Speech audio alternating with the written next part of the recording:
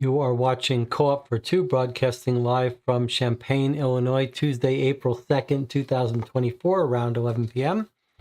And you're joining me today for a playthrough of the first introductory scenario for the 7th Citadel, called A New Beginning. Let's check in with the chat, and then we'll talk about what tonight is going to look like. YouTube says 14 concurrent viewers. Nope, down to 12. We already lost 2. Okay, so a little bit of bookkeeping. First, 2 days ago on Sunday, I did a live Q&A channel update. Basically the 3rd anniversary of this channel. And I talked about, so if you haven't seen that, you might want to go check it out. And I talked about one of the changes, which you saw in the introductory screen here, which is that I reopened the Patreon for this channel. I'd love to have your support purchasing some of the games we play on this channel. You'll get used to hearing me say that I do purchase all of the games. Now I'm going to start saying we purchase all of the games we play on this channel ourselves. No relationship with any publisher. This copy of 7 Citadel I backed on Kickstarter several years ago. And I like remaining unattached and unbiased and without concern for how publishers view this channel, and that's the way we want to keep it. If you have the spare money and it makes you feel good, please do check out the Patreon for this channel and consider supporting it. But if for whatever reason you don't let that dissuade you from participating in the live streams or feeling in any way bad. I'm not going to feel bad asking for your support. You don't have to feel bad for not giving it. Okay, now, 7th Citadel. On this channel, you will see some playthroughs that Greg and I did of the 7th Continent and a long review of the 7th Continent. We both gave it a 10 and loved it. It really is quite a special game. And I have some real misgivings about playing the 7th Citadel. I've talked about those. I recorded a 3-hour video where I went through all the rules of the 7th Citadel and unboxed it. And I talked about why I have a few misgivings about playing it and why it sat on the shelf for 3 weeks. I'm not going to go into all of them here, but there's some that are psychological, emotional. I feel a little bit disloyal about playing it. And then there's also just the mechanical issues involved with filming this. The 7th Continent was a big table hog. On the other hand, I like when we have an excuse to experiment with new setups, new challenges, and so we're going to try at least playing the introductory scenario. We'll see how well we can film a large table full of small cards.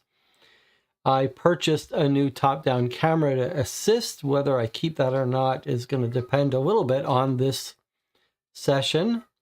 We've also got our little green screen here that will help us zoom in on cards as we play.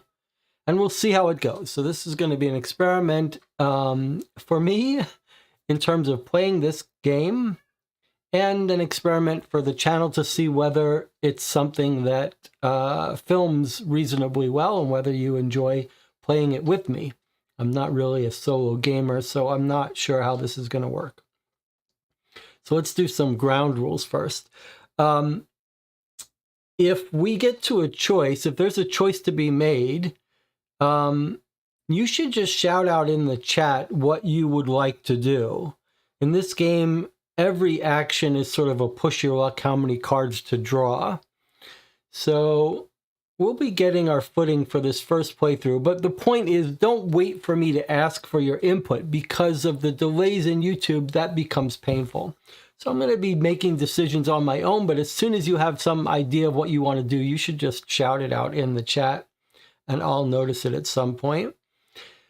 Try to keep in mind if you've got suggestions for how the camera should change and set up and what it should zoom in on. I have a fairly good feel for what works when we play our mystery games, but not for a game like this. Do try to catch me if I make mistakes. There's a bunch of errata for this game already, and a couple rules that are sort of easy to make mistakes on. That's complicated enough that mistakes are common. The other thing to say is that there are a bunch of YouTubers who have been recording playthroughs of this and doing a pretty good job. One is Kanye Studios, something like that. He's played through a couple of episodes, and I think One Stop Co-op Shop did a playthrough as well. So I guess I'm here to play this. You're here to join me, but you've got other choices if you want to watch other playthroughs, for better or worse. Okay, what else should we talk about before we get started? I guess that's it. Sometime in this week, we'll be playing one of our classic dossiers. I'm waiting for Anna to tell me which game she wants to play. All right, so I read through the complete rule book in the other video over a couple hours, and I've gone through it again today a little bit, but let's just get our bearings here. This is an overview of the entire map. It comes in these little pamphlets, one for each scenario, with some glossary and player guide, player aid. But here's our map of the world. There's another version of this that you can slot in cards. As soon as we can localize ourselves, we'll come back to it. But otherwise, I'll just take it off the table here. We've got our rule book, which you may have to sit with me as I go back through it if there are things I don't remember. But I think I have a fairly good grasp of the rules. I printed out a little player aid that was on the file section of BGG. It basically just has what's on the back of the rules plus what's on the back of this pamphlet in one double-sided thing, so that'll be a little easier. We'll sort of, as we encounter new rules, I'll explain them. So you'll learn the game with me as well as we play it here. And I'll just keep all this on this side table as we go. And then we've got our actual scenario here, our threat booklet. There's a bunch of these, but this is our intro one that we're playing. And this is the dialogue book, which is this big, huge book, totally new, not present in 7th Continent, which is like having hundreds of other cards that it tells you to read. Now, one interesting thing I looked at here, I noticed, is it's got this glossary. I don't know when we should, if we come across a term that's used that you want to look up, just take a quick glance at these options, at these things that they're entries for. Burrowers, chains, necro druids, Kel, that was a place on the map. And then was there, I thought there was a description of citadels, but not quite. But okay, so I guess we could read these at any time, although there are instructions for a couple of them. All right, so we'll just put this aside for, well, I guess I'll keep it with all these till we need it. And I guess we'll just start here.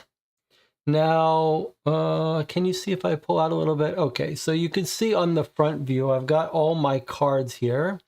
At some point, we're going to be, at some point very soon, we're going to be building a character and getting set up. And we'll have to figure out as we go what's the best way to lay this out on the table. All right, let's take a look at this introduction. The art in 7th Citadel is really quite interesting. Let me see if I can figure out the best way to do it. You'll have to forgive me as we figure out. There's lots of worms going on in 7th Citadel. All right. Let's read.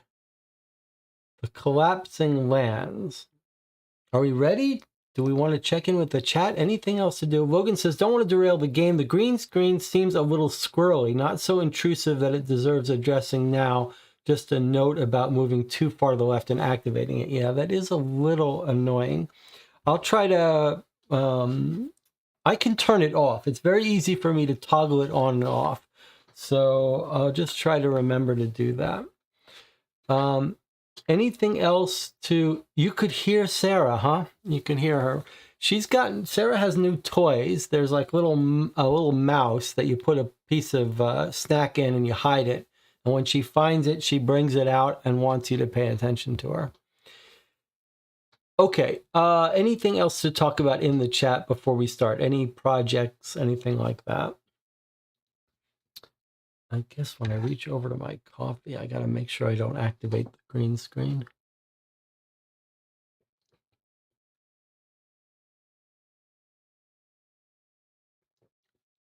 I wonder if I could write some code that disables the green screen until there's something stable on it. That wouldn't be a bad idea. Logan Hill says at 200 for high and low. Logan has been making portrait art sketches for high and low. I talked about that at the 3rd anniversary. I just registered a Board Game Geek game page for high and low. I'm just waiting for them to change the name of it a little bit.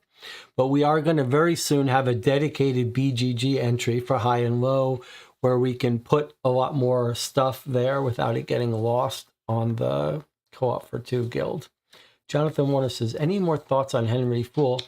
Jonathan and I have been talking about a movie that Jonathan recommended called Henry Fool, a very weird movie. And we were talking about why the ending was interesting. Not particularly. I did start watching Shogun, though, which I quite like. All right, let's get into this here. We don't know how long this is going to take and whether this will take more than one session. Let's see. The collapsing lands. During the conflict between the hegemonic city-state of Kel and its rival Gaddlerock, a new threat emerged from the ground, the Burrowers. Under the command of a mysterious master, these enormous worms tirelessly dug out the underground tunnels to the point that they caused the collapse of entire regions. Kel and the rebel cities of its protectorate had no choice but to call a truce and fight the creatures that threatened to engulf them. But the Kellian legions, just like the mages of Gaddlerock and the engineers of the Plans and Mechanisms Guild, proved powerless. All seemed lost. A glimmer of hope came from the ancient druidic clans. They renounced their sacred principles to create, with blood and forbidden incantations, plant abominations, the only effective rampart against the Burrowers. Thus began the reign of the Necro-Druid. The War of the Worms has lasted for nearly 50 cycles. One cycle equals 1 year. And has irreparably disfigured the world. Despite their best efforts, the Necro-Druids and what remains of the Kel Protectorate have been unable to stop the Worm Master, who remains unaccounted for. The collapsing lands, as they are now called, are drowned in a haze of dust thrown up by the burrowers. Plant monstrosities have spread, sometimes out of control, threatening the few surviving communities they were meant to protect. It is in a citadel, each necro-druid's seat of power, that you are now exhausting yourself to care for these sacrilegious plant creations. As a slave gardener, you are waiting for one thing only, death by accident or exhaustion, that will free you from this life of suffering. All right, so we've got a little bit of world building, and some of these things were mentioned in the glossary and on the map. So it mentioned the Kel Protectorate. Here's Kel. There's Gaddlerock. They were rivals. Now they're working a little bit together, sounded like. And we've got all these different areas. The Black Ocean, ports, some weird little towns. Looks like Bridge, Barren Lands, the Two Sisters.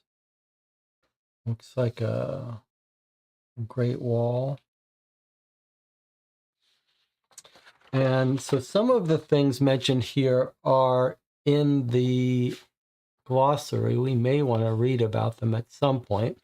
But okay, so the burrowers are coming in, destroying whole regions, and the people got together and the necro druids, the magicians, started making monstrosity plants that sometimes go out of control. And our job, we're a slave gardener hoping for death.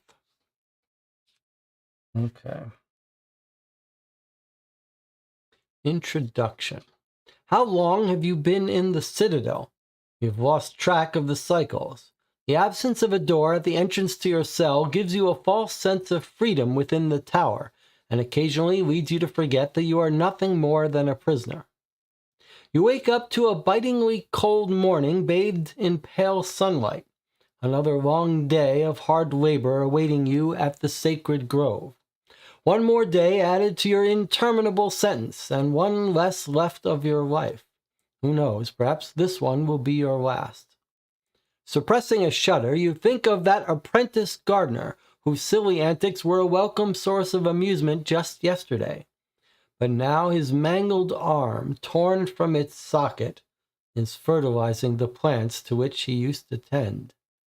The reckless boy had been clearing the ground next to a sardonyte, mistaking it for a rose of torment, without seeking assistance from a harvester. It has been drilled into you that the abominations created by the necro-druids protect the Citadel and the remains of the Kel Protectorate from the burrowers. The belief is that one day they will help you win the war that has wrought chaos and decimated the once green and populous landscape. You have little choice but to place your belief in these stories, since you have not seen the outside world since your imprisonment. Hey, enough daydreaming. The ground trembles and rumbles more than usual. A sudden violent blast throws you to the floor, shaking the citadel of necro-druid Ninidazar to its very foundations. The southeast wall with its dozens of cells is torn asunder. Screaming prisoners can be heard over the thunderous collapse as they plummet to the chasm below. Somewhere beyond the clouds of dust and the creaking piles of debris, additional explosions and streaks of strangely colored lightning flash across the sky. Amidst the acrid smoke burning your eyes and throat, you can see the faint outlines of the other prisoners rushing out of your cell. A shrill ringing fills your ears, and your heart beats so fast that you feel as if it might burst. You have no idea what just happened, but your instinct bellows at you to get out of here as soon as possible. Gritting your teeth, you tense your muscles, ready to run. Welcome to the introductory scenario of the 7th Citadel. Okay, so this is walking us through it. Choose your character. Each player chooses a character card from among those available behind the character's divider and places it in front of them on the table. They take the corresponding figure and the like-colored life point counter. Okay, so we're going to choose a character now. So here are, let's see, what's the way to do this here? Okay, so we've got some options here. There's 4 characters to choose from, each a different color. There's their plastic minis, or we could choose to play with little standees, depending on how we want to do it. If we take a look here, our characters are right. I just rearranged them, so.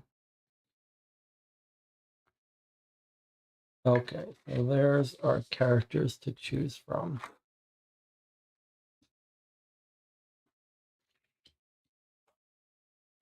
All right.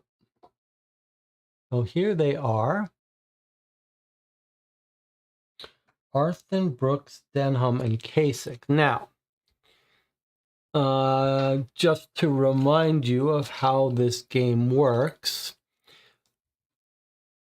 On the front of these cards, it's all identical information. There's nothing specific about our characters here. They all have this move action we can take. They all have a little reminder about a skill bonus that won't affect us because we're playing solo. A reminder about our max hand size and our max weight we can carry. I'll explain all this as we go. They're all identical cards, and front and back just lets us choose the gender of that character. So here's Arthur, male, Arthur, female, Denholm, female, Denholm, male, Kasich, male, Kasich, female. Okay, so these cards are identical, but choosing a character is going to make us, it's going to have repercussions which character we choose. And that's because they all have custom decks, custom cards and actions. So we do have to make a choice now about who we want to be. And let's see what the game says to teach us about which one we want to take. And they each have a different backstory. So we're going to read these and then we're going to decide as a group which character we want to be. Okay, so here's Arthur. Arthur female, Arthur male. Looks like a young kid. Arthur remembers nothing before being imprisoned. With a mother that died during childbirth and no knowledge of a father, this made ideal criteria for being welcomed to the Citadel. A puny physique has proven to be an advantage on more than one occasion, whether tending to the furthest reaches of the sacred grove or escaping the mortal clutches of the snare creepers. Filled with energy and enthusiasm, Arthur's jovial personality contrasts with the taciturn character of the other gardeners. When falling asleep after another exhausting day, Arthur cannot help but think of the mysteries and dangers that await beyond the walls of this prison. And while knowing such optimism may be foolish and misguided, hope still glimmers. Okay. So Arthur's a little, oh, that's a pain in the butt, isn't it? Okay. All right. So Arthur is a little kid with some optimism and hope. Small. And we can take a look. In fact, let's get out the cards so we can look while we do this. So this giant stack of cards here is a deck for each character. So Arthur gets the A's. So if we pick Arthur, then these are the cards we're going to have with their special abilities. So let's just put these, we can look at them as we go. Let's read the rest of them. So he's not going to be much of a fighter, so probably his deck isn't going to be super structured for fighting. But we really don't know. We don't know what to expect. All right, now let's look at Brooks. The last person who picked a fight with Brooks left their cell head first over a ledge. Brooks does not make concessions. A savage character developed during formative years, spent surviving in the ruins of the city of Mordabakal. Being forcibly dragged to the Citadel by a cohort of purveyors has hardly made Brooks docile. Through 7 cycles of captivity, Brooks has never lost sight of one singular objective: escaping this place. The last attempt was nearly successful, something which would have been a first in the Citadel's history. Notice that we're also going to be directed to take a card for them that might have their own little backstory, their own set of quests. So choosing a character, we're going to be playing with this character for a while. We should choose one that makes sense to us. Okay, so that's Brooks. And then Brooks has this set of cards, probably a nice set of fighting cards, I would guess. Some of these cards are probably going to be the same. I'm not sure. Okay. Kasich. Kasich joined the ranks of the last legion of the bow, driven by a sense of duty as well as a desire for wealth. the plains of Nazib, the Sunset Mountains, the new forest of Chardamak.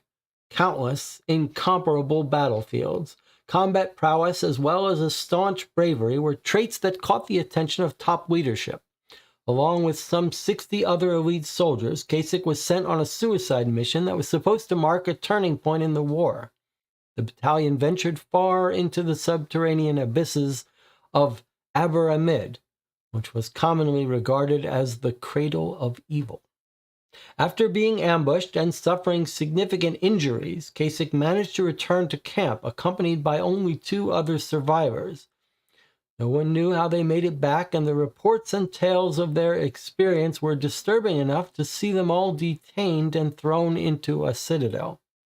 To this day, Kasich cannot sleep without picturing what transpired, with thoughts that constantly search for an explanation that might ease the resentment. Okay, that was Kasich.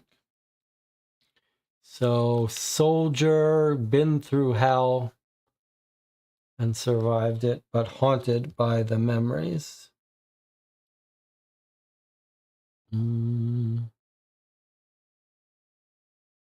Is this Kasich with a K?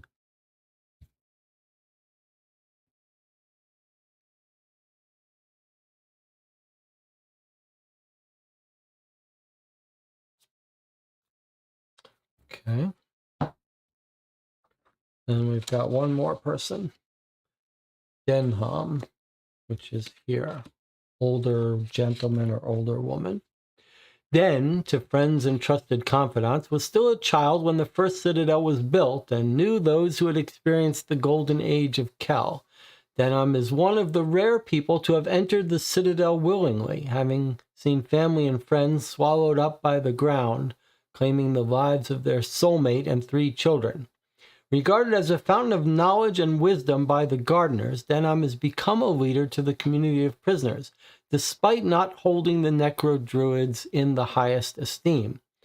Denham's hatred for the burrowers and their master, whoever they may be, is even greater and provides all of the necessary energy needed to endure the daily toils. Okay, so those are our 4 characters that we can play, each with their own decks. We could take a closer look at if we wanted to. But now, in addition to choosing a character with a different backstory, we're also going to choose what do they call it here? An orientation. Okay.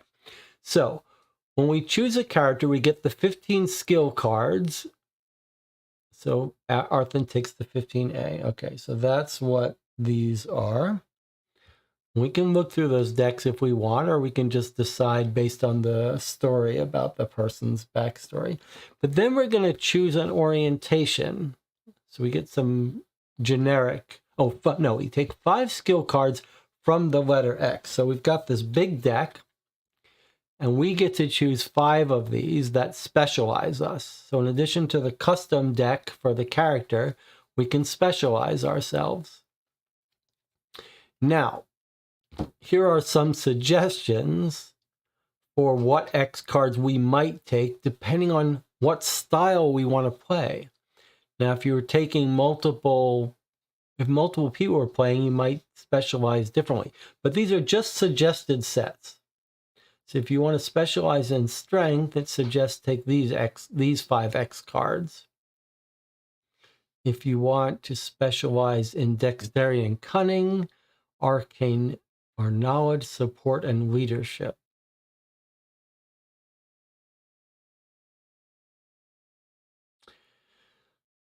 So you could double down on the skills of your personality or try to balance yourself out.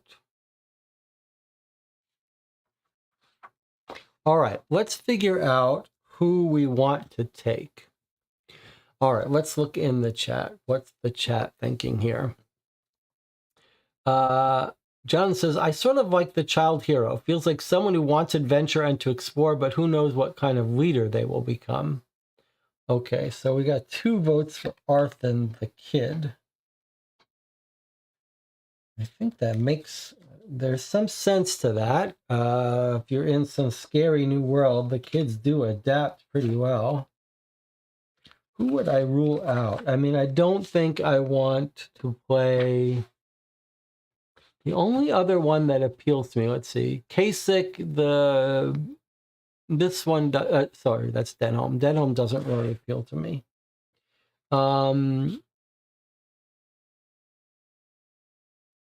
This guy never lost a fight. It seems like he would be good at fighting creatures, but maybe we don't want to directly fight. This guy, boy, he seems bad at fighting.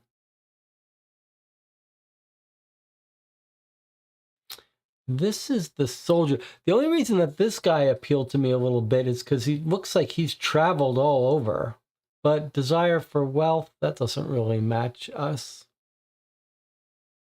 Jovial personality. Can't help but think of the mysteries and dangers outside the wall. Puny physique has proven to be advantage on more than one occasion.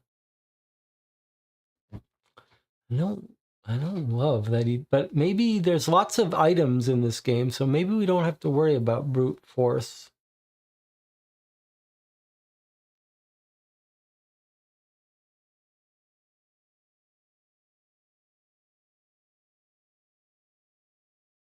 All right, so let's take the kid. That's what the channel wanted right away. I guess, do we need to have a vote? I guess there's 16 viewers. Let's have a vote.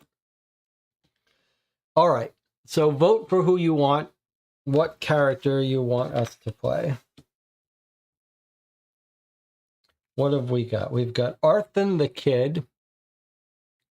Then we've got Brooks, who's the never lost a fight. Brooks is never lost a fight. One singular objective, escape, and he's been in prison for 7 years. Then we've got Kasich, who's the soldier, who's traveled far and wide, but also driven by a sense of duty, but also for wealth. And then we've got the older, wiser person. All right, so we've got 3 votes for Arthur so far. Everyone's voting for Arthur. 5 votes for Arthur. Okay, we're going to take the kid, huh? All right, just remember that when we come across a monster, remember that you didn't choose the fighter. I think that's okay with me. Anyone else? No, that's good enough. All right, let's stop this vote here, and that's good enough. All right, so we are taking Arthur. The rest of them can go get put away. All right, so there's Arthur. It's the blue person. So we take the blue life meter. We don't need the rest. I'm going to take the... Okay, which gender do we want to play? Arthur the girl, Arthur the boy. I guess since... Let's play the boy, and maybe we can have a romantic encounter. Okay, so those are our...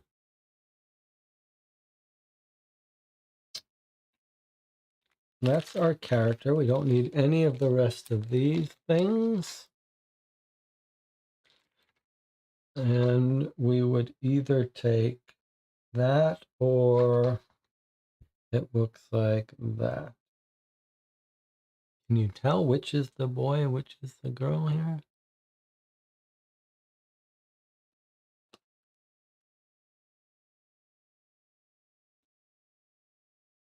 Can't really tell. There, I guess that one's supposed to be us. Okay, So we'll just put both of these out. We'll use whichever one works best on the camera. All right, so now what we didn't do is we didn't look through his deck and compare him to the other characters, but that's okay. That's okay. We're going on what the story tells us. So here's our deck. Let's just take a quick look through it here. So the way these cards work is you're going to be drawing them to try to get successes. So we should be looking what's the odds of getting a star. So if you drew these 3 cards, you'd have 1 success and then 1 combined. So these 3 cards would give you 2 successes. So that's the first thing we're looking for in the decks. I'm guessing the decks are probably fairly similar in terms of the stars. So it looks like maybe an average of 1 star per card, average. Maybe you draw 3 cards, you're likely to get 2 successes. Just keep that in mind. You draw 3 cards, there's a good chance you'll get 2 successes and no more than that. Okay, so that's the first thing that's on a card. And this is his distribution of cards. The other thing is on cards are these symbols. They can often be used to turn into other things. Like this says, turn any symbol into a shield. But we might want to look like, what does he have the most of? Let's see, he's got 1 of each.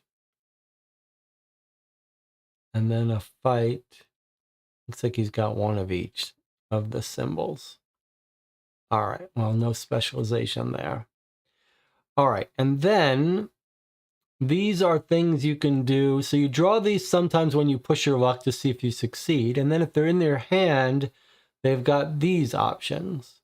This lets you, with any action that you perform, generate shield.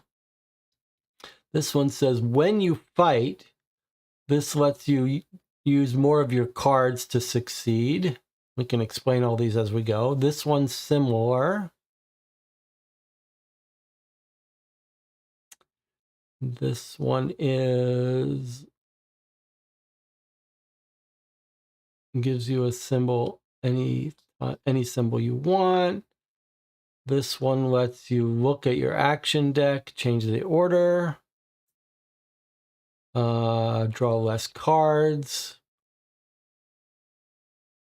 rest, back into your action deck instead of discarding it, get extra symbols, move differently, run, it looks like, draw additional card, add them to your hand, keep an extra card, get an extra success. Here's his fight card. You may not apply the following effect if the fight action has the reach X trait. Okay, but otherwise, when you fight, you can return the card that has a must fight and take a 13 card to try your luck. If you're jinxed, lose 3 life points. Huh. That's a little weird.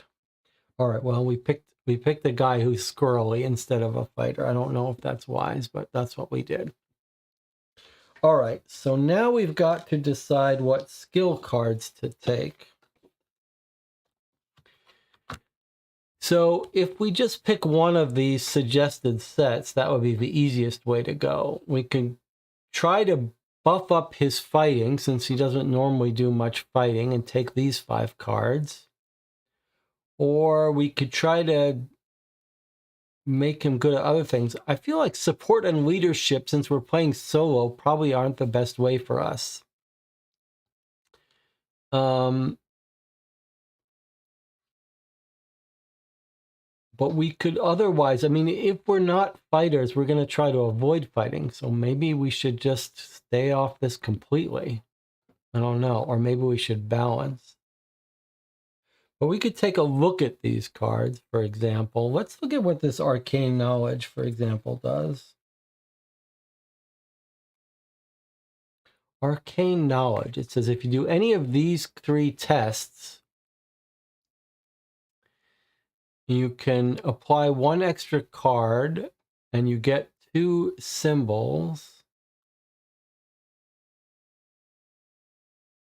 And you can keep 1 extra. So it just makes it easy for you to do certain things.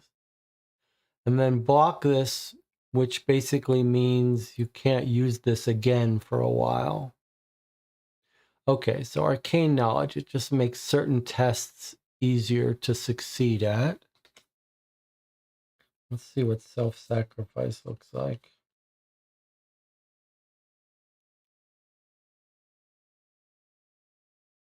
Trying to get a feel for what these cards do. Lock picking, is that another one? That's one of the stealth. Okay, so lock picking, if you have a lock pick test, you can turn these shrouds into successes. Stealth says if you're fighting or dodging or sneaking, you get 2 shrouds and you can turn them into successes.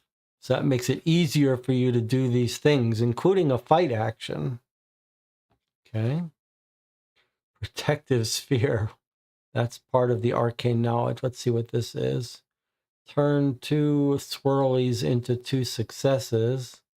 And if you do this action, whatever it is, looks like maybe it's casting a spell. So this is an extra action you can take. This is the first time we've seen a card like this. So if you have this in your hand, you can cast this. You can do this action, which you need to get 2 successes. And if you do it, you draw a 72 card, which you have no idea what it would do. All right, that's pretty interesting. Energy drain, arcane blast, self-sacrifice. Okay, so self-sacrifice says for every 2 cards you discard, which is like spending energy, you generate any symbol you want, maximum of 3 times. And then you can keep 1 of them. So for any test you're going to make, you spend your energy and to get symbols, which hopefully will let you get successes. So it's a generic way to get success, but then you have to block this. It's hard to reuse it.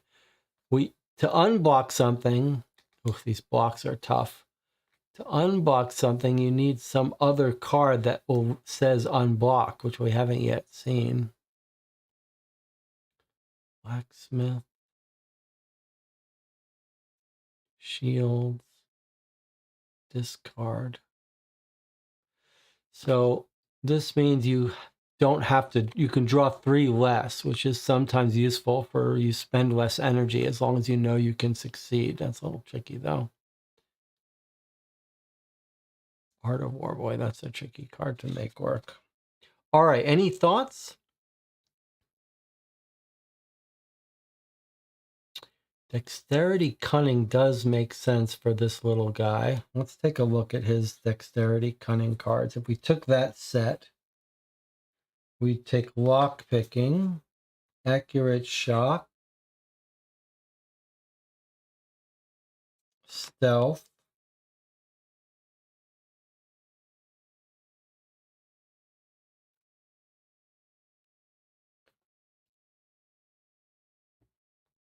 what else is there?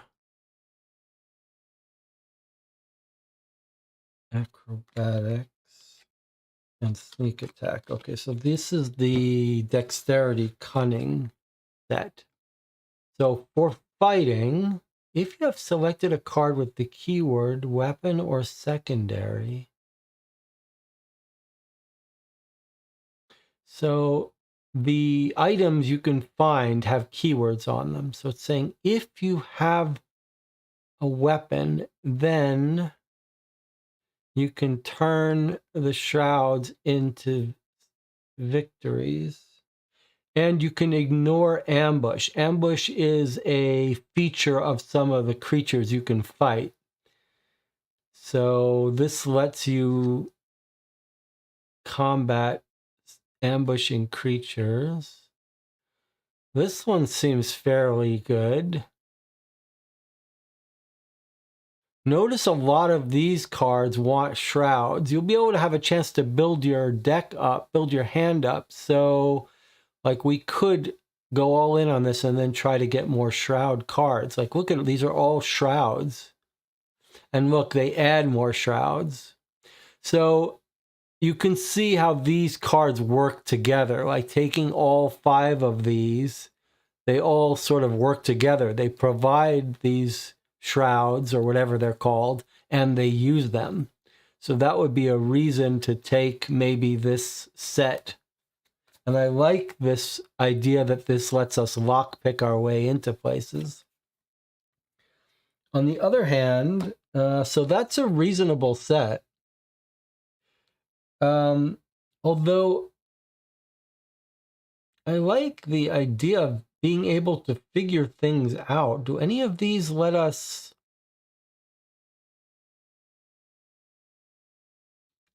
Boy, we are gonna... When we have to fight creatures, we're gonna be in trouble, but okay. So we don't want to do any specialization? I mean, here's another shroud one. War of Profit. No, we don't want money. Recharge for health. Let's look for more shroud stuff if that's our specialty. Arcane Blast.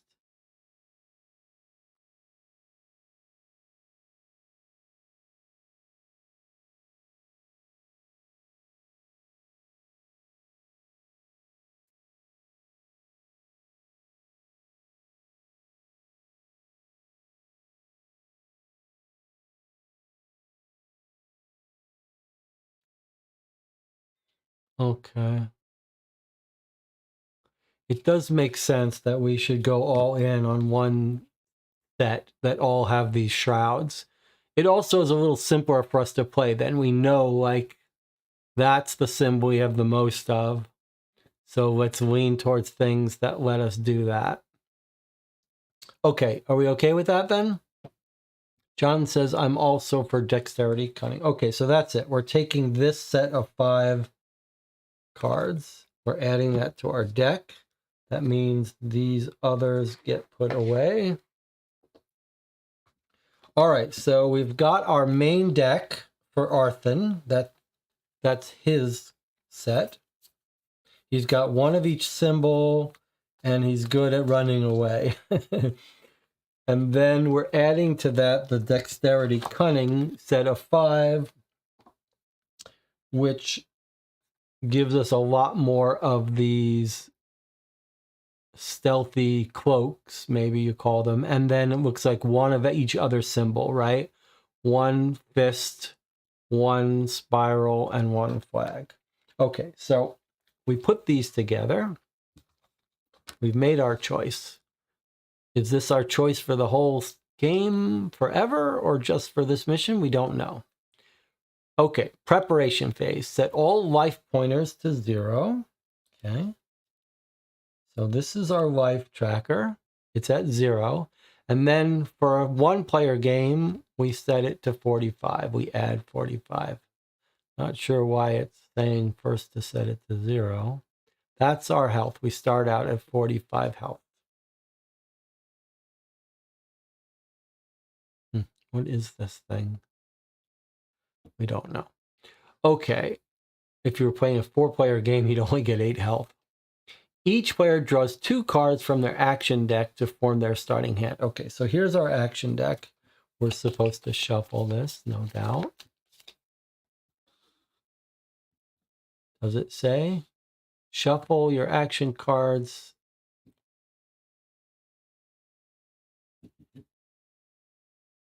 "15 skill cards and 15 skill cards custom for our character, and then 5 for our dexterity and cunning." And then we shuffle them up and choose 2. Okay, and then let's not forget that we're going to take a one. You may take a 125. What if you don't?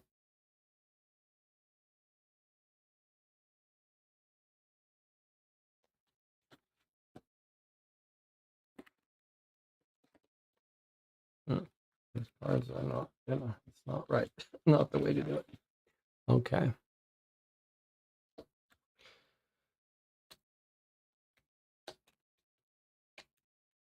This is the only time I would sometimes sleeve a set of a deck when you're doing lots of shuffling like this, because the sleeved cards let you push them into each other.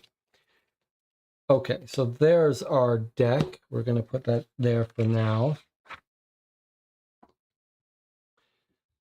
All right, draw 2 cards for our starting hand. Okay, we're going to have to organize our space in a second here. All right, now take a 10 card, read the text on the back, put it into play to start our map, our board. And then each character goes on there.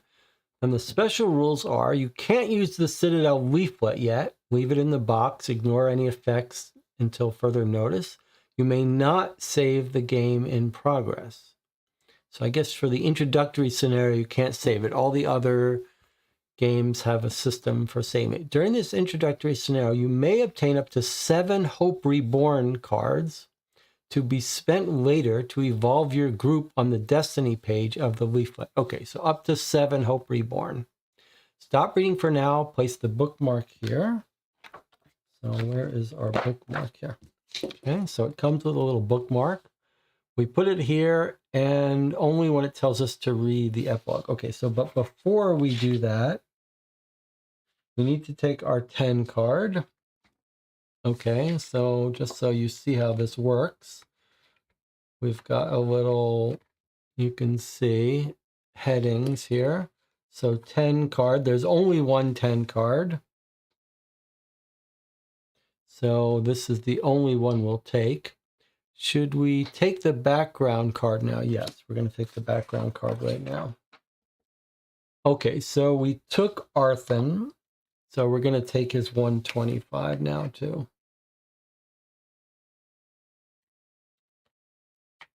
Okay, so I took the 10 and the 125 before starting the adventure. So I guess we're supposed to read that first. All right, so we can put this away for now. And I just threw the bookmark. All right. So there's Arthur. There's our dice. We don't need the rest of those for now. There's our deck. We're going to keep all this stuff close to me here. There's our hand, which we can put face up here so you can see it. How are we going to do this? Okay, so there's our hand. We'll figure out how to do this in a second. So there's our character. There's our draw deck. That'll be our discard. This will be our hand that we can look at when we want. The character is going to come on the board in a second. Oh, what's that? Oh, it's the shadow. It doesn't like it. Okay. There's our health of 45, and here's our 125 and our 10. Okay, let's take a look at 125 first. This is our backstory, and this is how these cards work. You've got some flavor text on the back, which could be significant, and then we flip it. You suffered a nasty wound in the sacred grove while clearing land near the noble's pit. This is where the remains of illustrious individuals are buried, brought back over the cycles by the necro-druid's henchmen, and where their most promising creations are grown. The apprentice who treated you was struck by the strangeness of the injury inflicted by the plant and dutifully passed on the information to his superiors. In a truly rare turn of events for a humble gardener, you were summoned to the penultimate floor of the Citadel to be examined. While this meeting doesn't seem to have had consequences, you feel as though certain henchmen give you a persistent stare whenever you walk past them. So we were wounded near the noble's pit.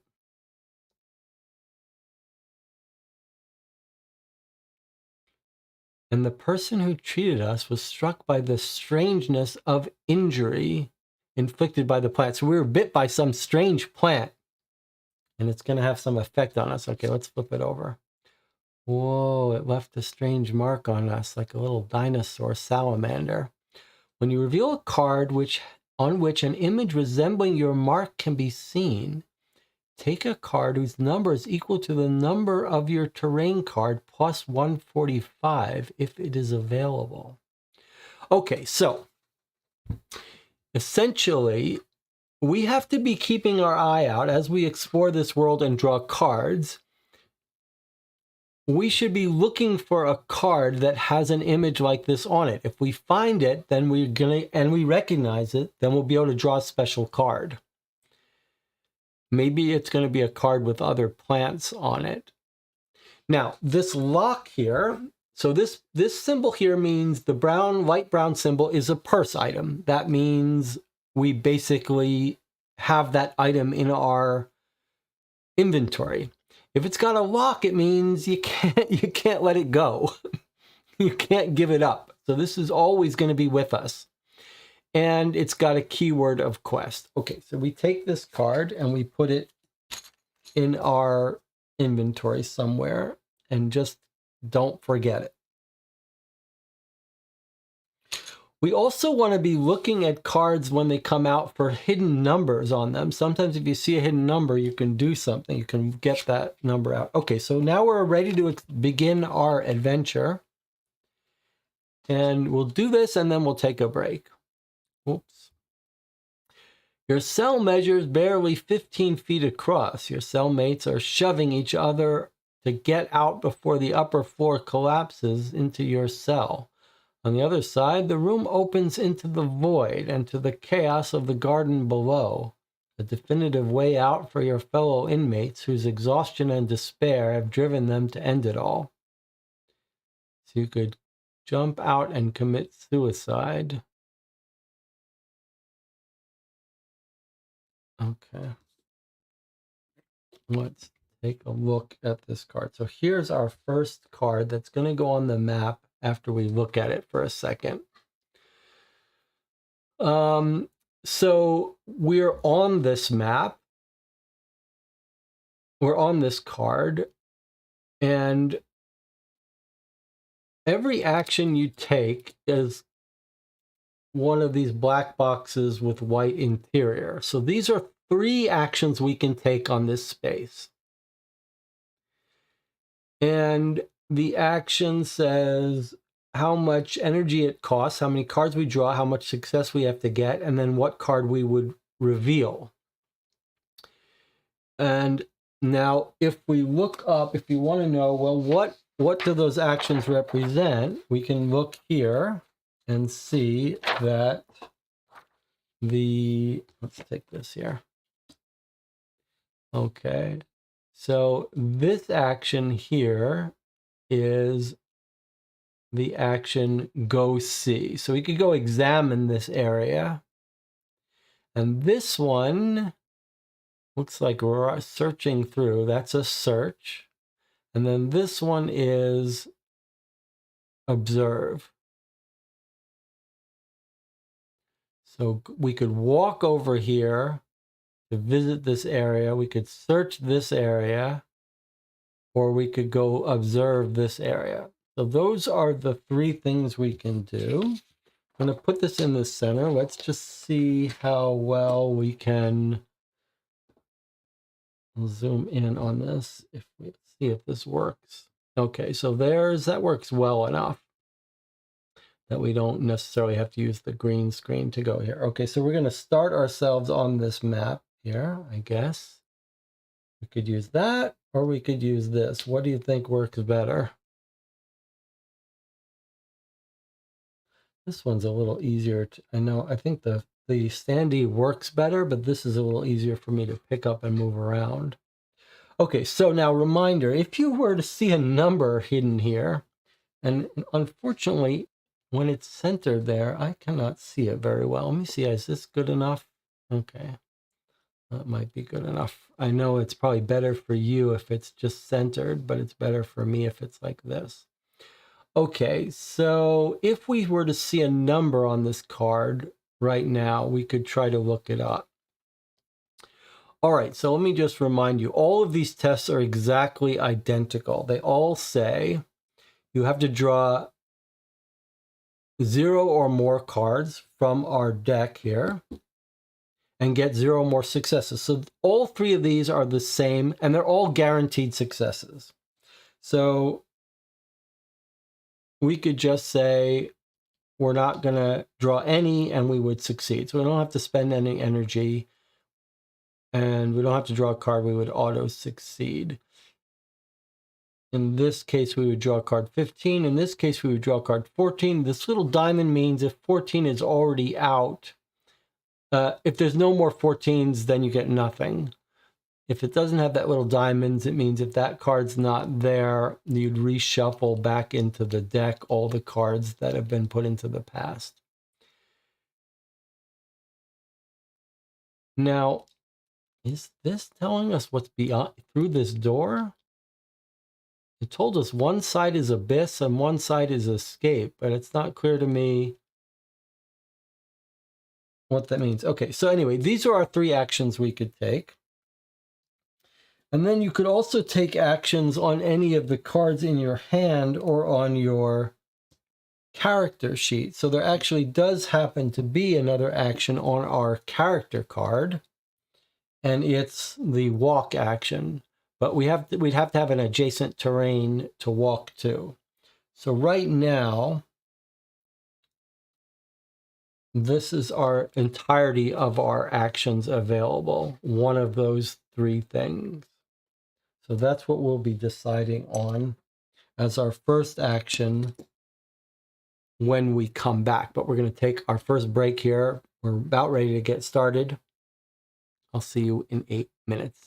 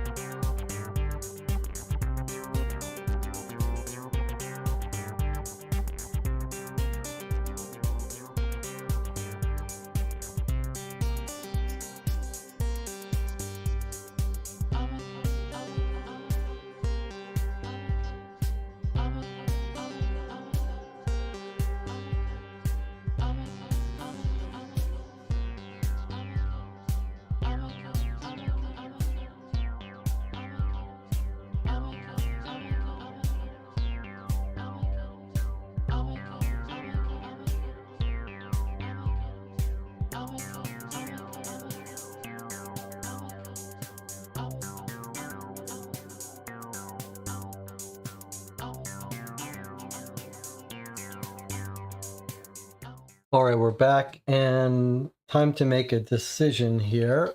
I'm thinking, let's try to search maybe if there's something we can find. And more items would help us for sure. Okay, so we could draw more cards than 0 if we wanted to. If we thought there was some way we wanted to gather cards from our deck into our hand. But this is our energy, I should say, that this deck here, which is our draw deck, when this runs out, we'll have to rest, recover to get this card back into this deck, and that costs health.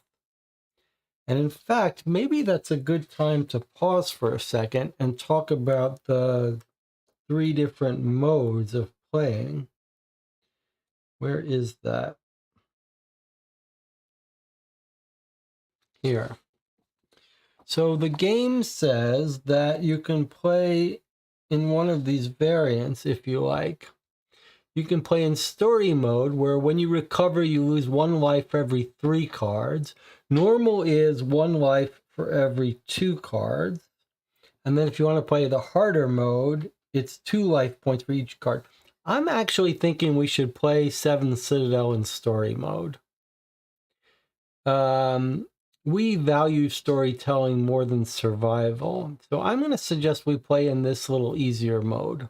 1 life point for every 3 cards to recover. That makes it a little easier for us to keep going.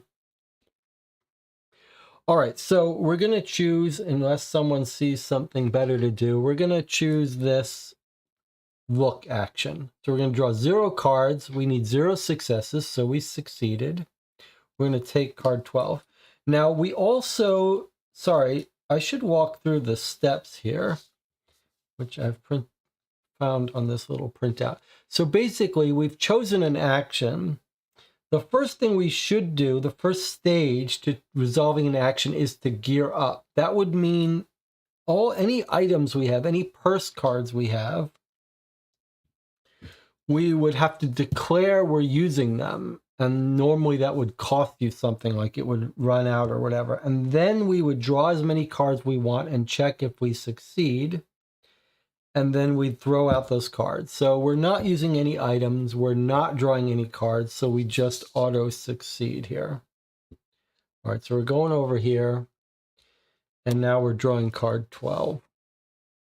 And remember, if there are multiple card 12s, we would just take one of them randomly, but there isn't. There's just the one. Let's take a look at it. You walk to the back of the cell and stand by. Okay, I did the wrong thing. I wanted to search. It's too late now. I walked over and looked. Okay, I said I was going to search, and then I did this instead. You walk to the back of the cell and stand at the ledge above the void. As you glance down to the sacred grove in the center of the garden, a gust of wind nearly makes you lose your balance. Looking up, you're speechless at the scene unfolding before your eyes. A gaping hole has been torn in the wall of the Citadel, which is now gutted. Boy, if it had blown us off there before we got a chance to search, that would not be cool. Okay, so now let's look at what we've got here. All right, so it says you are shocked by this terrible sight, but a spark of hope awakens in you. Freedom finally seems within reach, as long as you can escape this place in one piece. Immediately after this is revealed, if an involved character has a card with the keyword cumbersome, take a 17. Otherwise, take a 99 card. All right, well, we don't have a cumbersome keyword. I hope this doesn't blow us off before I have a chance to look. Okay, so let me explain how this works. It's got this little arrow here. That tells us that we put it next to our card. It's attached to it.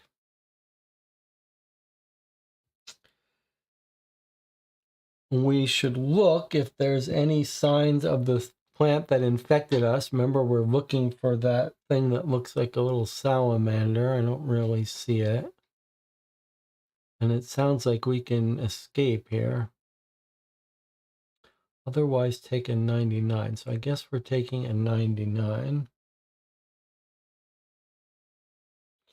I don't, if this makes us fall off here without getting that item, well, all right, so we're taking a 99. We don't have a cumbersome. What does it say if you don't have a card with the cumbersome? Okay, we don't. So there's multiple 99 cards. Since I never shuffled these, I'm going to shuffle them anytime we get a card that's got multiples. So here's our 99s.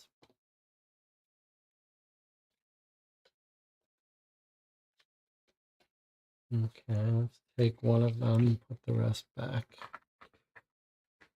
All right, let's see what the 99 card is. Looks like our life pointer, our life counter. Hope Reborn. At any time, you may block this and all of your other Hope Reborn cards so that the characters share 10 life points. So blocking is when you lock a card underneath your character card and you can't use it. So we've collected this little, I guess this is a quest thing. Remember the game said we could collect up to 7 of these and use them to upgrade at the end of the mission. But if we wanted to use them during the mission, we could block it.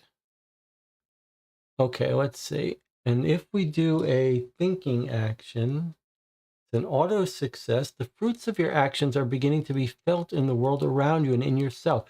Check one symbol on the Destiny page of the Citadel leaflet and apply its effect. Then block this. Okay, so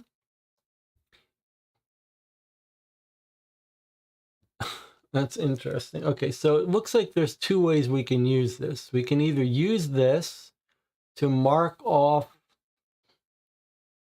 Destiny symbols to upgrade, which would cause us to block.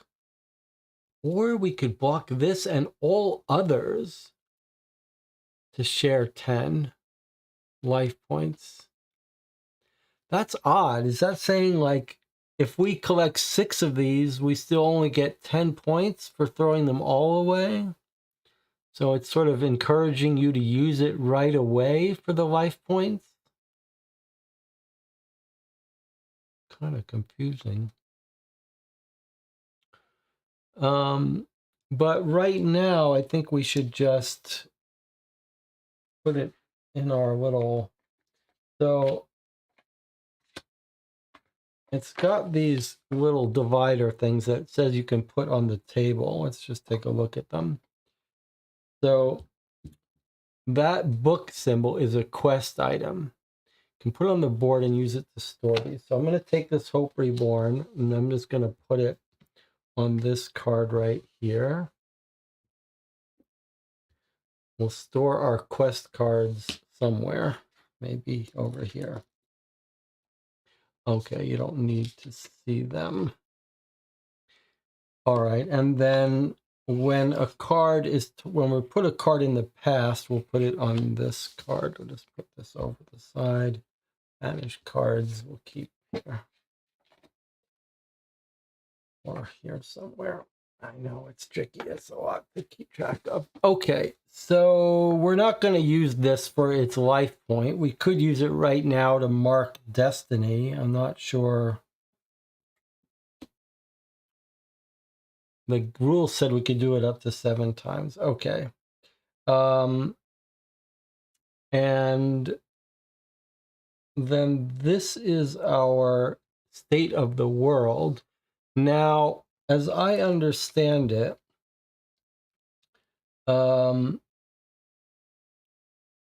immediately after this is revealed, do this. And then I think this is telling us we can't do this again. We've done this once. It's brought this out. That's it. This stays here, but it can't be done again. All right, so our next action, let's do what we said we were going to do before, and let's go search in this area. So that's a 14 card. Okay, there's only one. Let's see what it says. Another tremor violently shakes the citadel, bringing dirt and debris crashing down from the ceiling. The air is thick with dust, but you can make out a body buried under the rubble. Grunting with effort, you manage to pull it free. You recognize Taja, an affable girl who shared your cell for several cycles.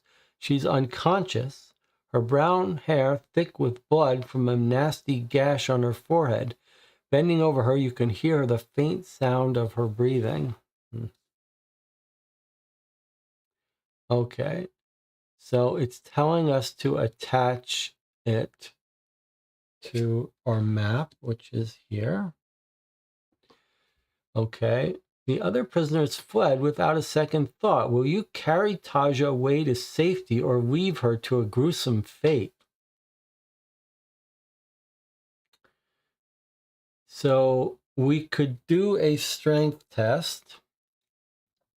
We must draw 2 cards, so that is like spending some energy, but no matter what, we will succeed. And if we do, we hear that you gently lift her unconscious body and hoist her over your shoulder. She's pretty heavy. This symbol here means we get to keep one of the 2 cards we drew and put it into our hand. That's not bad. Then take 11 card and banish this. In other words, this will disappear and we're going to get her slung over our shoulder. Probably it's going to be this cumbersome card.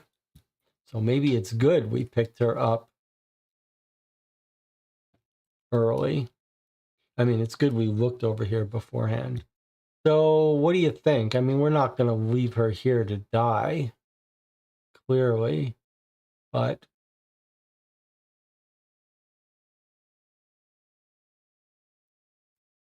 I don't love the idea of having to haul her body around. But I don't see how we're going to let her go. John says, let's just start out being a hero and see how it goes.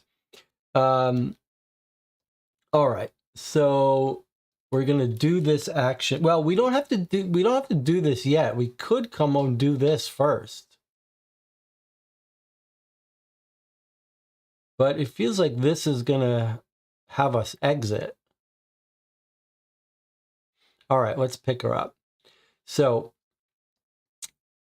it attaches. We can't do this again, so we're here. We're going to do a strength test. We have to draw 2 cards. We're definitely going to succeed. So before we draw those cards, we declare if we're going to use any objects in our inventory, which we don't have any to use. However, we do have these 2 cards in our hand. But the cards in your hand, you don't have to decide ahead of time. The only thing to consider is whether one of these would let us draw less cards. None of them do. So we're just going to do this thing. We're going to draw 2 cards.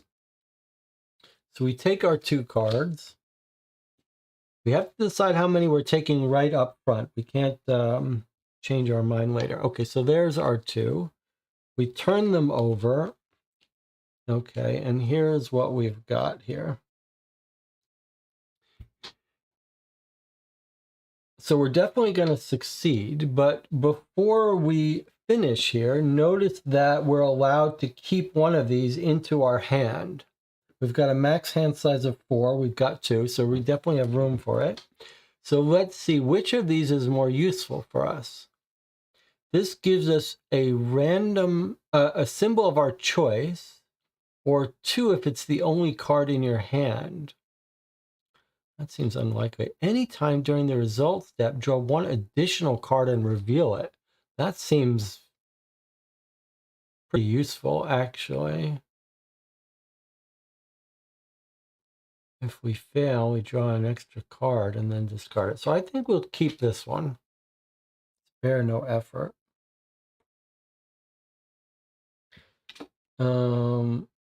I mean, having a symbol could be very useful, but that's what we've done. All right, so this one gets discarded. I'm going to put them upside down here when we discard them, so we know. So there's our draw deck, our discard deck, and our hand here. All right, so we've succeeded. We've kept one of the cards into our hand, and now we're taking an 11 card. And then banishing this card. So the banished cards I've put over here. Maybe I'll leave them out here. Banished cards mean they're out of the game. They're never coming back. Okay, let's look at 11 here. You grit your teeth as the body over your shoulder grows ever heavier and your arm begins to spasm. If only you could be sure that Taja would survive her wound. Rocks smash on the floor, sending fragments flying across the room. It's high time you made a run for it. Oh boy. Your body aches with fatigue. So we now have the cumbersome. Maybe we should have looked here first, because now this means, okay, so it's a brown background. That means these are adjusting these actions. So when we take one of these two actions, walk or run, we must apply this. That's what the red is. We must apply this modifier, which means we lose 2 extra cards. Every time we walk or run, we're going to spend 2 extra cards. Now, notice also, this is a purse item. It's a weight of 3. So our limit is a weight of 10. So we can carry her and still walk, but we could drop it. We could drop her. It's not locked. So we could choose to drop her if we wanted to. Otherwise, I'm putting her into our supply here, into our purse.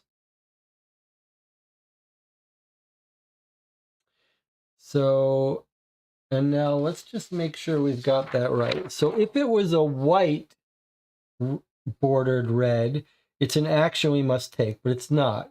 It's an effect we must apply. So it's exactly what I said. Okay, so just keep in mind that if we walk or run, we have to do this extra step.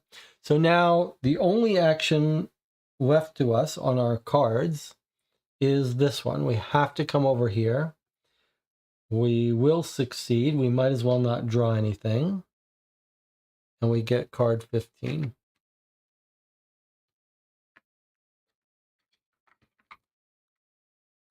There is a yellow card 15, but you can't do that until you resolve the green one. Dozens of prisoners run past your cell. You're about to run after them when a terrible crash deafens you. Tons of stones have dropped into the corridor, filling the space with thick, billowing dust. Wailing and cries for help echo throughout the corridor. Well, if someone else is hurt, we're not going to be able to do anything about it. Okay, so it's another event that gets attached, another thing that gets attached, and it's got the run action. So if we choose to run, you rush out of, it's a guaranteed success. We have to draw at least 1 card, except now remember that we're also affected by this. We're going to lose 2 extra cards. No matter what happens, you swear you never set foot in there again. Discard this card and replace it with a 15 card. Each character involved moves their figure onto it. Okay, so this goes over here. And we've got this new action. We're going to have to draw a card, but we will succeed. It's a run action. Because it's a run action, we'll have to use this, which will have us throw away 2 extra cards. But there's nothing else for us to do. I suppose the only thing we could do is we could drop her right now. But I feel like we're going to be able to pull this off, as Jonathan said. Okay, so we're going to run. So we have to draw 1 card. We are going to succeed. But now let's read this rule to make sure I'm doing it right in the right place. So where is that rule of minus Okay, so it's right here. It says the active player must discard blank cards from the top of their action deck. Okay, so during the consequence step, and to remind us, here is resolve the action. We gear up, we draw, we take the result, and then we do apply the consequences and discard cards. Okay, so we've got her on our shoulder. Here she is. So we're drawing our one card. We can look at it.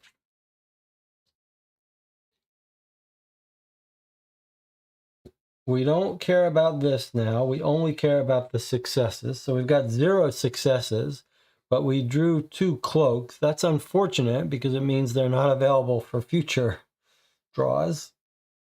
And this is a nice card. It would be nice to keep in our hand.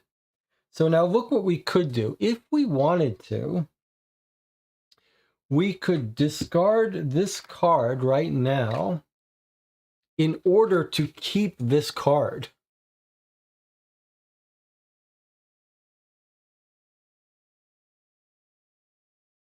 It's not a terrible idea. Like this is a pretty good card, it seems to keep. I think we should do that just for the fun of it too. So we've drawn this card. We're going to use this consider card in our hand. Well, here's another thing we could do. We could also do this instead. So the fact that it's brown means this is an effect that can be applied to any action. So one thing we could do is discard our anticipation card from our hand in order to take this stealth card and put it back into our action deck so that we could draw it again later. It's nice because it's got these 2 symbols. Or we could do this in order to keep it. And I feel like that's what we should do. Like this seems like a good card to have in our hand, the stealth card. So that's what we're going to do. So we're going to discard this card in order to, instead of discarding this, keep it into our hand. We've only got a hand size of 4 anyway. We might as well start using some of our actions. I like that. This gives us 2 cloaks and lets it turn it into successes. So if we do any of these 3 actions, we can get automatically 2 successes. I like that. Okay, so that was our drawing 1 card to pass this test. But because of this, we must take 2 extras and put them in the discard, which I'm going to put them upside down like that. All right, well, that hurt that we had to throw 2 extra. Remember, when these run out, we're exhausted. We'll have to pay to refresh them. But we've succeeded here. Is everyone remembering to keep their eye open for that plant that looks like our wound? Or any secret numbers? Like this would be a good card to see a secret number on, a way to get it, escape more easily. But I don't see it. All right, so we're going to discard this. It says discard this card. It says discard, but basically it goes into the past. What does this past thing say? Discarded adventure cards. So the adventure cards, when we discard, goes, oops, not her, here. Okay, and then 15 comes out. You haven't seen any exploration cards yet, but you will soon. Okay, so 15, this was a 15. So now that we've got another, sorry, that was a 15 here. Whoops, what's going on? Okay, this was a 15. We did it, we resolved it. Now the only 15 left is gold. Normally that's a good thing. Okay. You enter the corridor that runs along the cells of the upper floor. The ceiling is collapsed on the north side, forever sealing access to that part of the Citadel. Breathing heavily, with your eyes watering from the thick dust, you make your way forward.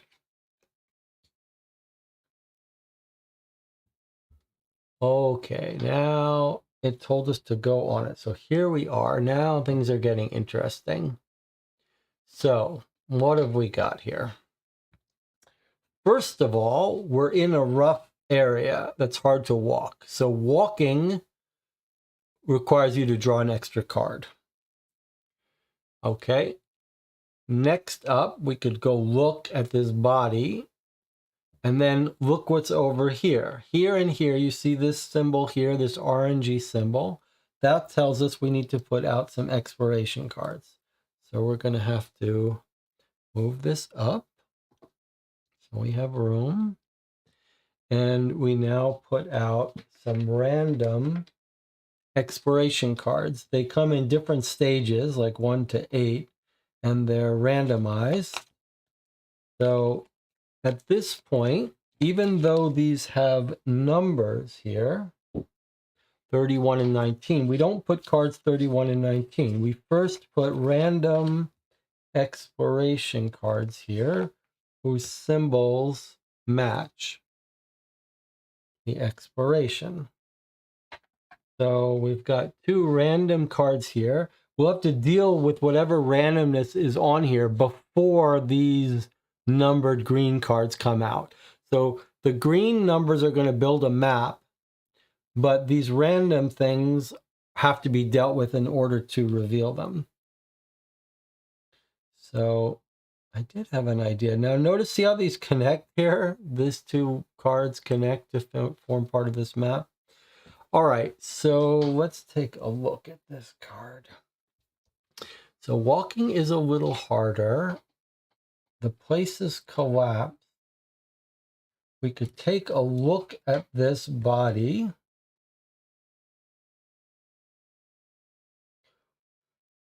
Or we could, so the way you encounter these is you do this action.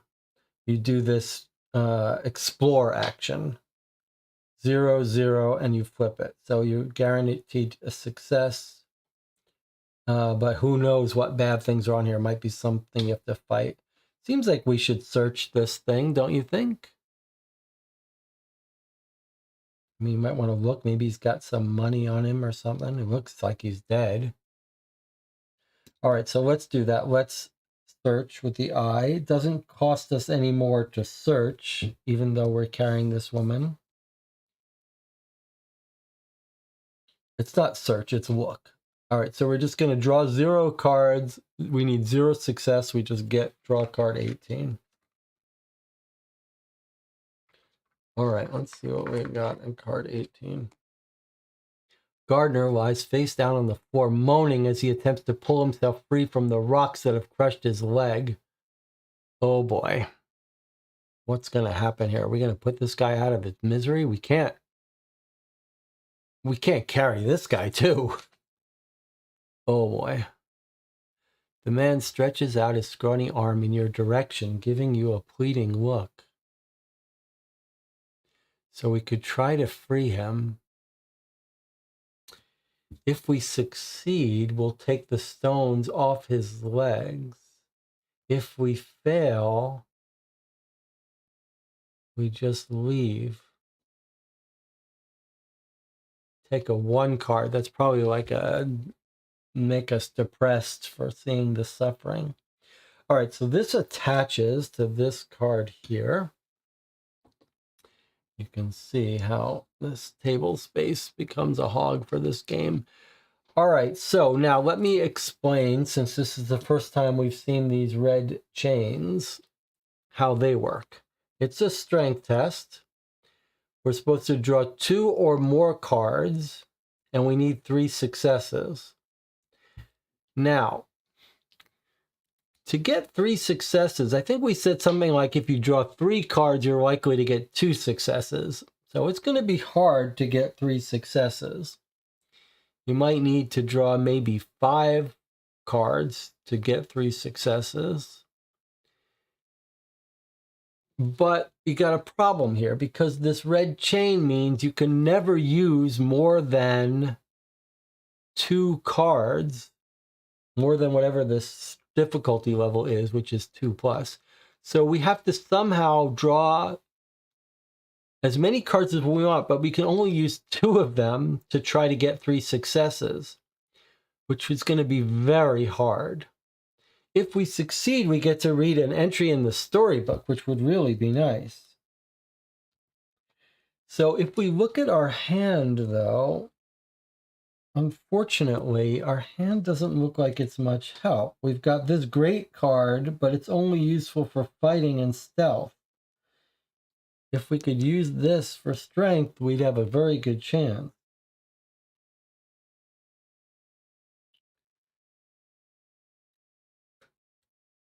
This is not going to help us. This is not going to help us. And we're not strong. So we're very unlikely to get... I think we got to let this guy go.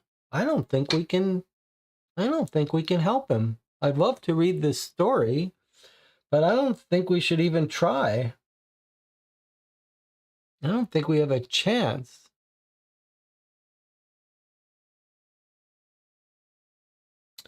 Jonathan pointed out that it did tell us that to the north it was collapsing, so maybe we should run to the south. So sometimes these cards force you to do this action, but this one doesn't. So this is something on our own. So if we try and fail, let's see if we should try and fail just for the hell of it. You lack the strength, but you try to convince yourself he was not long for this world. Keep one of the cards you drew and take a 1 card. So maybe the 1 card is going to be we're depressed, or maybe the 1 card is just like, well, we tried. So, I mean, should we try? There's a chance we could get it if we had the right symbols. I don't know what the 1 card is. Should we try it just to see? Are we going to get, the question is the 1 card going to be like, this is so depressing that we tried and failed, or is the 1 card going to be like, well, because we tried, we feel good about ourselves? What do you think?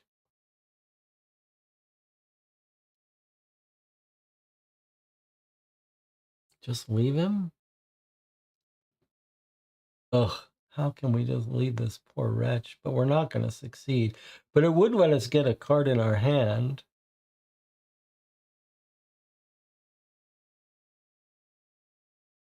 Wonder what the 1 card is. I think we should try. We're going to try to be heroes. Let's try. I know it's risky. All right, so we're going to try. So we're going to draw 2 cards. Well, we could draw more to get better luck. So we could actually, we're only going to get to use 2 of them, though. Anytime during the results step, draw 1 additional card. That doesn't help us. During the consequence, shuffle 1 back instead of discarding it. None of these really help us. I think we're going to fail, but Jonathan says I'm wary of the 1 card. But I think it's better for us to learn it now on this trial game than later. All right, so I'm going to draw 3 cards. We can only use 2 of them, though. All right, here we go. So 0 success. This is not, doesn't matter for us. 1 success. 0 success. But we did draw these 3 symbols.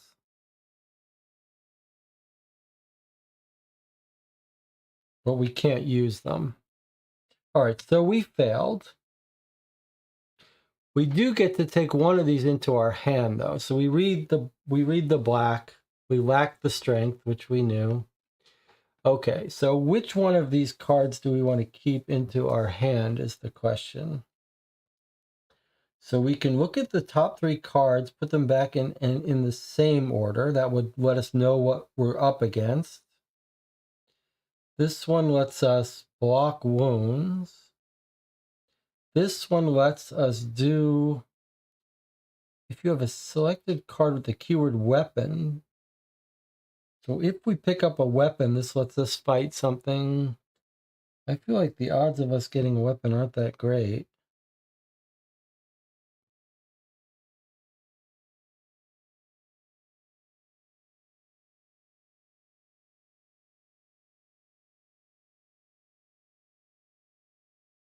I think maybe we do this. That would let us tell whether we're going to pass a test or not. So we're going to take intuition.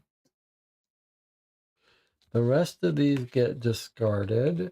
That was pretty painful. And now we take a 1 card and we're going to see what a 1 card is all about. So there's a whole bunch of 1 cards. Now this is either going to be depression or we tried. What do you think? It's either going to be rewarding us for being brave, or it's going to be... All right, he's discarded. We didn't get him. Let's see what our 1 card is.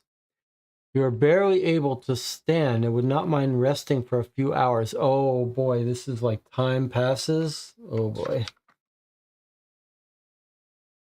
You are exhausted. Immediately after this is revealed, if you are already exhausted, discard 6 cards and return this. Wow.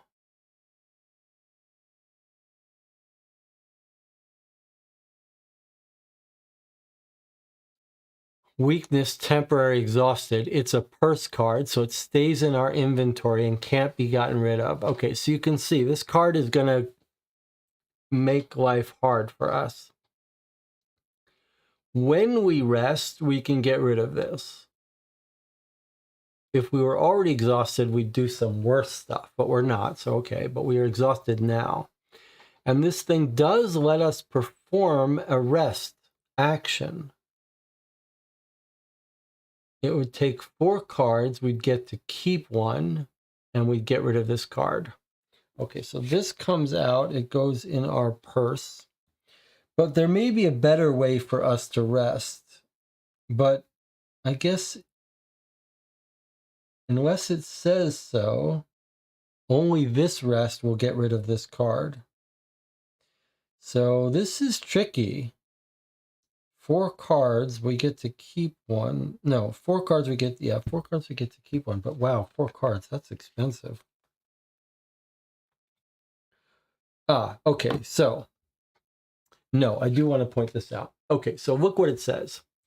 We can choose to take this rest action, which might be very expensive, which would let us keep a card. We might find another place to take a rest. If we do rest somewhere else, this will trigger. We'll get rid of this card. We won't be able to keep 1, but maybe it'll be a cheaper way to rest. So it feels like this is a bad place to rest, but if we got another card that exhausted us, well, it could be trouble. So keep that in mind, that we'll want to rest before we do anything that could exhaust us. All right, so much for the 1 card being heroes. What should we do? Come down here and go south? We're at our max hand size, by the way.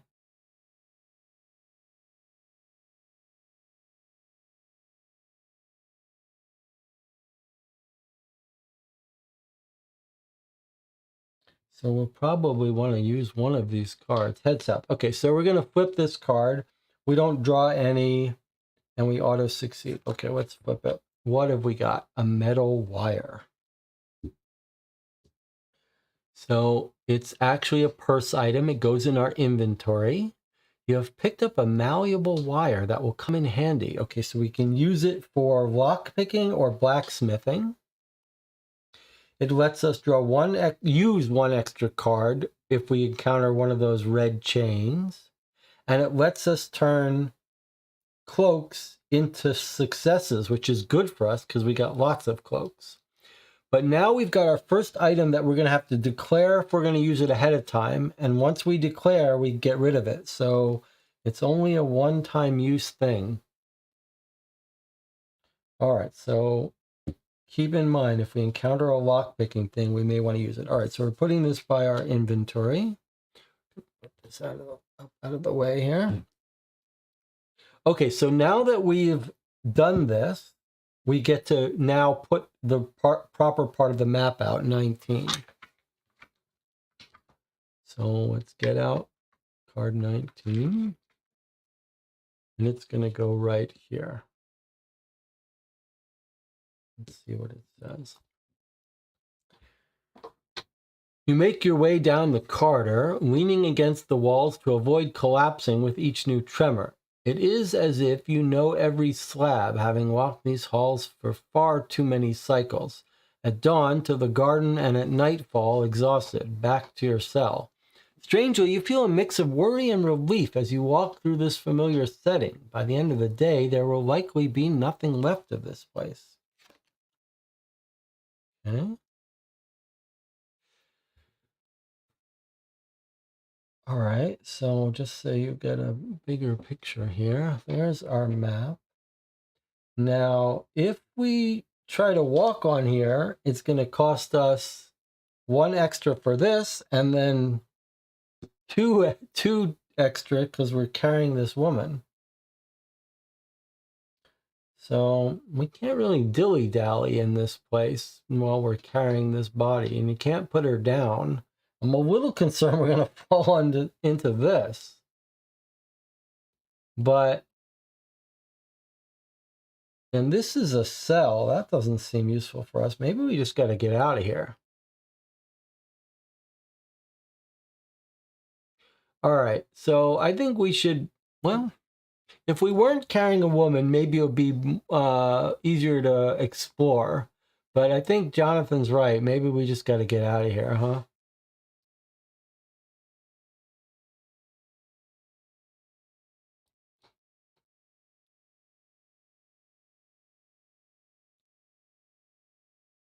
Although this looks like it could be like a storeroom.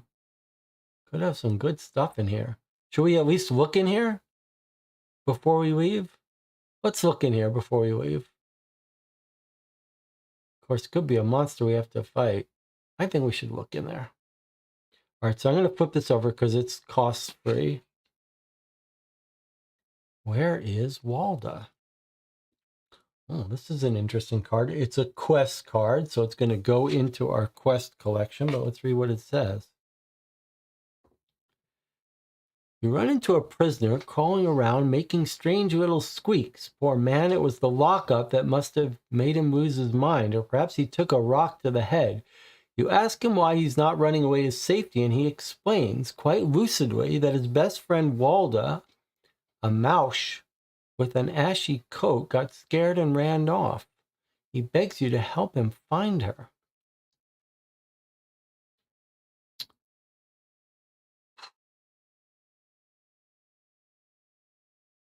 So,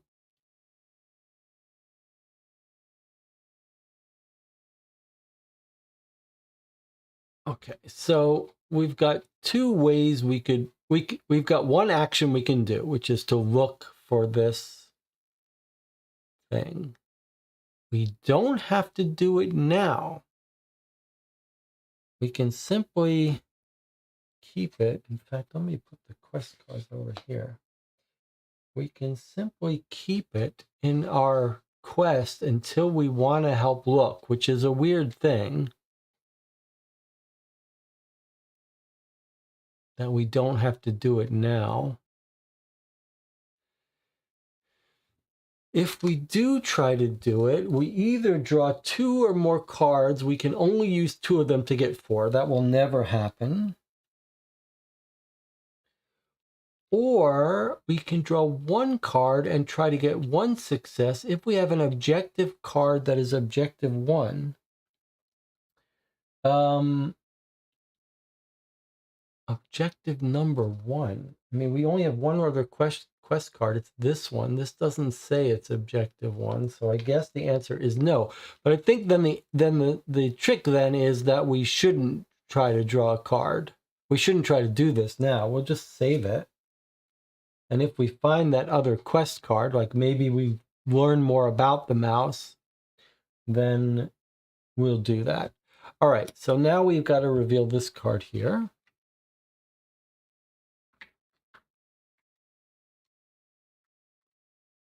Which is 31. The door in front of you leads to the room used to store the gardening tools, which would increase your chances of survival. Every day, the overseer, a taciturn man with rather odorous breath, distributed the tools to the gardeners, and ensured they were all returned in the same condition. Oh, it's a locked door. The heavy door is double locked, which is hardly surprising. If prisoners had access to this room, they might use the tools for something other than gardening. Ooh, okay. So if we want to try to pick it,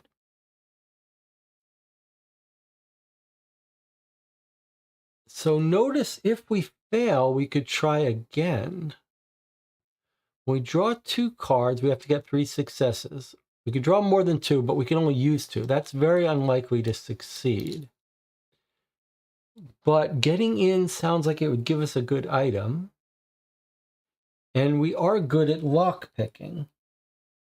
Now, unfortunately, well, this is where we can use some of our skills. Okay, so that's an action we can take. It's on an attached card. What would help us do that? Well, we have the metal wire. For the lock picking action, which is what this is, we can add an extra card. So we can actually, instead of only using 2 cards to do this, we can actually use 3 cards to get 3 successes. That's better. But even better is that we could turn a cloak into a success. Now we can't use this card in our hand that gives us 2 cloaks because it's not a lockpick action.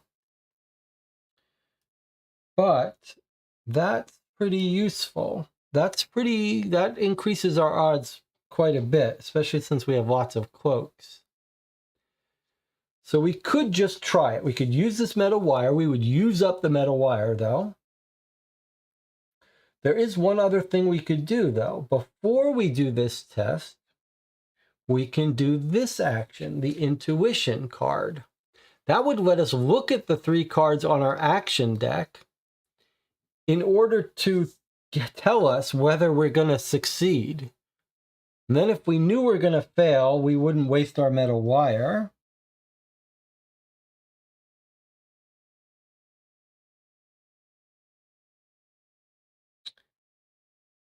So I think we should do that. That would help us also do this efficiently. So what we're going to do is, we're not going to pick the lock yet. If you're okay with that, I think we're going to use this intuition, especially since we already have 4 hands. We're already maxed out with hand size, so we might as well use this. So we're going to use this thing. We're going to use our brains to look at the top 3 cards of our action deck. So we're throwing this away. We're taking a look at the 3 cards in our action deck. We're not going to change the order. Okay, so the first card is a success. Remember, we need 3 successes. Okay. Second card is not a success. The third card is a partial success. So actually, if we drew 3 cards, we would only get 2 successes. However, we've also got a cloak here. So the cloak can be turned into 1 success. So if we used all 3 cards, 1 success, 2 success, 3 success. So we need all 3 cards to succeed, but now I think we can do that because we're going to do this action, which would normally let us draw 2 cards and only use 2 cards, but we're going to use our metal wire. We need to use our metal wire to do this, which is going to allow us to keep a 3rd card and do this. So we're doing the prep stage. We are using our metal wire. We're whatever, we're tapping it. We're using our metal wire. And then we're going to choose to draw 3 cards. We could have not used this and just try to get it, but I think we need this. Okay, so we're going to draw 3 cards instead. We're allowed to draw any 2 or more. We draw 3. Normally we could only use 2. This lets us use 1 more. So we draw 3. We get 2 success, plus we're turning a cloak into a success. That's 3 success. That is enough to succeed.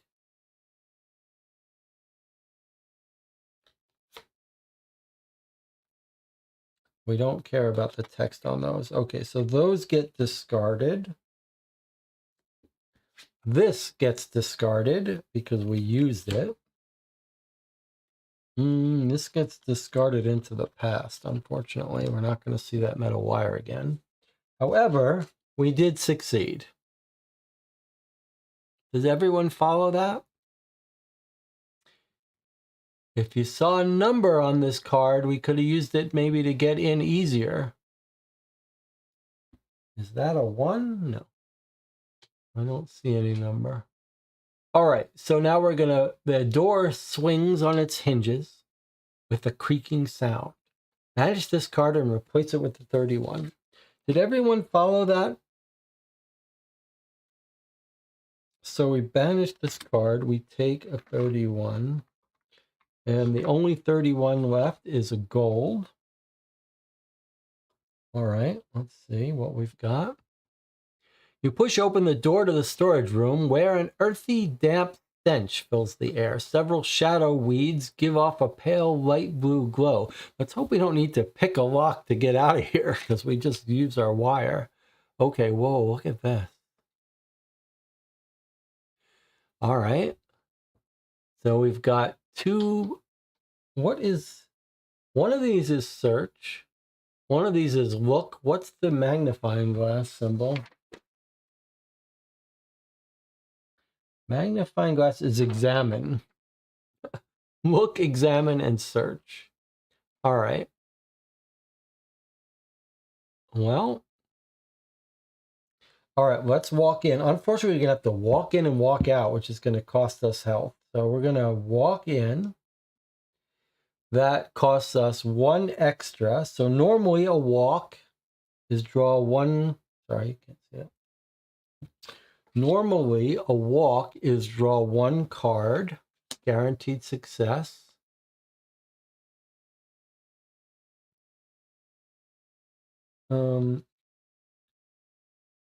But we always get to keep a card. Did we do that before? Okay, but this is making us draw. This symbol is making us draw an extra card. So that's 2 cards we're forced to draw. And that's it. We could draw more if we wanted to. We definitely don't want to. Okay, so that's walking in. We know we're going to succeed, but we want to look at these because we get to keep 1. So this one, improvise, lets us use another card in a lock test. There seems to be a lot of those. Or this one says we can use a symbol. I like that.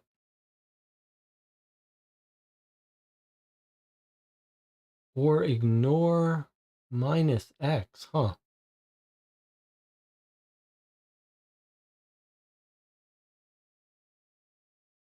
Let's try keeping that. Yeah, let's try keeping that one. So this one gets discarded. Now, I suppose we could use this right now to avoid having to do this if we wanted to. But I feel like maybe we've got enough health in this game. We shouldn't waste it on that. We should keep it for succeeding and things. So that would mean we do have to take 2 of these cards and discard them. So I didn't block this because I wanted to keep this for a test.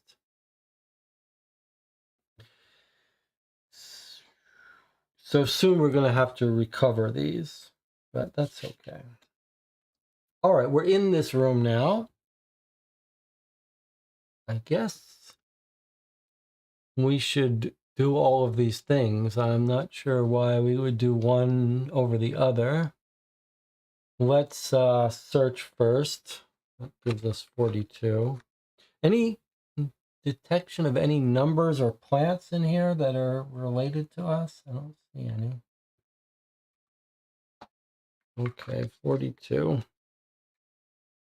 Several barrels stand against a wall and a number of full hemp sacks lie on the floor. The barrels are empty. With a hard shove, you could roll one over to use as a support. Your attention is drawn to the bags, apparently filled with compost. Strangely, one of them seems to be quivering. Could it be our little mouse?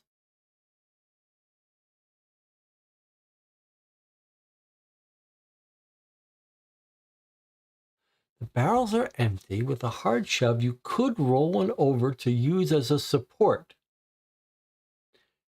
And then one of the bags, apparently filled with compost, strangely, one of them seems to be quivering. I wonder if one of them is the mouse we're looking for.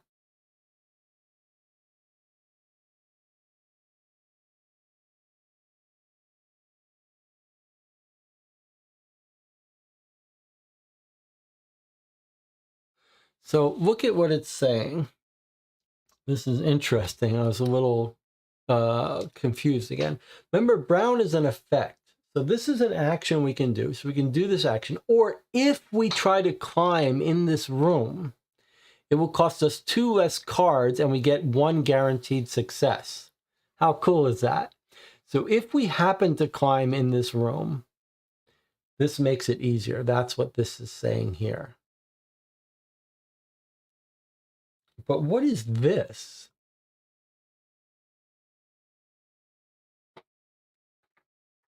A hand is a take.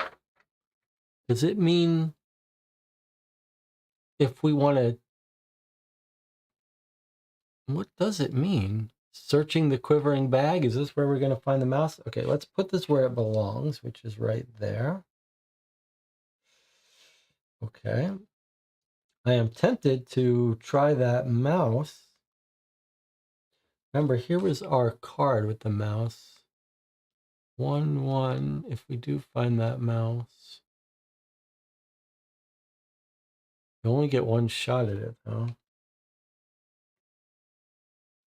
But we do have a card that would let us draw an extra card. I like that. So the question is, should we do this now, or should we look around first? Seems like maybe we should look around first, don't you think? Get the lay of the land, see if there's something we want to climb to, although I do want that mouse. Let's examine first. Okay, examine was the 30. We don't have to draw any cards for that. There's our 30. In a most military fashion, the overseer is a former legionnaire. After all, a few iron tools are organized on a rack. Sieves, baskets, and buckets hang from the wall as well. Spade, hoe, rake, you cannot decide which of these tools would be the most useful. So we could try to take one of them. Okay, well, it's weird that it's not telling us which one we choose, but there it is there. All right, and then shall we finish our looking and do this? 23, might as well. I don't want to, hope we don't muck up our chances here, but okay, 23. A section of ceiling has collapsed in the corner of the room. Looking through the opening above your head, you can make out the angular shape of a piece of furniture hidden in the shadows of what appears to be a bedroom. Oh, I don't like the sound of this. The opening is too narrow for you to slip into the room on the floor above, but if you try hard enough, you should be able to squeeze your arm through. All right, but look at this.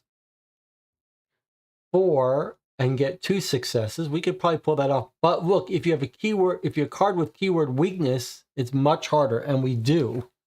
We have this.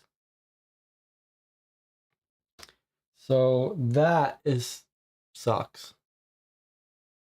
If we were to succeed, but look, it's a climb, which we're good at because of the barrel. Your hand touches what appears to be the leg of a reading desk. Feeling around, you find a book. Whoa, I kind of want that book. If we fall, we get 2 wounds. It's okay. I can handle that.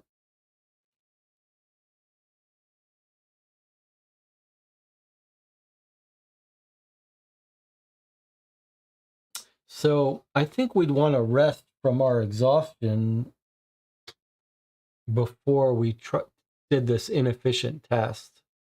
Let's put this where it belongs, and let's talk about what we want to do here. All right, so we've got new things we can do. We can grab a rake or a hoe. We can search for the mouse. We can climb, which this makes us do better. But this makes climbing hard if we're weak, which we are because we're exhausted. So I think maybe what we need to do is get rid of this card.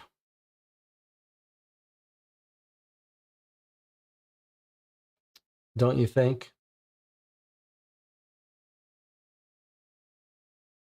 The only thing is, we've already got our max hand size. This allows us to keep one. We'd have to discard a card to do that.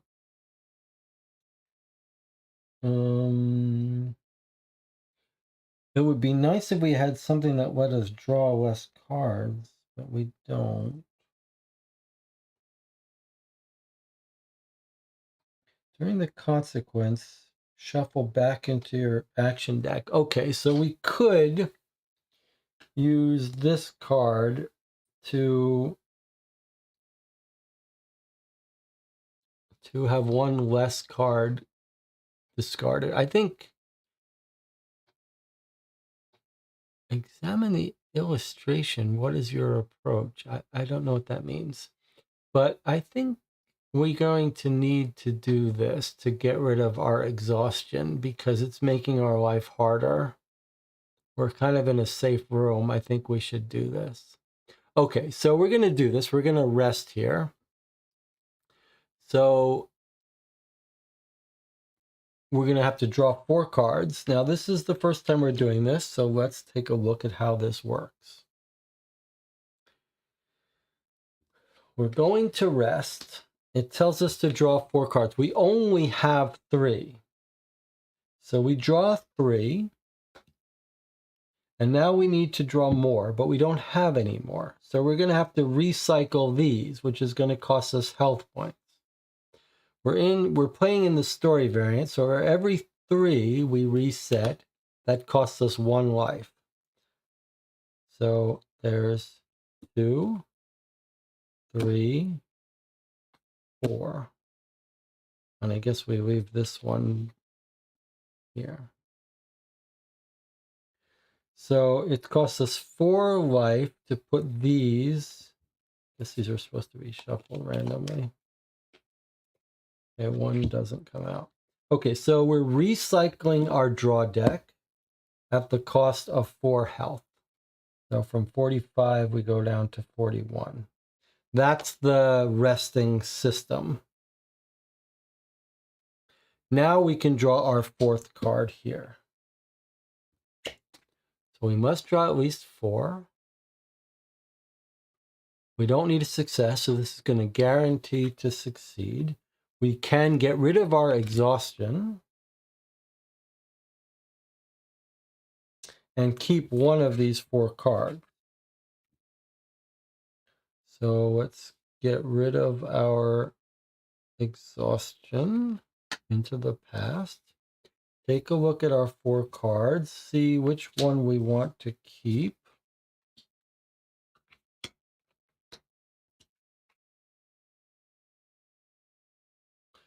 furthermore,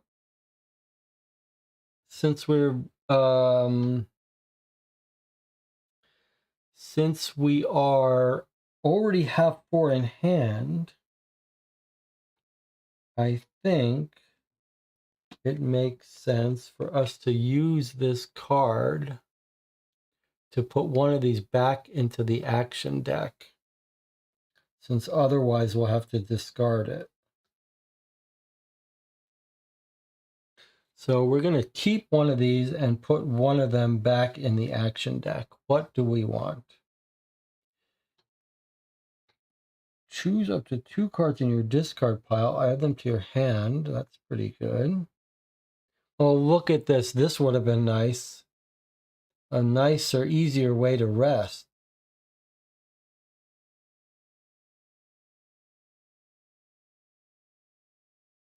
What about flight? You may not apply if you have a reach X.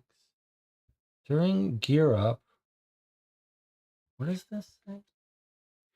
During gear up, return the card that shows the forced fight action. Take 13, try your luck. If you're jinxed.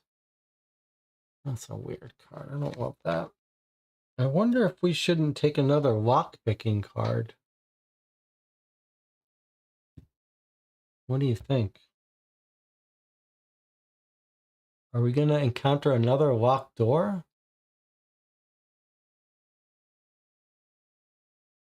Or do we want a nice, easy way to rest? What do you think?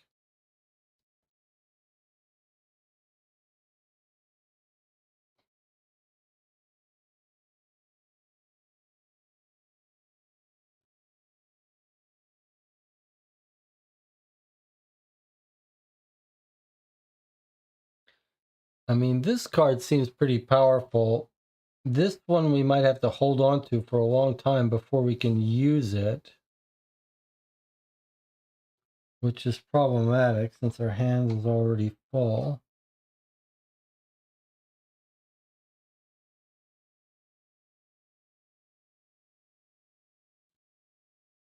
Any thoughts? Take the lockpick. Jonathan says take the lockpick. Okay, so we're going to take the lockpick. We're going to use our anticipation, since we're already maxed, to put one of these back in the deck. Probably would rather have something with a success. So this one is probably the best one to put back since it's 1.5 successes. So I'm putting this one back in the deck for us to keep drawing. And then these two get discarded. Okay, but now we're no longer weak. So what do we think we want to do here now that we're not weak? I guess we're going to take a break, but let's first take a look at our options now. So since we're not weak, we could climb here. This would normally be a draw 4, get 2 successes. But with this barrel, we actually could draw 2 and just have to get 1. Maybe we draw 3 just to be safe.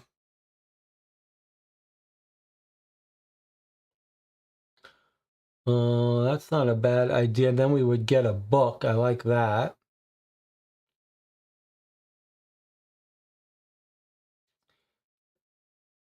I like that idea. Maybe if we had this, though, we could get it a little better. No, it doesn't look like it. But possibly one of these would let us do this even easier. So maybe we do this first. Maybe that would even help us with that. All right, so I think maybe we should do this first.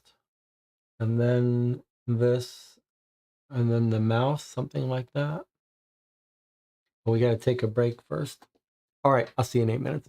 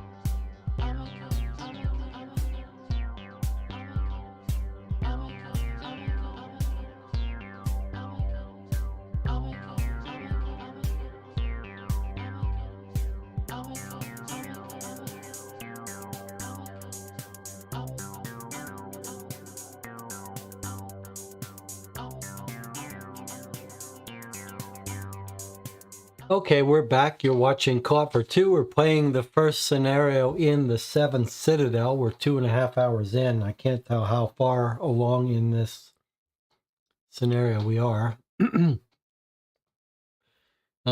Chat is talking. DJ Moneycut says, is there an example of what a hidden number looks like? Is it super cryptic? We haven't seen one yet in the 7th Citadel. 7th Continent, we saw a couple. You know it when you see it, but yeah, you have to look carefully. All right, let's make our plan here. So here's what I'm thinking. Like, it feels like we have enough to do this climbing to get the book. It feels like, though, this is a tool that could be useful to us. I wonder if we're going to get a choice between a spade, a hoe, and a rake. I had a thought about that if we get a choice. My thought was if we're going to catch this mouse, maybe a rake would let us put it over the mouse like a little cage or something. So I think we should do this first.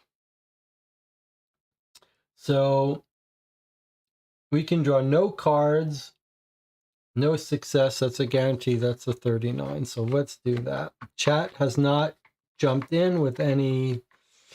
Oh, so look, 39. There's 3 cards.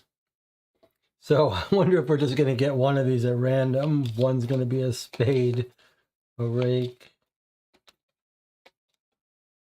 Let's see. That's a weird mechanic. All right, let's see what 39 is. Are these all items? Whoa, we got an axe. So it's a weight of 2. We still got plenty of room to carry it. A tool reserved for the harvesters at the Citadel. Cutting down a tree is a job for anyone, but when the tree starts to hit back, that's a job for the harvesters.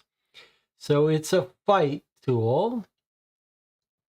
It would either let us draw one more card, keep one more card, use one more card to try to get successes, or turn strength symbols into 2 strength into 2 success. That's unlikely to be useful for us. And then after we use it, we roll a die and it may break. Now, there is something interesting though.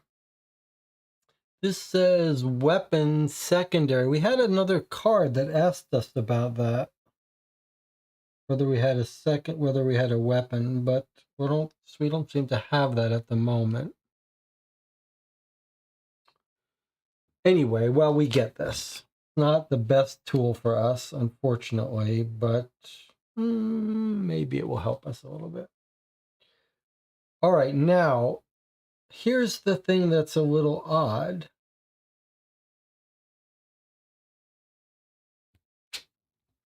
This doesn't say anything happens to this. So I believe we could keep doing this. I believe we can. I believe we can keep doing this. So shall we just draw all 3? But there could be there could be one of these that's bad. Could get injured on it, but let's try it. All right, we're going to do it again. This time we got a hoe. Useful gardening tool for loosening earth and cutting through roots. If sharpened, it can also slice through flesh. So it can be used for fighting or digging, and it gives you a star. 1 success. Okay, so let's put this with our items. Now we need to be keeping track of our weight limit. So let's keep track here. That's a 2, that's a 1, that's a 3. So we're carrying 6 so far. Okay, there's our weight. We're carrying 6. A little hard to see what it's on. Maybe if I put it up here. Okay, we're carrying 6, so we can carry up to 10, and we can drop anytime we need to. In fact, you can be carrying more than 10 on your space. You just can't move until you drop down to 10. So I guess we should do it again. If time was passing in this game, I might be more hesitant, but time doesn't seem to be passing. So let's just draw the next thing. A flail, weight 1. An agricultural tool used for threshing grass, grain, and anyone who might stand in your way. Okay, so you could use it for fight or strength. You could draw 2 less. the trinket, secondary, and you could turn 3 of any symbols into a success. Maximum twice. Okay, so let's put this with our items. That brings us up to 7 weight. We're still doing fine.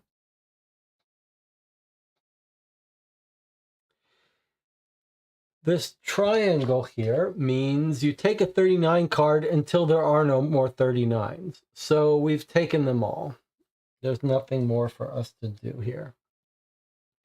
All right, now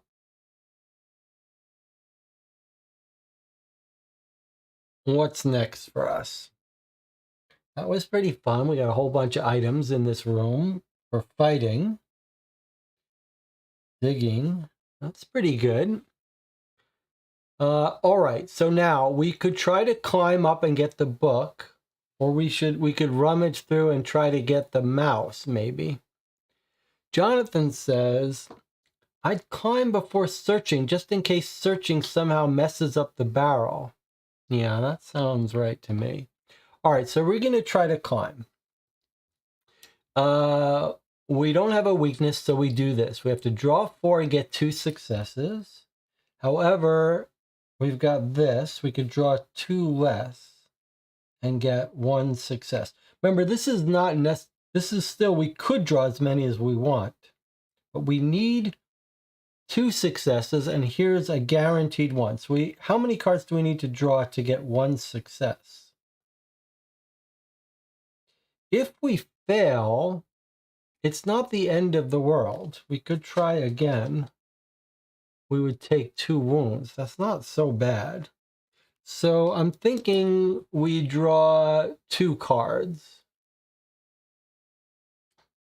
The minimum. We'll probably get a success. If we don't, we could try again, or we could actually use this card we have called Spare No Effort in our hand to draw an extra one.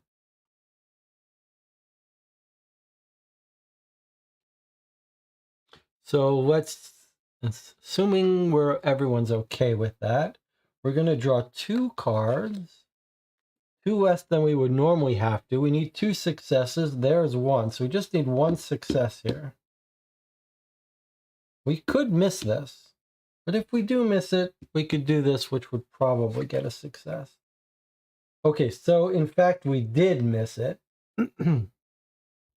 We don't have a star.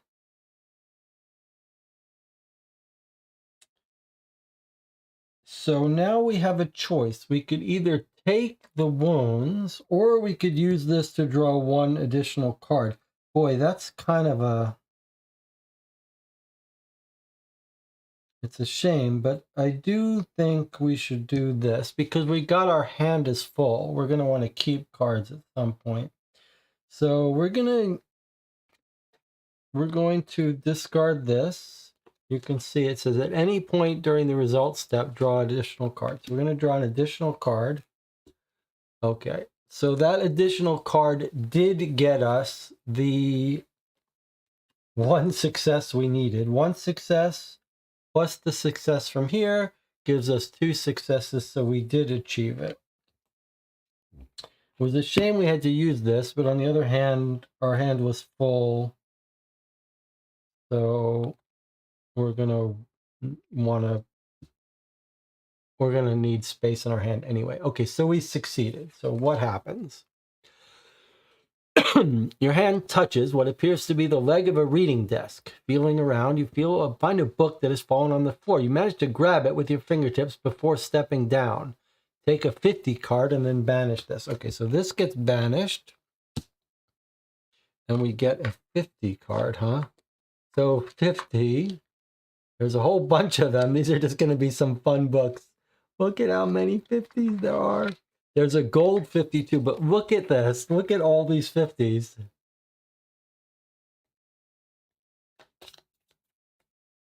All right, let's just take one. One of the reasons I'm shuffling these is because we threw in some expansions, and when I threw in the expansions, I didn't shuffle them in. Okay, so we draw a 50. Let's see what that is. That's pretty fun. Whoa, morning tea. They're plants. That's what they are. We're in this world of plants, and the 50s are plants. Okay, a chapter lists the properties of a type of mushroom used in many recipes and concoctions. It warns about the risks of confusing it with the poisonous morning tea, which looks very similar. You may not take the following action unless this mushroom can be seen on a permanent event card attached to your terrain. So when we bring out attached events, this is an example of a permanent attached events. If you see that these mushrooms on the ground here, then we can do this action and eat them. For each morning tea card you have, take a 221, choose one of these cards, apply its effects, and return the other. So it may be that we can eat, and some of these 221s are going to be poisonous and some aren't. So it would be nice to have a bunch of morning tea cards before we try eating.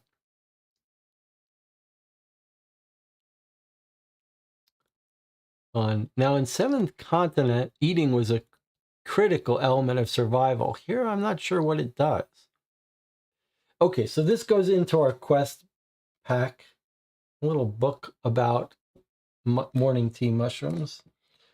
Now, when we got this, we banished it. So we've resolved that. That's no longer there anymore. So the only thing left for us now is this. Then we got to leave here. So let's search for this quivering bag of compost. So we're going to reach in. We don't have to draw any cards. It's an instant success. And we take a 35. Okay, let's see what a 35 is. There's only one.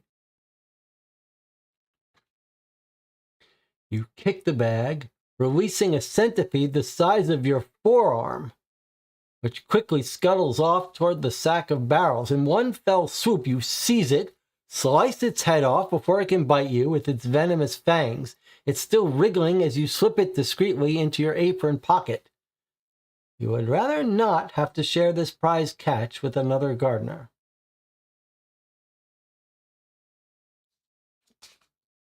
What the heck? That's terrifying. It's a good snack, though, apparently. All right, so it's provisions. We could eat it whenever we want. And we get 5 cards, 5 random cards from the discard, go back into our draw deck. So it's a way to get energy back. Okay. Now, we could have other uses for it. So like you could find someone that you might barter with food. So we may not want to eat that unless we have to. It is a purse, but it has no weight. Now, one thing we didn't talk about because it hasn't come up is that these keywords here, I want to show you them on the cards that are in our purse. I want to remind you of them. Here are the items in our purse. Okay, so now notice that some of the keywords are on multiple cards. Like this has secondary, this also has secondary. This says weapon, weapon. When you choose to use an item to complete some action, you can only use one card of each keyword. So we could use this card. If we choose to use the axe for some action, we couldn't also use the flail or the hoe because they have a matching keyword. So just keep that in mind. Seventh Continent had a whole combination system. This one is a little more straightforward. All right, so now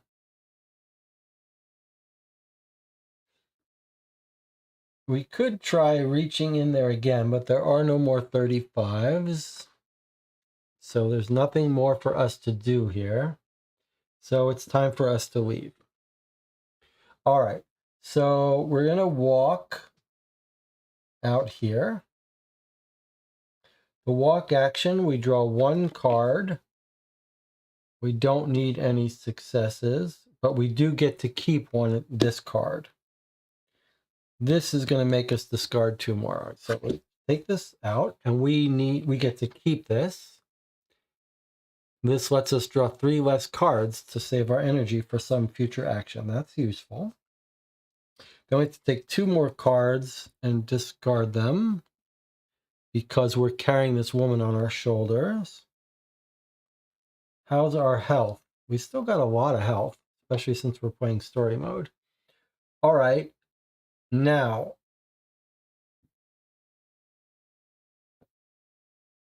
we've already looked at this guy. We couldn't help him, right? So the only thing for us to do is go south. So we're going to go south. That's a walk action. This says it takes 1 extra card. So instead of drawing 1 card, we have to draw 2 cards to walk. We do get to flip these over and keep 1. However, we're at our maximum hand size already.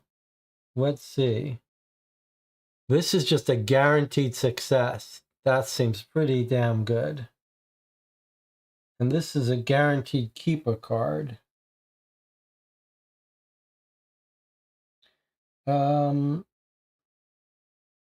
Well, we got to keep this one. This one's amazing. So we're going to keep this. I wish we had a bigger hand size because now we got to throw out 1 of the cards in our hand. So we're not keeping this.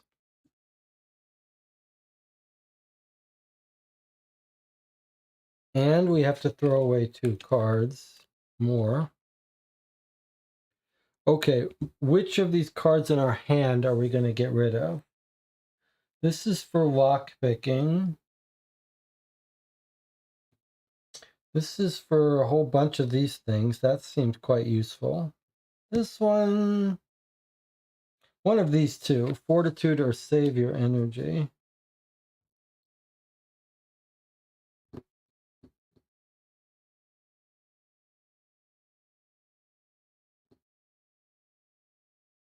I think, oh, here's what we'll do. I took these 2 and put them here. What we'll do is we'll use this card to ignore the -2 on this. So we'll just throw this out rather than triggering this. It may be that we should have done that before we drew and kept this card, but that's a very minor rule. I'm not going to worry about that. Okay, so we spent that to negate this modifier. All right, now we're here. So as soon as we get there, we need to bring out this exploration card here. All right, so what's it going to be? Do you want to look in here? What is that? What is that symbol there?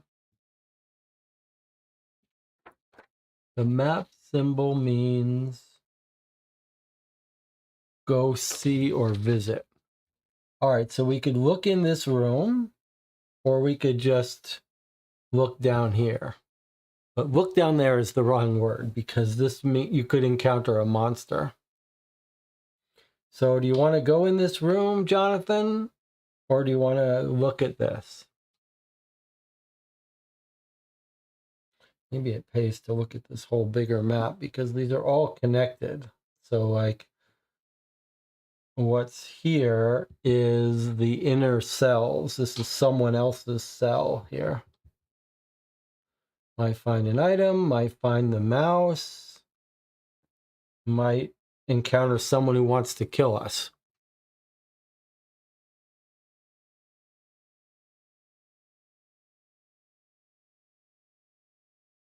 All right, well, let's look in here. If it's dangerous, maybe we have to find a different way out.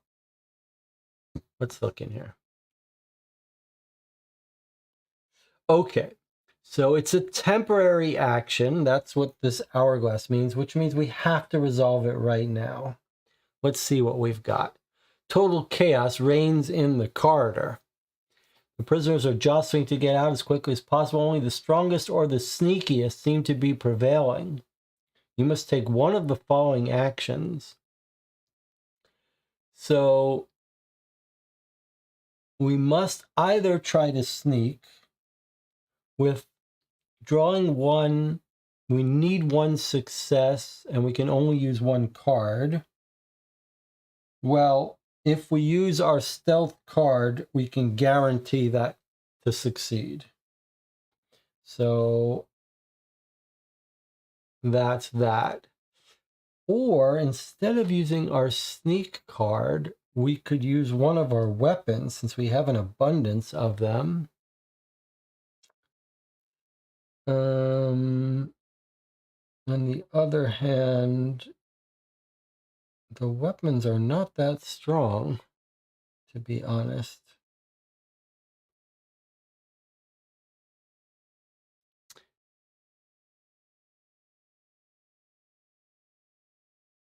But we could draw more cards.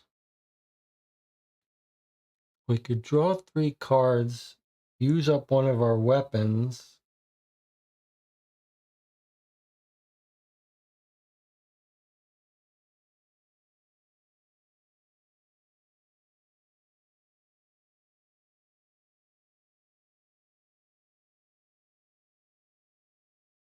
I feel like maybe we want to keep our sneaking card. You can't see it here, but we've got a card a stealth card that's very powerful.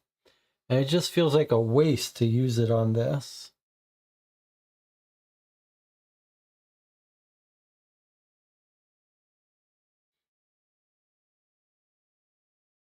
So I'm kind of thinking we choose this instead, since we're not very good at fighting, but we could just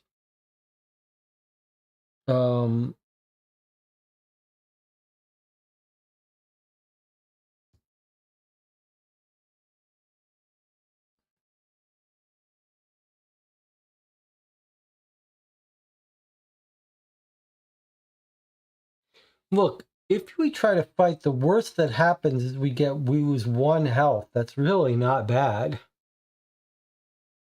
In fact, you might even just deliberately lose this one.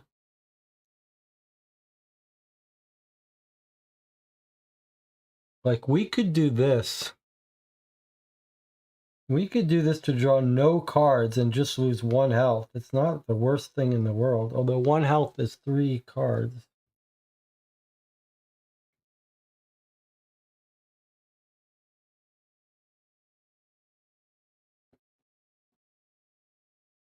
I don't want to spend this card. That's that. And I don't want to lose 3 cards and take a 3. So I think we're going to fight.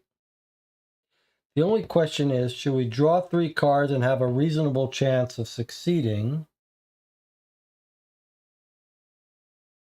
Or should we draw no cards, use this up, and then just take a little bit of a bloody nose?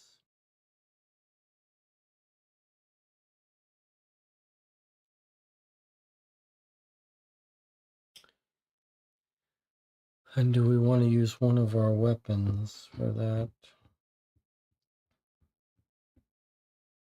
It doesn't feel like it's worth using a weapon for this.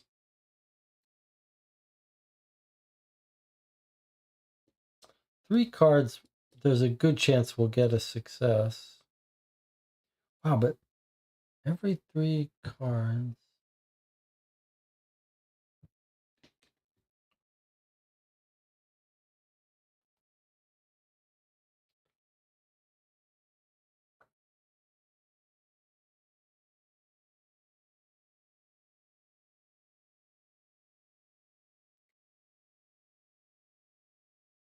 Let's just try it. We're going to take 3 cards. We're going to try to succeed.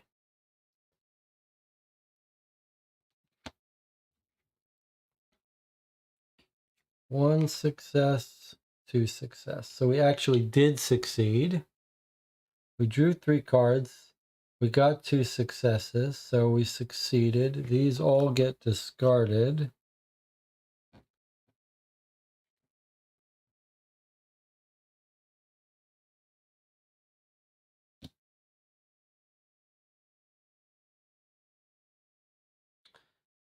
And this gets discarded into the past, which means the 26 card now comes out here. Sorry, there's the 26 card coming out.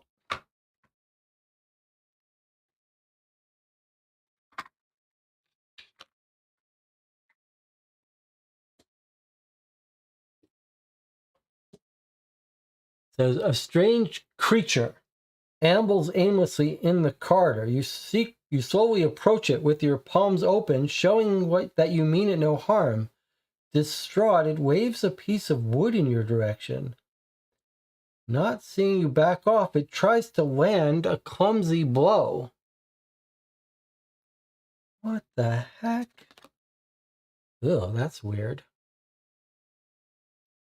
Okay, so this is the first time we've encountered this combination card.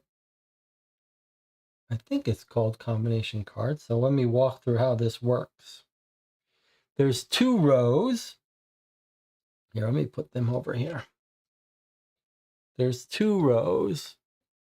So you have to complete both rows to defeat it. And you use one of these dies to initialize the health, whatever it says, 3. Okay, so basically, there's 2 things happening here. First of all, multiple rows you have to achieve. And then the second thing is this dice means that it can be done gradually over time. So you have to fight it. That's the only way to defeat this thing. And we have to knock 3 successes down before we proceed to the next row. Every time, let's see, when we do,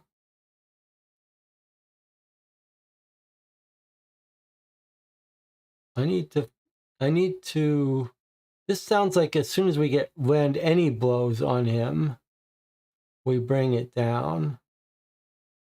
That's the down arrow. And if we fail, we lose 2 cards, but get to keep 1. I need to look up whether this has to go, normally this would have to go to 0 before it would drop down to the next row. And then we have to knock him down for 4 more before this triggers. But I need to make sure it's not, it's not per fight.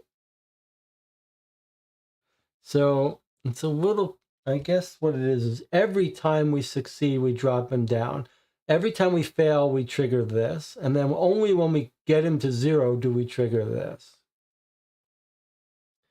So, but we don't have to fight him. We don't have to fight him.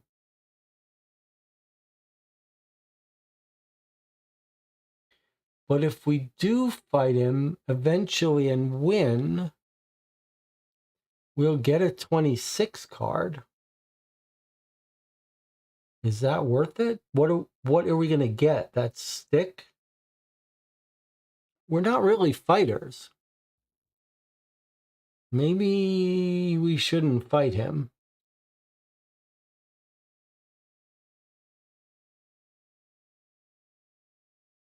Oh, but you know what it is? Why do we have to fight him? John says we could look in the other room. Yes, we could. But assuming there's no escape, the other reason we would have to fight him is because he's blocking our path. He's blocking our path. We're probably going to have to fight him. But we don't necessarily have to fight him right away.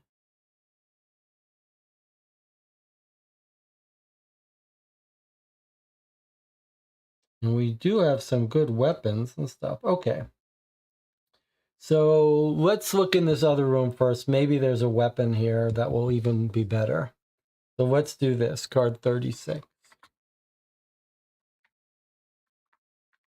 Oh, there's two 36s. I'll just take one of them. All right, let's look in this room here.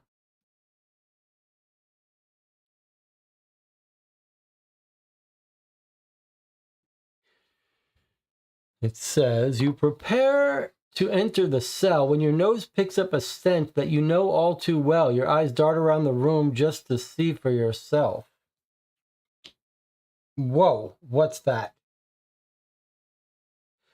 The branch of a gigantic jackfig tree has fallen into the cell. Several of its fruits have burst on the floor, releasing a powerful musky fragrance that makes you nauseous. As you back out in search of fresher air, the heady smell fills your body and mind with unexpected vitality. Immediately after this is revealed, each character on the active player's terrain card may return their "You Are Exhausted" card. Well, we were exhausted. We paid to get rid of it. So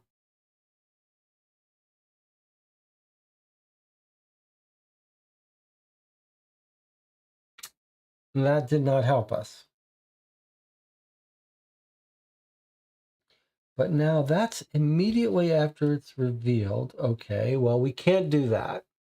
But what is this? It says, look. Okay, so look. This is a modifier, no matter what action you do. This is attached to this terrain. So whenever we do something on this terrain, like fight this creature here, we get this modifier. This modifier says for every strength card, we can bring every strength icon, we can bring 2 cards back to our health. Unfortunately, we don't have many strength symbols in our deck. We're not very strong. All right, well, we're going to have to fight this guy. There's no way around it.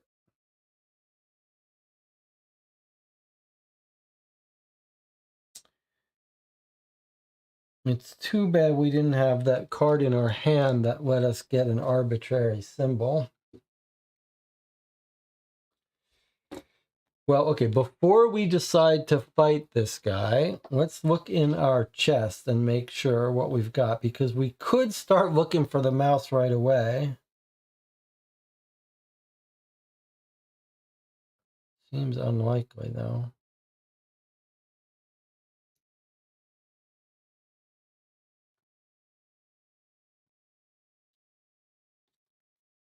I think we may just have to fight this guy. It won't be easy, but I'm not sure that we have much option. And we're going to need to rest again.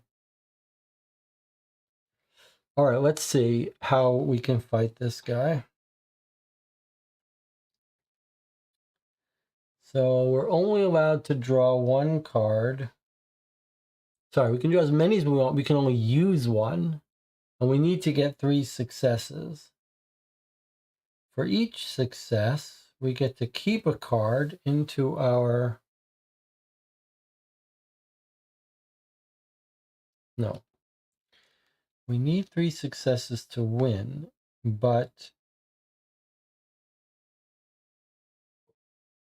if we fail... I'm going to have to read this just to make sure that it's weird that it's that compound is what they call it, compound actions. Okay.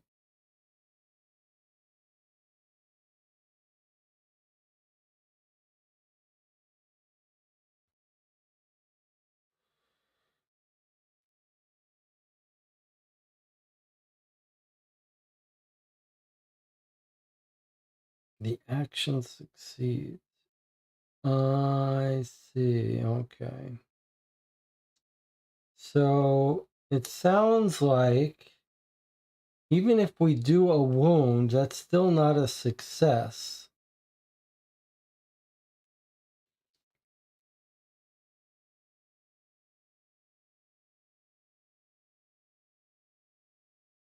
Oh, I wish they had a better example of that.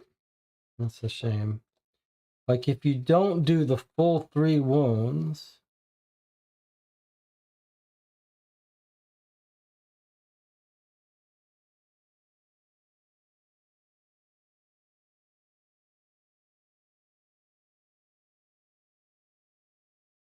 well, okay, that's a shame that the example wasn't better, but it sounds like we have to do 3 wounds to kill it. Anything less will reduce its health, but count as a fail.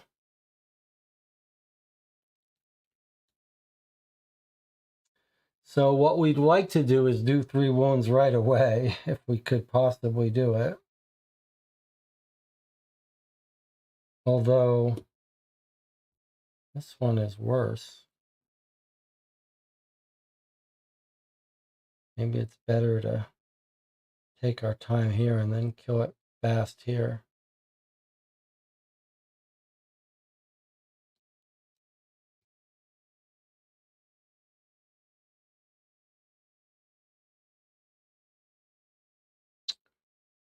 Um,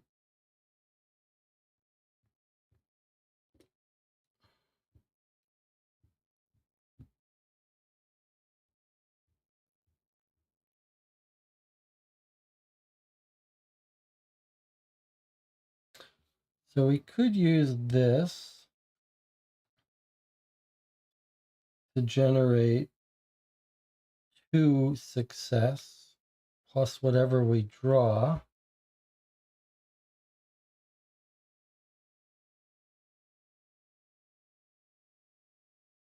Don't have to decide that right away.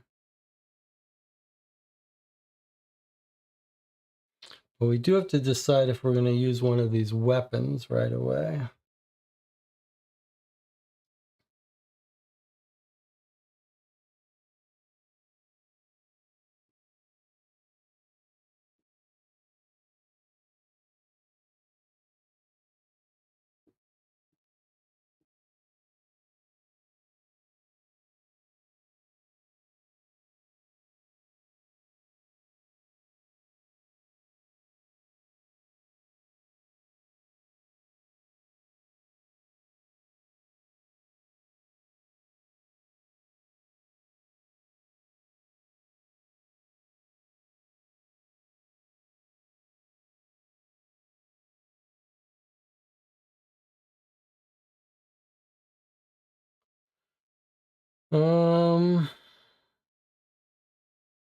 I mean, I'm inclined to start using our weapons.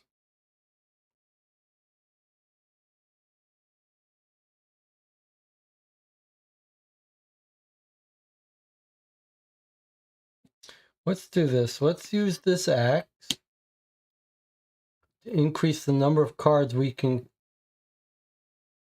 combine here. So now we can spend 2 cards to get these 3 successes.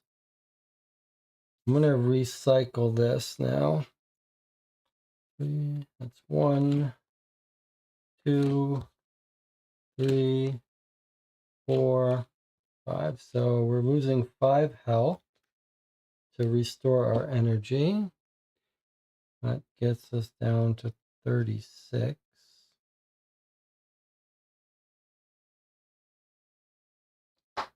So we're going to use the axe during a fight, which is going to let us use 2 cards instead of just 1 here.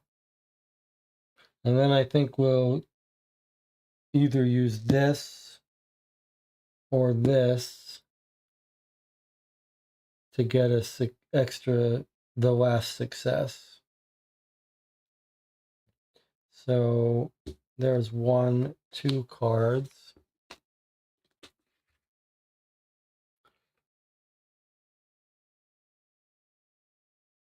Okay, so Let's see what we've got. We've got 1 success and 1 symbol.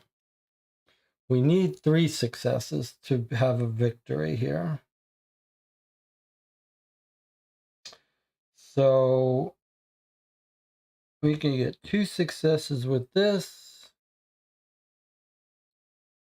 We can't get any, so we're going to have to use this. It's a little bit of, oh, max 1. Ouch.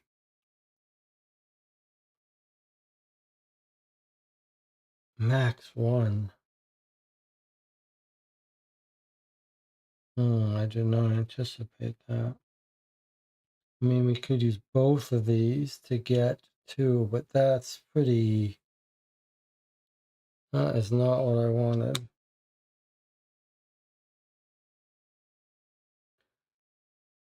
I think what we're going to do instead then is... Oh, it's a shame.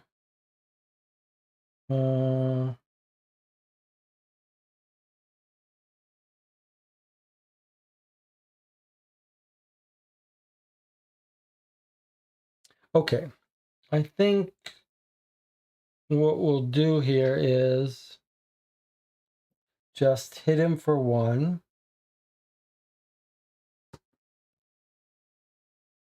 No, wait a minute. We're at our hand size, so we should use one of these cards. So I'm going to spend this card here, this guaranteed success. So that's 2 successes. So he goes down to 1, but that doesn't kill him. So because of that, we do the fail action, which tells us this we're spending, which tells us we can keep one of these cards we drew.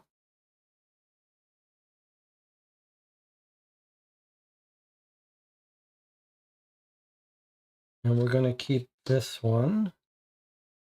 This one gets discarded. And we lose 2 cards. That's the punishment here. The axe we used, so now we have to roll a 1 or a 2 to see if it gets destroyed. It is a 2, so it does get destroyed. Okay. And that's all that happened there. Now we're going to fight him again. This time we're going to be able to succeed, though.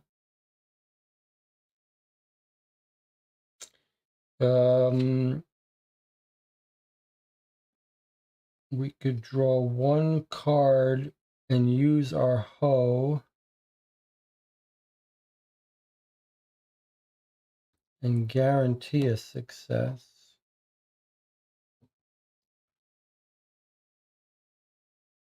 But we might need that hoe for fighting. Let's just try to well,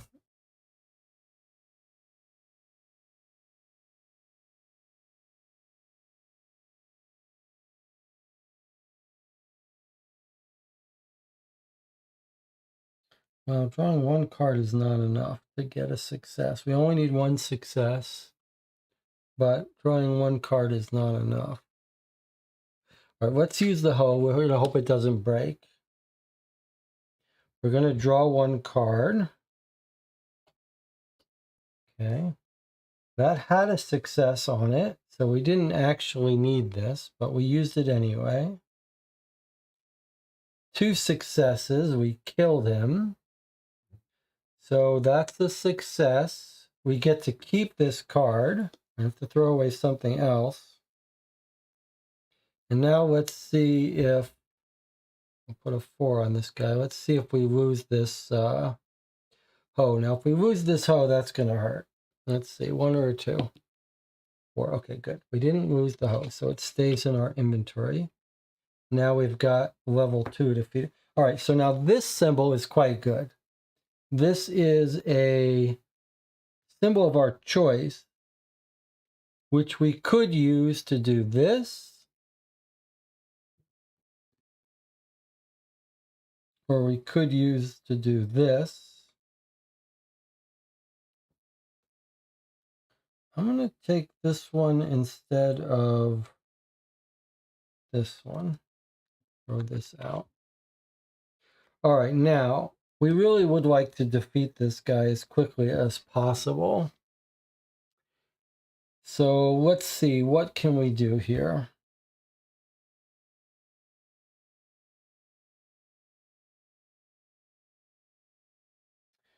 We're allowed to draw 2 cards or more, but we can only use 2.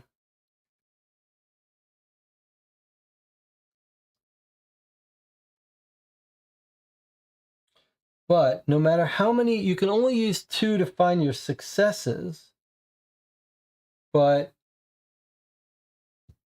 you can use as many as you want the symbols on. And these don't have overlapping keywords. So what I'm inclined to do is use both of these. Try to get some symbols. This will give us 1 success.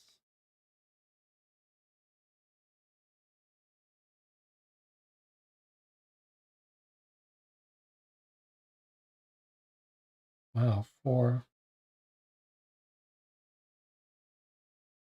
This will give us another success and another thing to use here. So 1, 2, 3, plus whatever we draw. But we can still only draw 2. Unless we also use this to, oh, but we can draw more. If we draw 4 cards, then we're likely to be able to trigger at least one of these. 1, 2, 3. 1, 2, 3, plus, well, sure, we got more here. Okay, so this is maybe overkill, but I'm going to draw 4. Only 2 of these we can use for success. But we'll surely get 1 out of that, maybe 2. 2, 3, 4. Maybe that's overkill. Maybe instead of this one, we use this one. Now I can use 3 cards. 1, 2, 3, 4. All right, I'm going to do this and keep this. Is that what I'm going to do?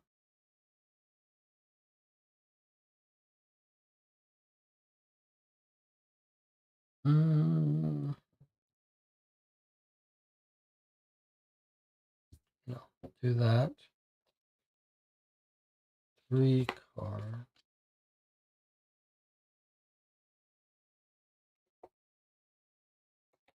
Okay, this is it. I'm drawing 3 cards. I think those are the 3 weapons I'm using. I think I can do this with this. Check Jesse, are you allowed to use both of the tools at the same time? Yes, you are. Only because they have no overlapping keywords. Trinket, secondary, and weapon. None of these cards have overlapping keywords, so we can use both of them.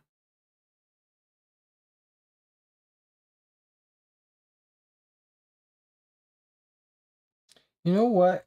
I'm going to, instead of this, I think I'm going to use this. That way, if we don't need it for success, we'll use it for this. 1, 2, 3, 4. I'm going to draw 4 cards and use this. Okay, so let me put all the cards. What was this one? I'm going to put the cards I'm using here. All right, let's see what happens. So 4 cards. I'm hoping most of them I'm going to use for symbols. I can only use 2 for their successes. So let's see. We got a whole bunch of symbols, but only 1 success there, but maybe that's okay. So we're able to use 2 cards for their symbols. So we got 1 star here. We got 1 star from here. That's 2. For every 3 symbols, we can get another success. So 1, 2, 3.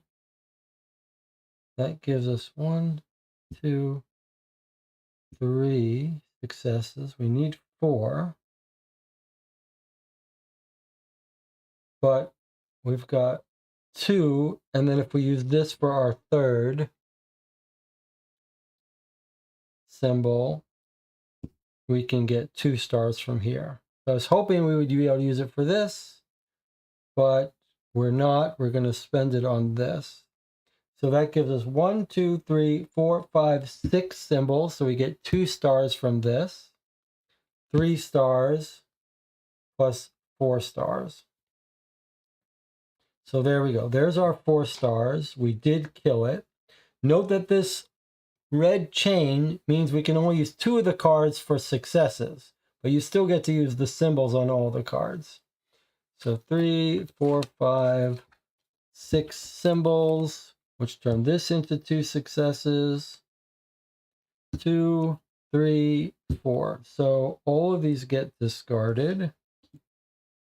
We did kill it, which means we were able to kill him. It was not easy. We did bring out a 26. We did clear the way. It's a yellow. Now, before we do that, though, unfortunately, we couldn't trigger this. But now we have to see if the hoe and the flail get destroyed. So first for the hoe, no. Back into our supply. And now for the flail, 6, no. All right, so thankfully, these didn't get destroyed. I mean, that was not easy. Killing that little guy was hard. And that's because we're not good at fighting. So that was that. We didn't get to keep any of those cards, but we didn't lose any of our weapons. Okay, that was a little rough, but that's how it goes. And now we've got a yellow 26. In the dim light of the cart, you inch your way forward. You walk past a half-open door on the west side and cannot suppress a shudder of fear. The room beyond it is the chamber of questions, and anyone entering it always confesses their secrets, even if they have none to hide. Enraged howls ring out from the cell across the way. Okay. So look, there's the shape of the interior. There's the shape of the interior of the cells, and we're working our way down this way. So we could listen to the shrieks.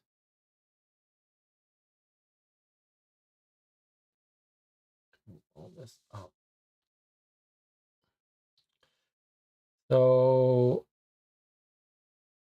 we can put out these places now.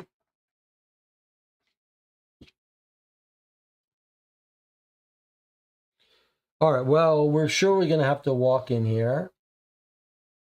Anything you spot? Any of our things we're looking for here? Are those our little mushrooms? Are those our morning tea mushrooms growing on that vine? I can't tell if those are the morning tea mushrooms. What do you think? Kind of looks like they are.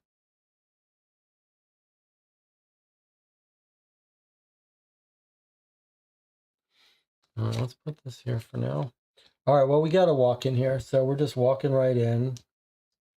It's a normal walk, which would normally be 1 card and instant success, which it is, but we get to keep this.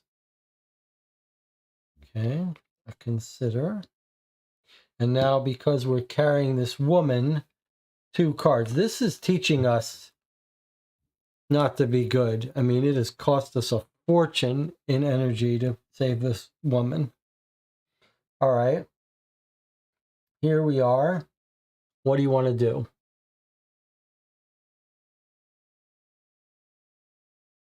We could take a closer look and see if those are our mushrooms here. Maybe if it's up here a little closer even.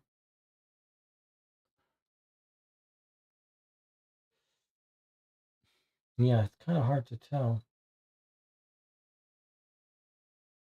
I think those are our mushrooms.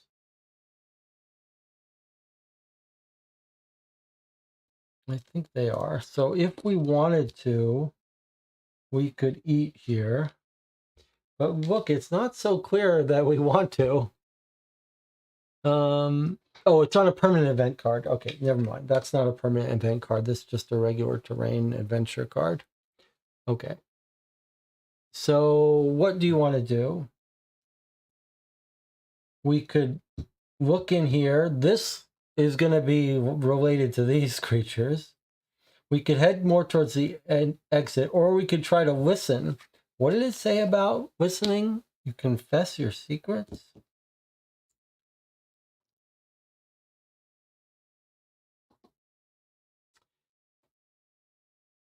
Anyone entering it always confesses their secrets, even if they have none to hide. Enraged howls ring out. I mean, this could be someone we could save, or someone we could learn a secret about. I like to find that little mouse, too. What do you think? You want to listen in on in the Hall of Secrets, or you want to head out?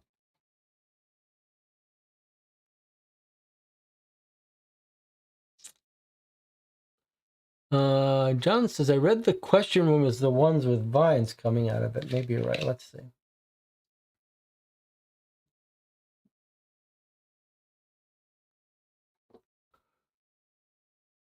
A half-open door on the west side. You're right. I think you're right. Okay, so I guess there's a cell to our right that they're screaming coming out of, and there's the Hall of Secrets over here. What's it going to be, Jonathan? You want to save another person? Do you want to look in the Hall of Secrets, or you want to head for the exit?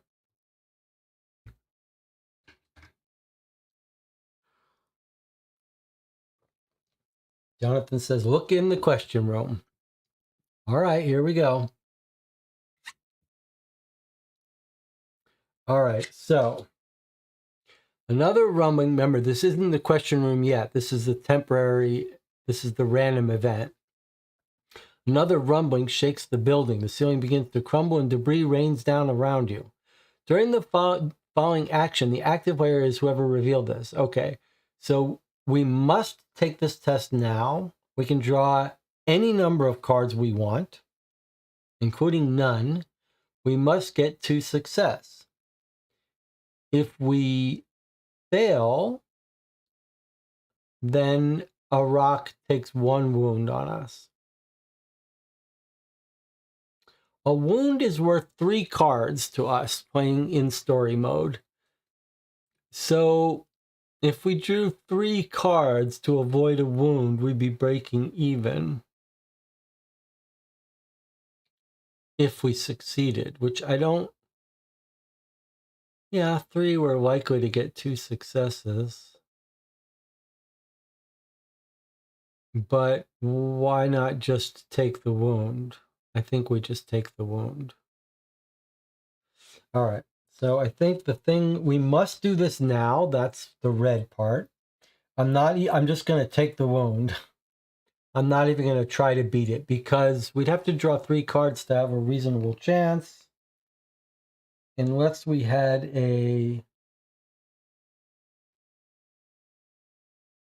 Well, I mean, our hand size is running out. We could use this for dodge. That's the dodge action. But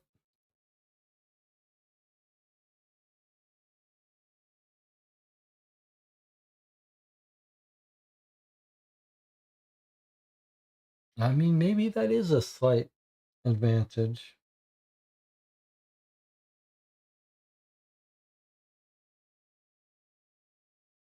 Like we take 2 cards and spend this, since it's just sitting in our hand.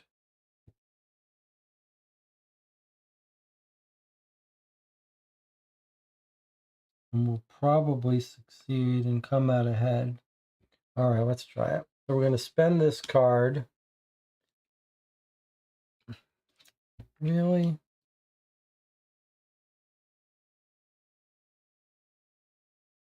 All right, let's do it. I'm going to spend this card. We're going to draw 2. So we've got 1 success, 2 success. So we did pass, so we didn't get hit by a rock. And now what we could do if we wanted to, I'm doing that because we've got a full hand. What we could do is spend this to keep one of these cards.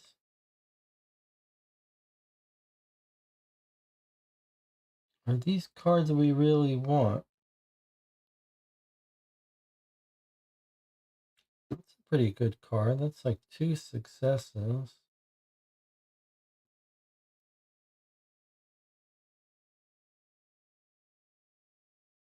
This lets us get 2 cards.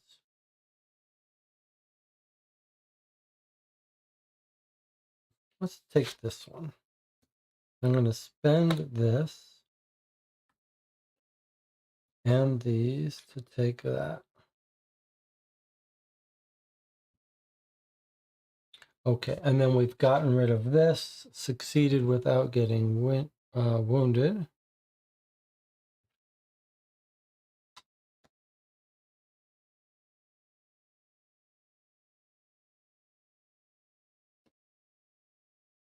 And then the 32 comes out.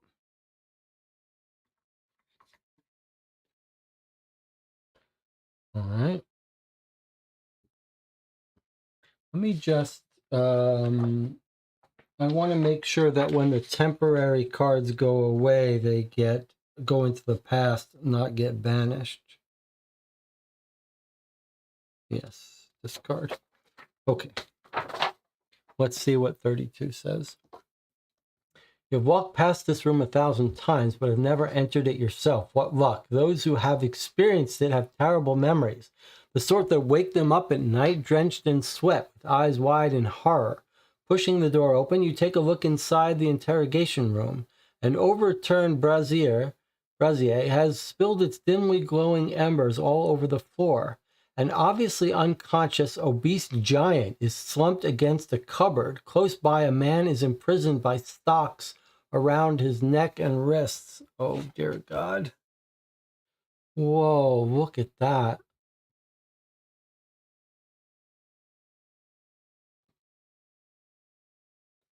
Oh, this is nasty. So we could try to free this guy. We could try to search these, what look like latrines. We could examine the giant. This is making me uncomfortable. I'm a little nervous. We are not good at fighting. But I'm tempted to free this guy. But maybe we should search around. Jonathan, what do you think? We'd have to walk in there first and then walk out with this woman. Our health is getting down there.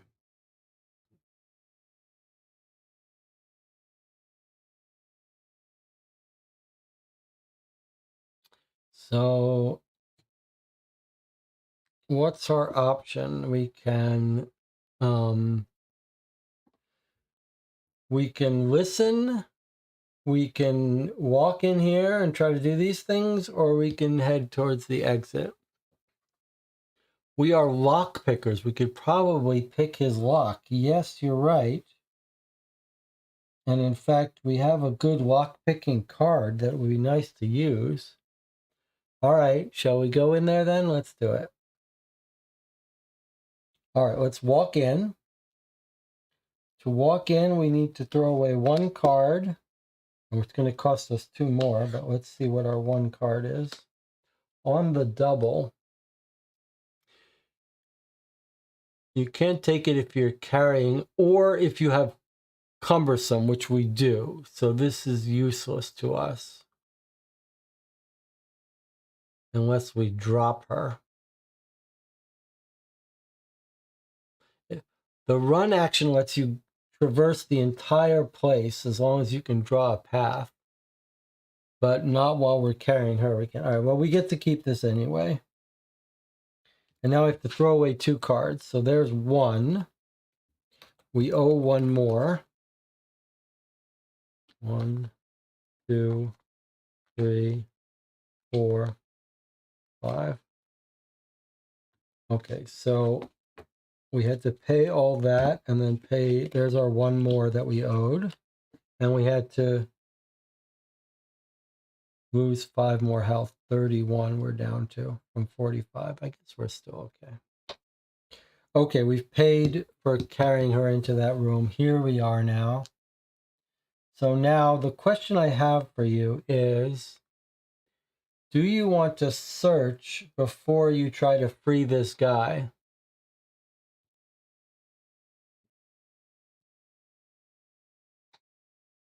Or do you just want to free this guy?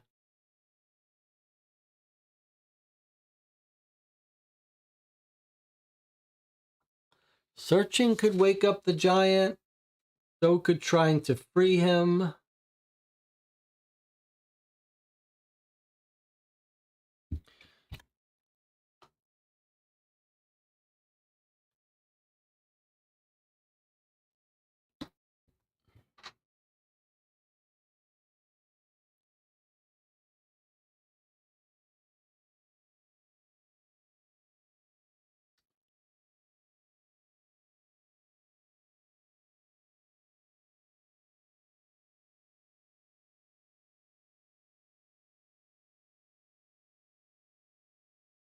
Jonathan's worried, but items are so useful in this game. I think we got to search.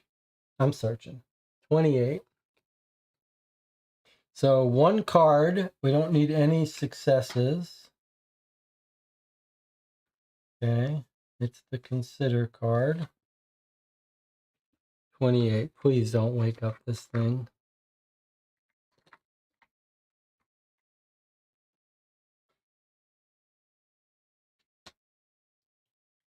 It says, the furniture catches your attention and you decide to inspect it carefully. You open the panels and rummage through each piece of furniture, slipping your fingers into every nook and cranny where even the smallest cockroach would not think to hide.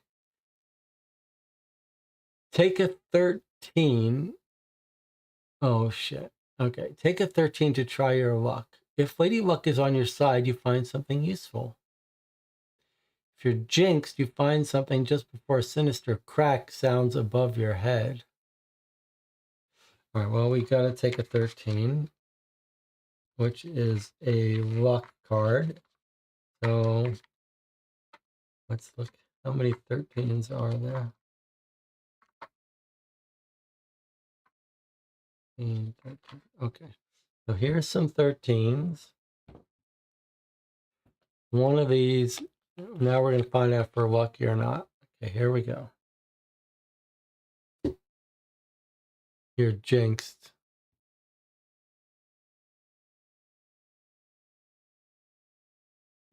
Return it. All right. I don't know how many of these are good or bad, but we got unlucky. So, because we are jinxed, take a 149 and a 40. Okay, that's unfortunate. 149. Okay, there's a bunch of 149s.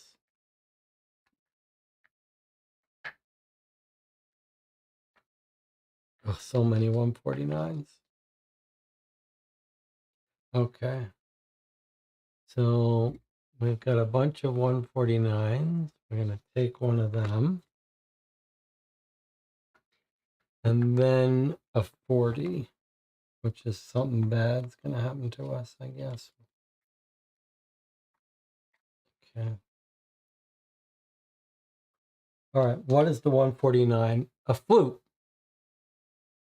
It's for bartering or music. But also, crack. You look up and see a fissure making its way across the ceiling, stopping halfway. Anxiously, you hold your breath. Huh.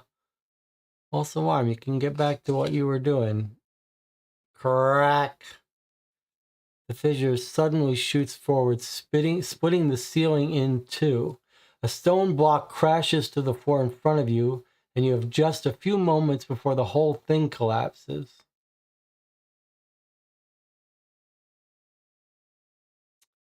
So we must try to run away. Whoa. We messed up. We can't free this guy now.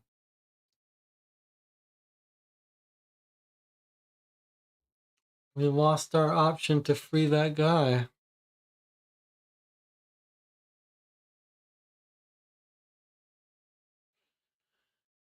You managed to escape from the room before the ceiling gives way, raining down a barrage of rocks where you were standing. If we succeed, whatever, we're going to banish the terrain, replace it with 32. Wow. If we fail it, we lose 2 health points, take a 3 card, which is going to make us wounded, and then still do it. Oh, that sucks. I'm sorry I did that to us. Oh, that's a shame. We were going to save that guy. Instead, we got them all killed, including ourselves. All right, well.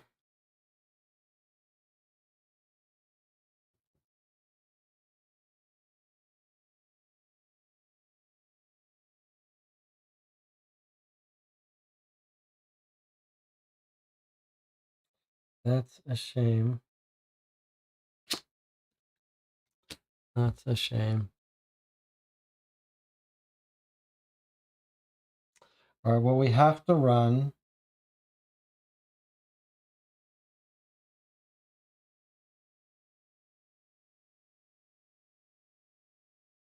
It's going to cost us 2 extra cards, too, because we're carrying this woman. We need 2 successes.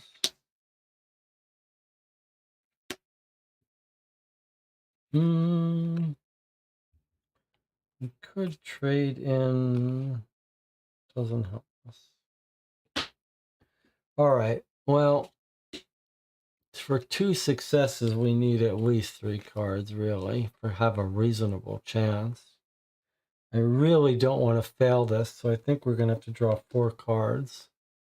Because failing at 2 life points, that's a lot. So we're going to draw 4 cards.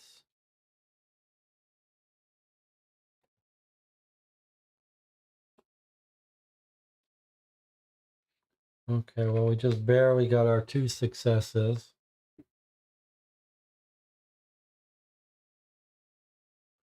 So we did succeed.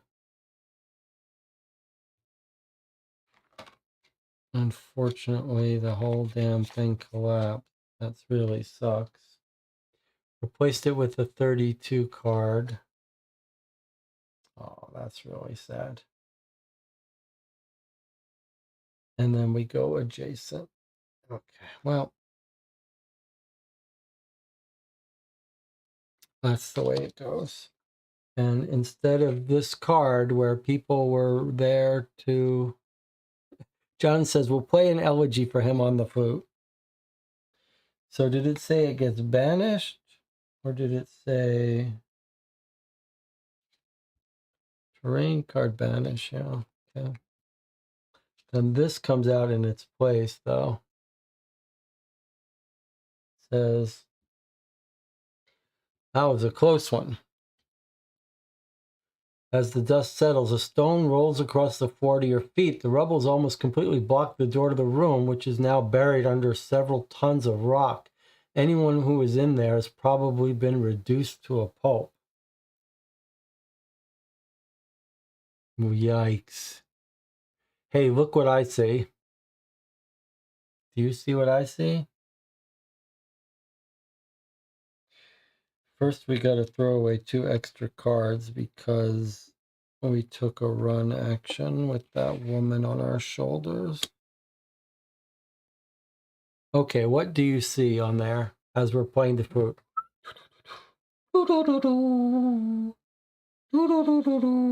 33, yes. Okay, so there is a 33. So we get to, this is how it works. Now, this is the first time you've seen this. We take our 33.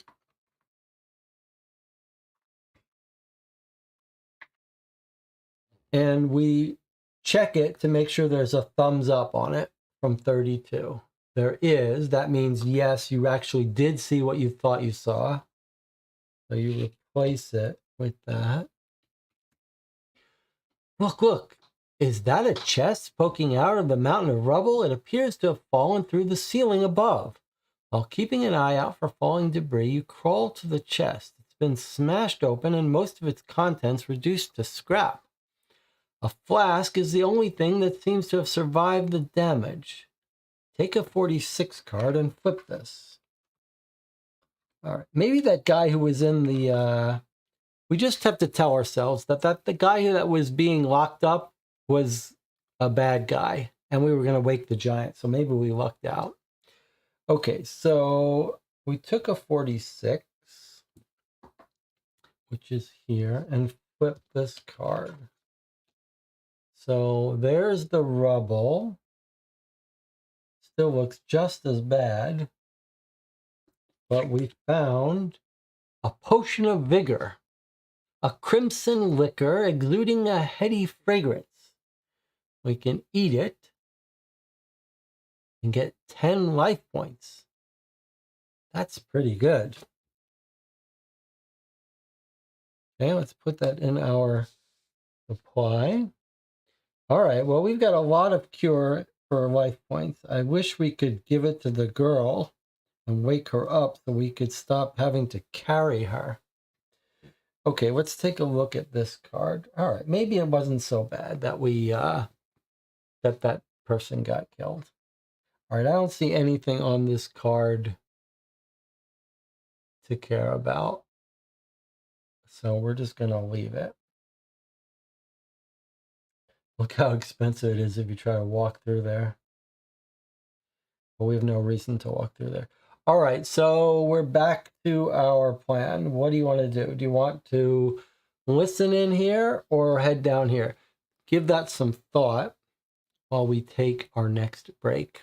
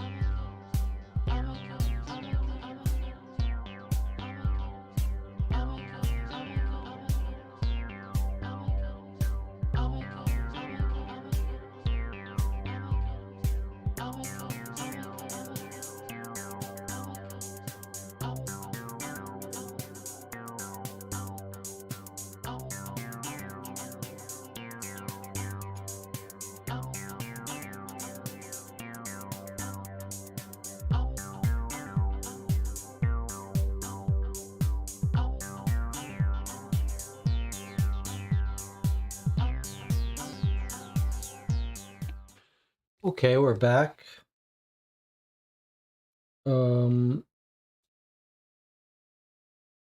I was just thinking about that mouse. If we could pull off the harder search 2 cards to get 4 successes. We need to find other cards to give us successes. A little tricky. Okay. Let us. Jonathan said, well, we're taking our time. We're being thorough. Let's go ahead and listen. So 43.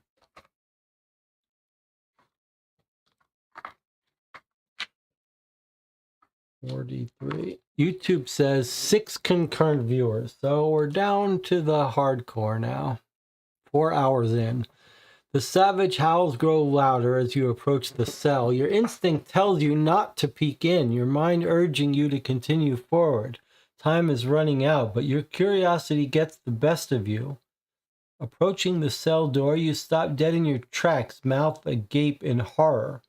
A prisoner wearing tattered clothes writhes in the grip of some insanity, screaming and slashing at his flesh. His skin is taut over a network of dark veins that are slowly dispersing black sap through his body. Oh, dear God, that does not look safe. You are familiar enough with this affliction caused by the spines of the blood flower to know that this poor devil is done for. All it would take is one push to end his agony. The individual resists your grasp, but you get the upper hand and throw him into the void. Take a 151. So the main thing here is that it's 6 cards, and we don't have a way to reduce. Well, we do have a way to reduce that. We could use our flail. We could use our flail to reduce it by 2. We would still have to draw 4 cards.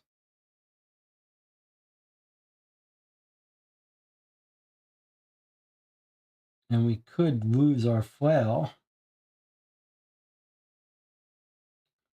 Flail is a very useful weapon for fighting because we can get ourselves 2 victory out of 2 success out of it. I don't know. What do you think?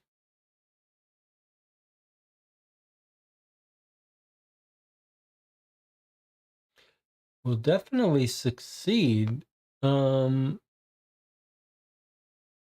It's just to end his agony, though.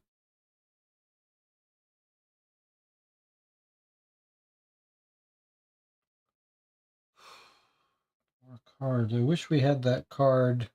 But we don't have to do it right now. It's not red. So if we use this to draw 2 cards from our discard, do we have any that reduces here? So we could grab this.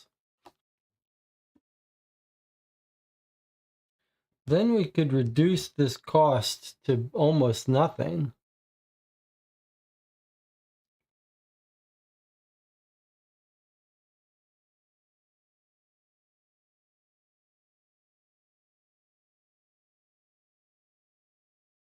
I think we should do it. Let's try it. Let's see what happens. So what I'm going to do is I'm going to use this card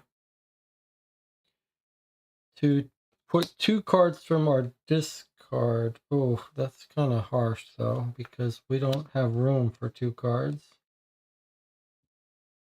We don't have to take them all though. This is useless to us. Okay, fine. So we're going to take these 2 cards and discard these 2. All right, so we used our thing that let us draw 2 cards into our hand.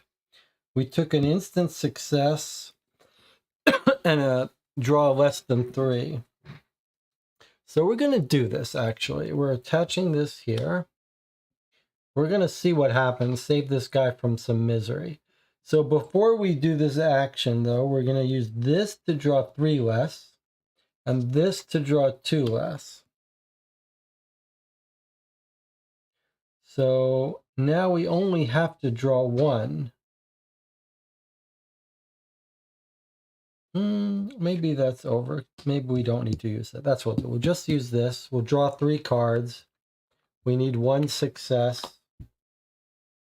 We're throwing this card out to draw 3 less. All we need is 1 success. There's our 1 success. In fact, oh, we did get 2 successes. Okay. So We succeeded. The individual resists your grasp, but you get the upper hand and throw him into the void.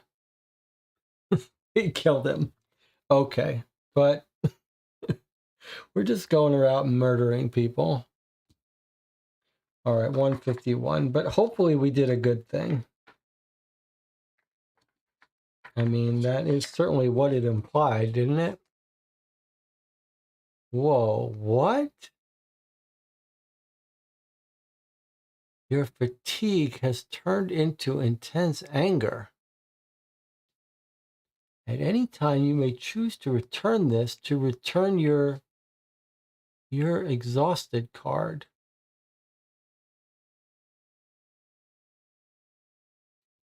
So look at this. We can, on any action, generate 3 fists. And, or use this to get rid of an exhausted card. So this is good. Nothing bad about this. And we ignore a monster that's got unsettling.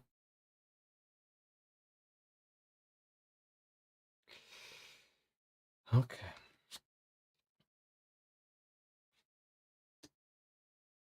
All right. That was worth it. I thought we were going to get some hope for our future, but okay.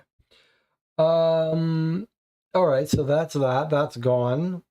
The only thing to do now is this. So here we go. It's an intemporary thing we've got to take care of. Let's see what it says. Damnation, a dark squash, stands right in the middle of the passageway. It has spat its deadly seeds all over the place. It would be best to avoid stepping on any of them if you value your feet. Count how many seeds lay on the ground and take the corresponding card. If you do not take the right card, you step on a seed and it explodes upon contact,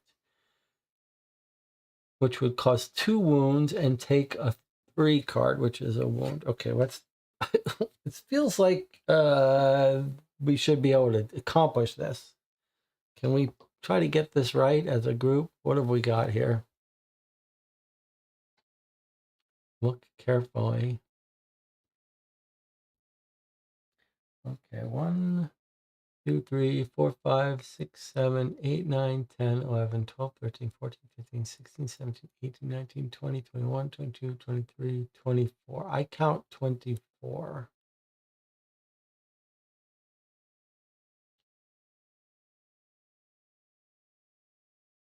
Let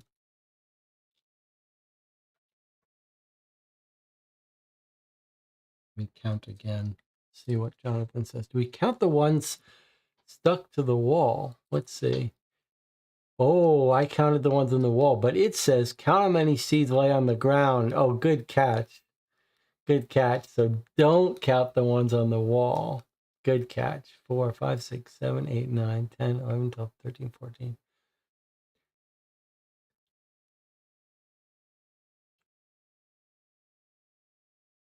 So 21. Okay, good catch, Jonathan. It says count how many lay on the ground. Good catch. Okay, so I'm going to look up 21, and if it's got a thumbs up, then we did good. Okay, here we go.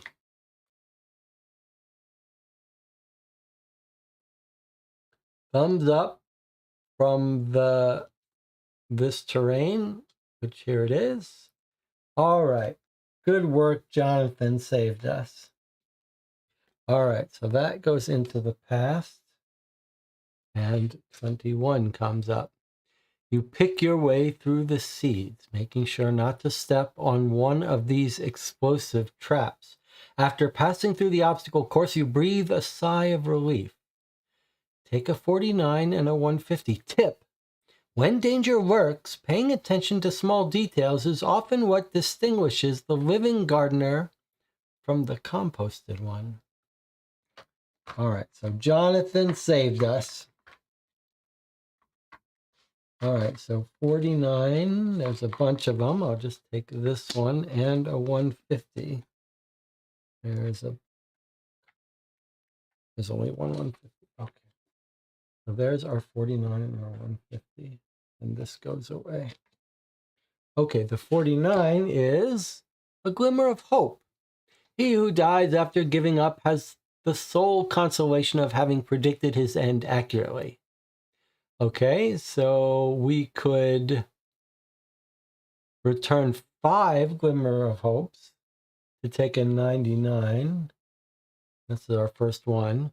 Or we could unblock a card. That's the first time we've seen how to unblock a card. Remember, some cards are powerful. You use them, they get blocked.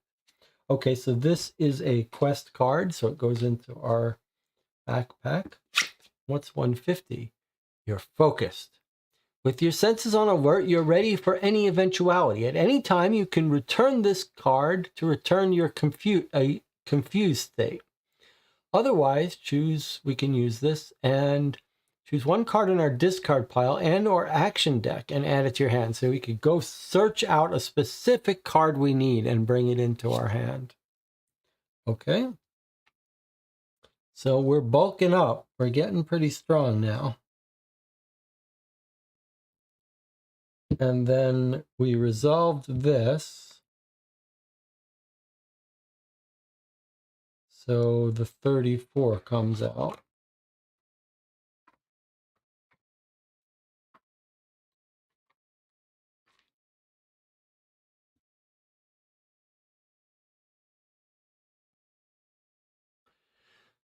You notice people gathering at the far end of the gallery. Several very agitated prisoners are standing at the top of the stairs leading out to the sacred grove. You overhear a few snippets of conversation. Whoa, look at all these people. So we must do that now. No, yes. We must do that now. The related, no, it's not an effect, it's here. An action that all the characters on the active player's train must get involved in. Oh, it's not that we have to do it now. It's that...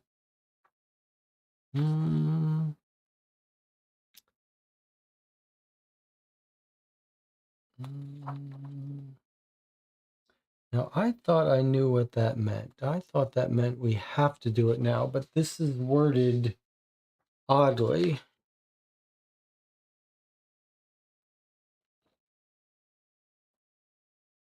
Mandatory action must get involved. But it's not a temporary card. That's a little confusing. Must immediately get involved. Okay, so we must immediately do this. If there were multiple players, all would have to be on this train before we could do that action. I don't think that's quite right. I don't think that's quite right. There is a here, this one is that. The staircase. This Okay, guys. Okay. Got green screen, you got overlays, got a million different things going on. All right, let's look at this.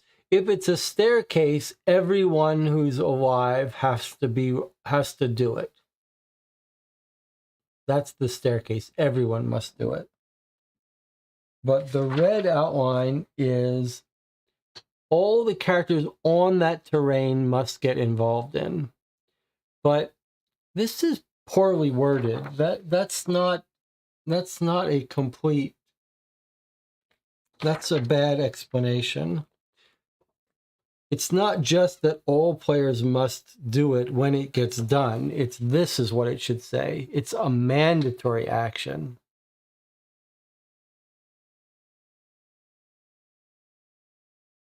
Must get involved When it can be seen on the terrain card, all characters on that terrain must get involved in the action, provided it can still be taken. The involved characters choose which of them is the active player. I don't know why. I don't know why they can't. I don't know why they can't explain that better. Elsewhere, they explain it using the word immediate. That makes a lot more sense.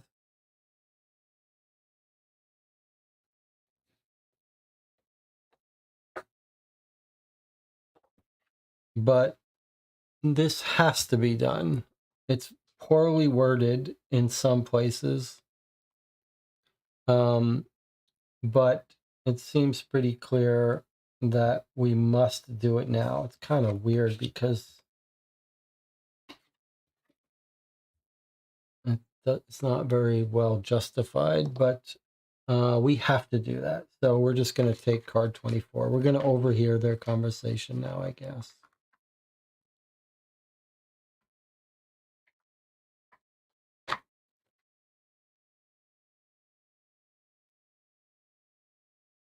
Okay, so this tells you where to put it. This is when he's got something like this, it's like a bridge. Only one character may get involved in the following action. So there's the seesaw symbol, which is jump or balance. So we're going to jump across. If you have a card with the weakness and are cumbersome, it becomes harder, which is what we have because we're carrying this woman. So we could jump across, we land gracefully, or we cracking sound, pain, lose life, take a wound.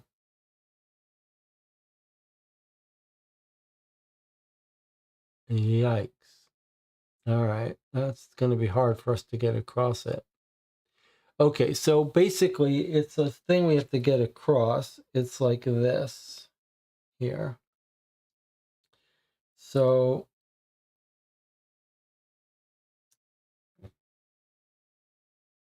we jump across it to location 41. It's going to be hard to do because we're carrying this woman. On the other hand, we've got one guaranteed success.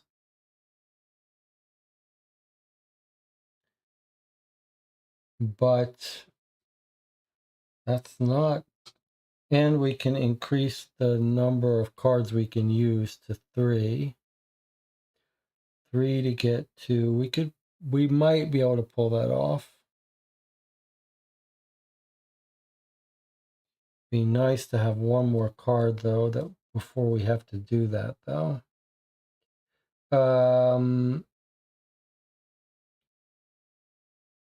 Did we move down here?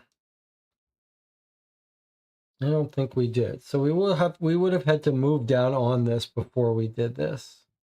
So that would be one card, which we get to keep, and then 2 cards because we're carrying this woman. Look at the top 3 cards, put them back in the same order. Okay, this is a great card. This would let us see if we could do this. So that's great. All right, now, so here's the thing though. If you jump over this, you don't want to have to jump back across. So we want to finish everything on this side before we go this way. So what's this symbol? The handshake. Greet. All right. So shall we greet these people? They don't look like they're the fighting type. They don't look like they're going to attack us. So I think we should greet them. 27. Hopefully they won't want to fight us. Several prisoners jostle each other in confusion on the landing where just moments ago there was the only staircase leading down to the garden level. We're doomed. We're worse off than a wurzel in a field of cornflowers. Shut it, Liam. You're as cowardly as you are ugly. Have you seen what's left of Mance? He was an arm's length from making it. An arm's length. So, we could talk to them and read a dialogue in the dialogue book. Surely we want to do that. But let's put this. We have to move all these cards up. Okay. Okay, so this goes here. All right, so surely we want to try the dialogue book. It's our first chance to do so. So spend 0, 0 successes, read number 10. So let's do it. Kind of exciting. The first time we're needing the dialogue book. Where is the dialogue book? Yeah. Okay. Banish this and read 10. All right, so this goes away into the banished cards and we read dialogue 10. All right, here we go.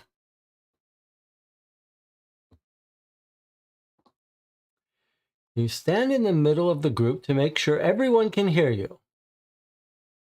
So we can speak in one of these three ways: authoritatively, diplomatically, or jokester.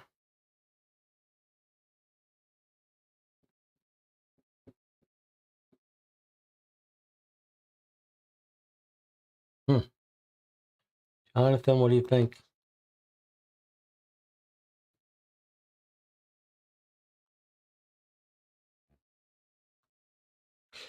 Feels like jokester might be our, yeah.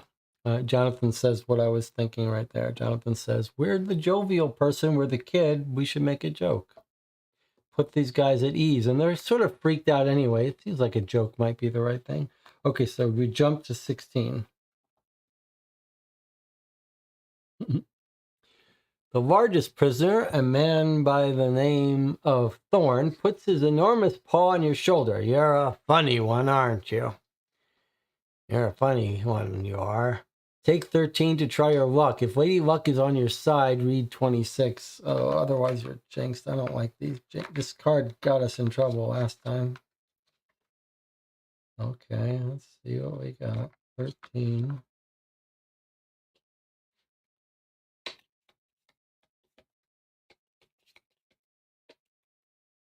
Okay, here we go. Lady Luck is on your side. Old Cider always said, if you escape an encounter with the burrower, go to the tavern and play dice or cards while fortune is still smiling. All right, Lady Luck. So we've gotten a bad luck and a good luck. Let me just see how many there are. Wow. Oh no, there's 3 good. Let me see if I can cover this up. There's 3 good ones. There's 2 normal jinx, and there's 1 terrible jinx. Okay. So we'll put the 13s back. That does not make me feel good. We got 50-50 chance, worse than 50-50. Okay, so Lady Luck is on your side. Read 26.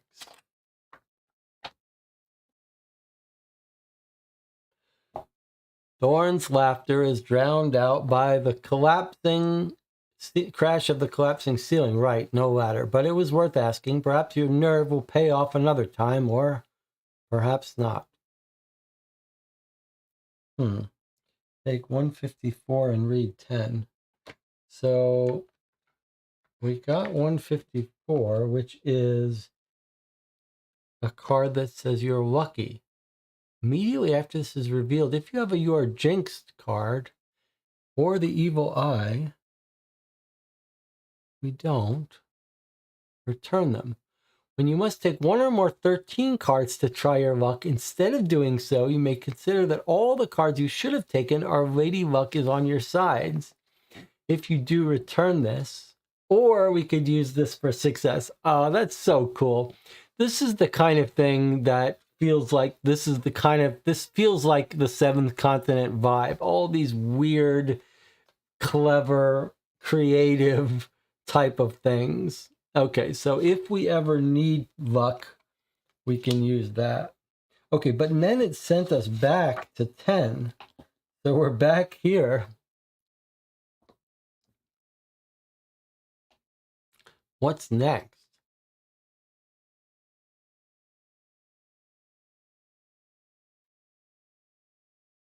It feels like it's time for us to take our life into our own hands. Jonathan wants to be diplomatic.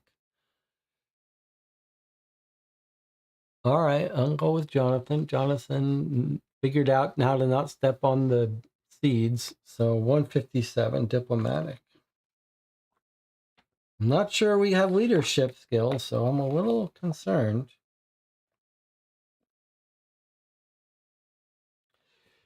The largest prisoner, a man by the name of Thorm, throws you a doubtful glance. You're a funny one, you are. Have you seen how far you'd have to jump? You'll finish in a broken pile, just like Mance. Take a look if you aren't scared of heights. He points down to the disjointed body lying below. Liam interrupts in a peck. Thorm's right. There's no chance we'll make it. We're all going to die in here. You're positive you would stand a better chance if someone else was already on the other side of the chasm to catch you. Looking around, you quickly spot two gardeners whose size and bulk make them ideal candidates for this mission. Now you just need to convince them to jump. Your job would certainly be much easier if Liam stopped demoralizing everyone with his constant whining. We can reason with them, intimidate them, or bribe them. So we do have provisions.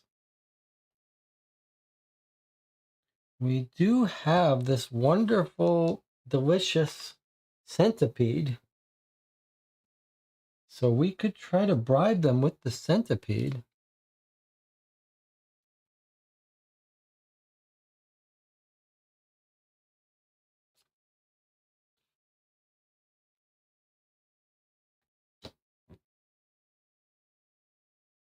Jonathan says bribe them. Okay, we're going to do it. We're going to bribe them. So we're going to discard the centipede. That's why we didn't eat it. We thought about eating it, but we decided not to. So we're going to get rid of this delicious centipede. And now we're going to bribe them to jump across to make it easier for us. Okay. So that was, where was I? Bribe them 14, okay.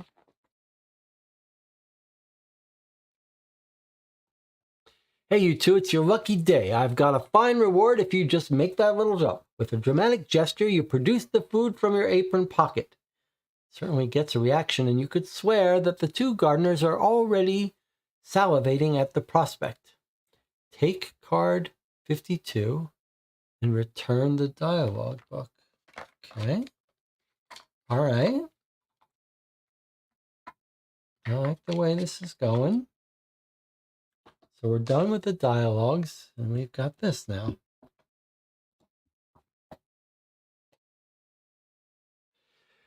Inspired by your speech, the prisoners compose themselves. There's no time for dawdling. Faced with a choice between waiting for death and gambling it all on survival, they have decided. Better to try and fail than to curl up and die.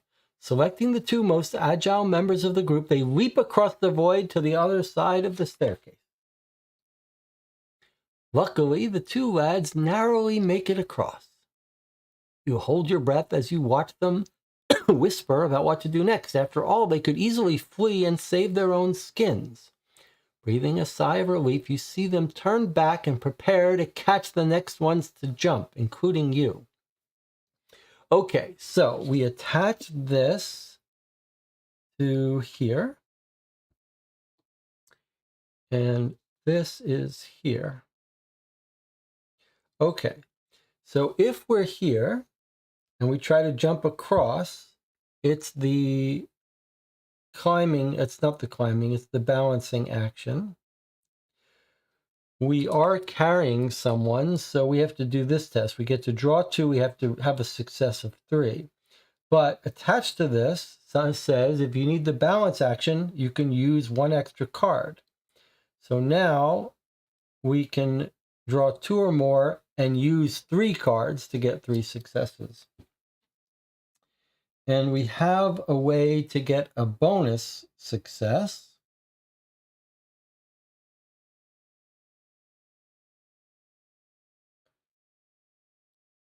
that would mean to bonus success, and we can keep an extra card. So, but to get 2 successes, we need to draw at least 3 cards. So we could draw 3 and use this.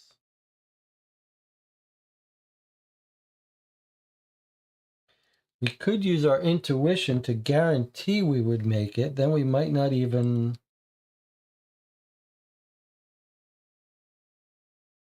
Then we would know how many we need to draw.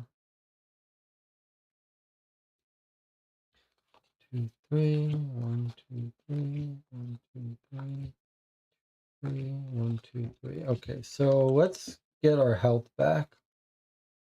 1, 2, 3, 4, 5. So not health back, we're losing health. So we're down to 26 now. We're getting kind of low here. But now we're at full energy, not health. Well, I guess we're a little more than halfway on our health. That's not too bad, I guess. Okay, so now let's think about it. What do we want to do here?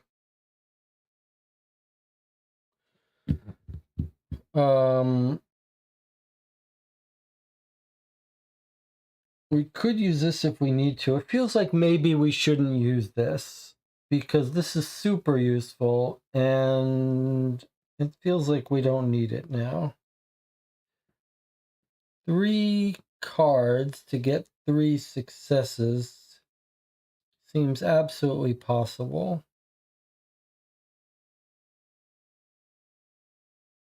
So I think we draw 4 cards here. 1, 2, 3, 4. We only need to get 2 successes. And then with this, that would give us 3. If we get lucky,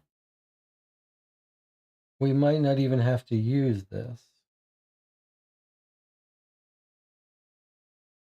I wonder if it would be worth drawing an extra card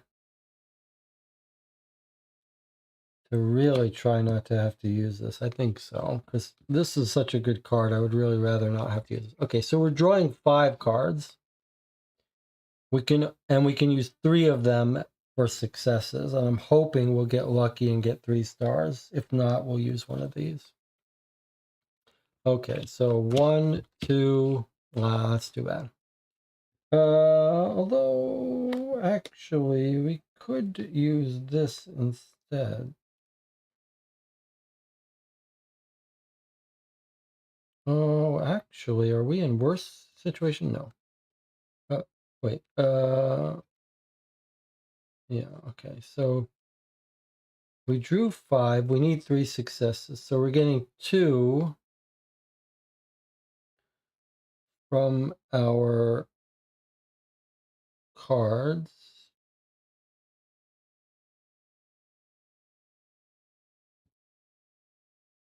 I suppose we could use this instead to use 1 more of these.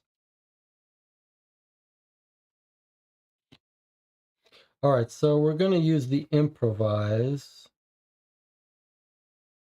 action to let us...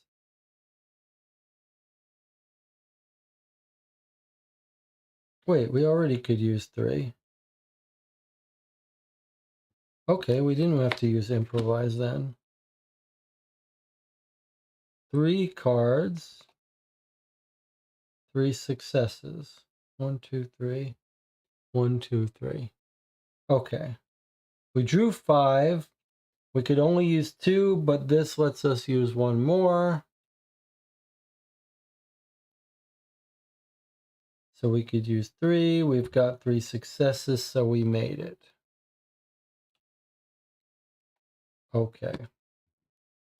So it says when you make it, you land gracefully on your feet, put a 41 into the space shown, and then move your figure onto it. Okay.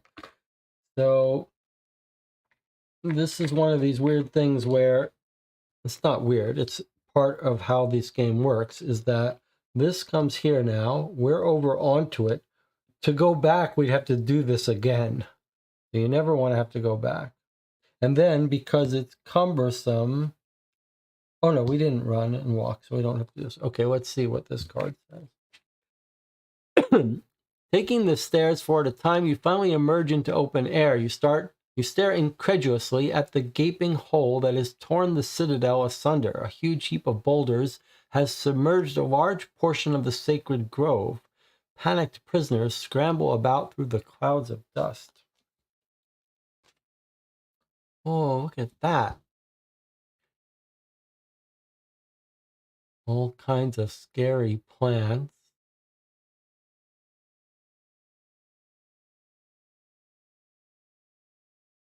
Any numbers anywhere? Any plants that match our crazy symbol? No. Okay, let's put this out. Let's readjust here, unfortunately.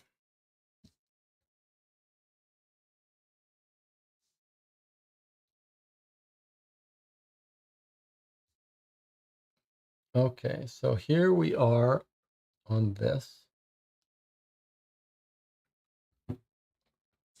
Now, we can look through this grove here, or we can visit this area here. I'm a little scared of those plants biting us. I don't know what else there is for us to do.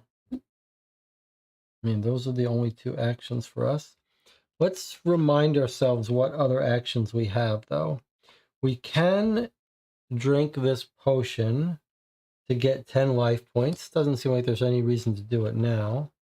We can get a success or use this to be lucky. Seems like we should keep this. We can use this to grab a card that we need. And we can use this to get super strong. Let's keep this one where we can remember it.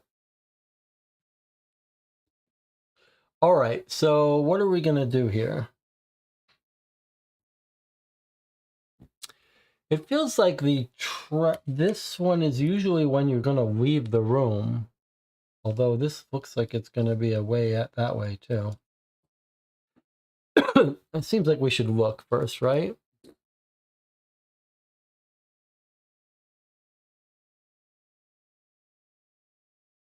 All right, let's look. Draw one card. An accurate shot. Card 38.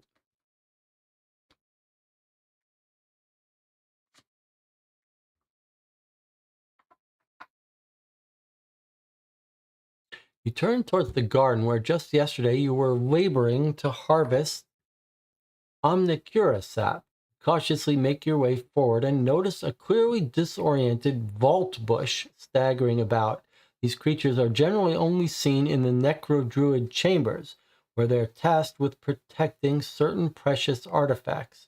This specimen seems to have been badly damaged by the falling rocks, given its contents strewn about nearby. How strange. The vault bush is set upon by a swarm of aggressive birds that must have smelled something tantalizing in its treasure trove. It retaliates by firing off a volley of deadly spines. You might be able to take advantage of the diversion to seize something of value. Okay, so you could do a sneak action, 3 and 3, and get some nice treasure. Or if we fail, though, we're going to get poisoned.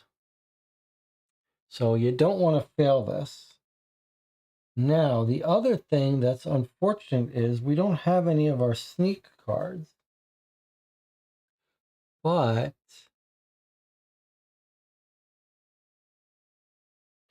3 and 3, that's very unlikely to succeed. We do have one guaranteed success, though, that we could use. And we have one extra card one extra chain we can use. So we could draw 4 cards for 2 successes. We'd surely pass it. Or we could look at the top 3 cards. Oh, it seems overkill. This is our discard. It's a shame we don't have some of our stealth cards.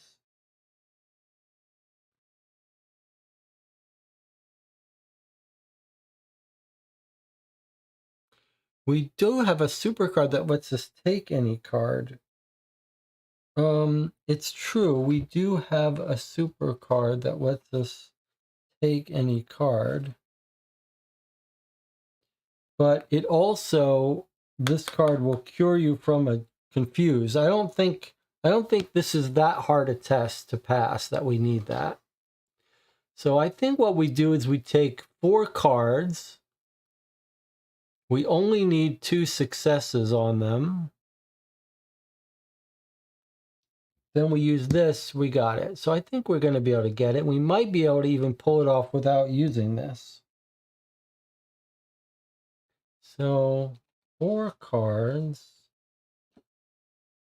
We might be able to pull it off without using this, but surely with this and this, if we need to, we can succeed.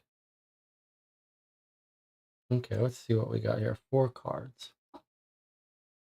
1 success. 2 success. 3 success with 3 cards. Well, that'll do it. We don't even need this one. Okay, the nice thing is we didn't have to use any of our special abilities. I like it. So 3 cards. We drew 4. We can only use 3 of them. There's the 3 we're using. We got our 3 successes. We don't get to keep any of these. But we do get a 350 and banish this creature. All right, a 350. That's the first card we've gotten as high as 350. So 350s are some nice treasures. Let's see what we've got here. You can see this whole game is sort of push your luck, figuring out efficient ways to accomplish goals. Whoa, look at this. Holy cow, look at that. You're carrying a volatile weapon as powerful as it is dangerous. When you reveal... Oh my God, look at that. When you reveal a "you are injured" card, roll a die. If you roll a 1, the bomb explodes. Lose 20 life points. So it's like an instant death. If you roll a 1 out of 6 chance, and you get injured. We don't know what card makes you injured, but some of the cards from doing some physical thing could cause you to be injured. Okay. However, look what it can do in a fight. 4 successes guaranteed. That is crazy. Okay. And it's a 1 weight item. It's pretty light. That's pretty amazing. Okay. So we just have to make sure we don't get injured. Or if we are about to get injured, we might want to up our health so that it stays above 20. 1 in 6 chance, though. Those are pretty good odds. I've just been watching, I got down a YouTube rabbit hole of learning how to play craps, which seems totally insane. Isara says, can we freeze the bomb? That would be nice, wouldn't it? All right. That was pretty cool. So that was our 38 that we brought out, right? And then we banished this.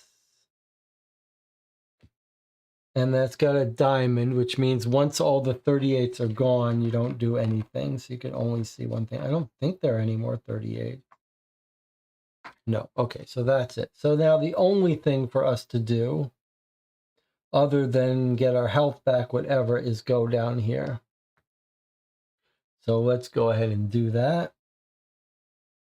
Can you read that okay, or do you need me to zoom in? 1 card gets discarded. We don't get to keep it. An instant success, and we get card 47.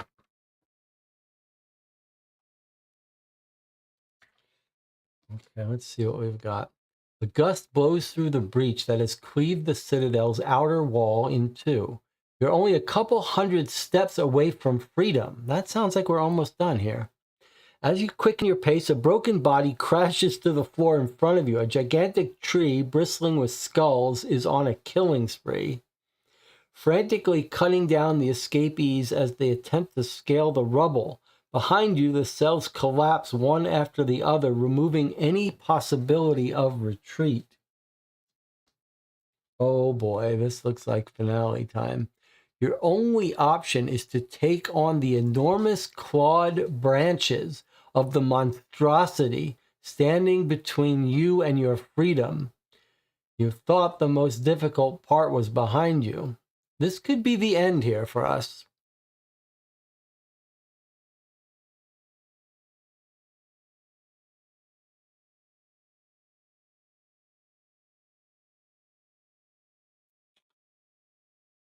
So it's going to need 3 fight actions to kill it. We don't have to do it now if there's anything else we want to do beforehand, because I think this could be the end of our scenario. Although I've said that with 7th Continent, and frequently it wasn't. So 4, 6, and 4. We have the bomb. We could kill it.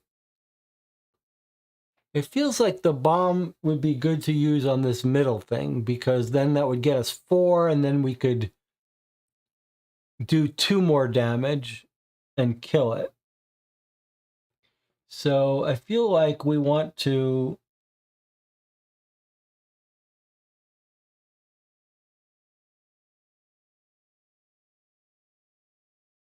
Although the penalty on this one is not so bad. It's worse on the one, but losing 2 cards is less than 1 wound. So... Oh, but look at this. Like, maybe this is the one we don't want to lose. I'm just thinking when to use the bomb. Like this one, lose 3 cards and take a 102, which could be a bad wound. So I wonder if, like, you got to think about where do you not want to ever fail. And I wonder if the bomb wouldn't be better done here so that we don't have to take a 102. Especially since we're only allowed to use 1 of our cards here. Yeah, I think we should save the bomb for this. But that means we have to do these on our own. However, we do have a bunch of weapons. It's all fighting, though. That's not our skill.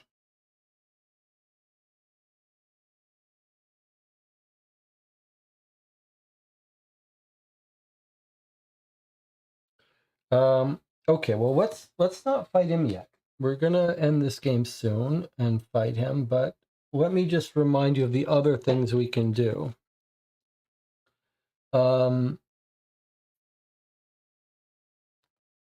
We can look for this mouse. It's not exactly a mouse. It's called a mouse with an ashy coat. So we haven't found this thing, so we'd have to do it the hard way.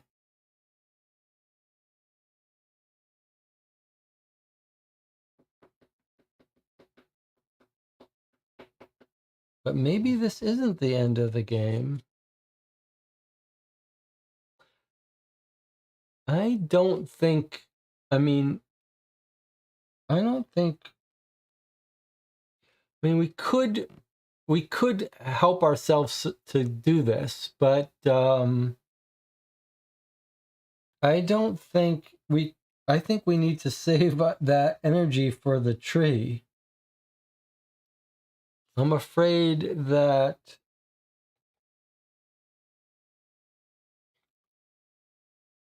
I'm afraid that if we use our cards to get the mouse, then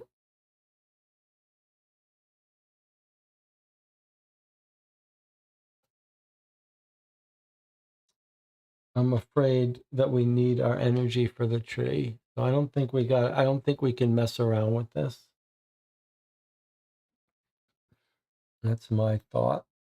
So I guess it's tree, but if the channel really wanted to try to get the mouse, how would we do it? If you really wanted to use all our work to get the mouse at the cost of getting really damaged while we fight that tree, we have to do this test. We draw 2 cards. We could draw like 4 cards and get 2 successes out of them. Then we'd use a guaranteed success to get 3. And then use something here to get us another card. So we could do it, but I guess I'm inclined to fight the tree first. And we should probably eat the health potion before we fight the tree, says Jonathan. Yes, I agree with that.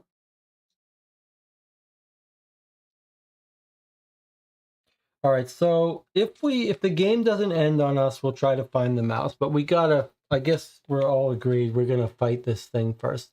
Any numbers on that or anything that we could use to do better? Not really. Okay, so before we fight him, we're going to take our potion of vigor.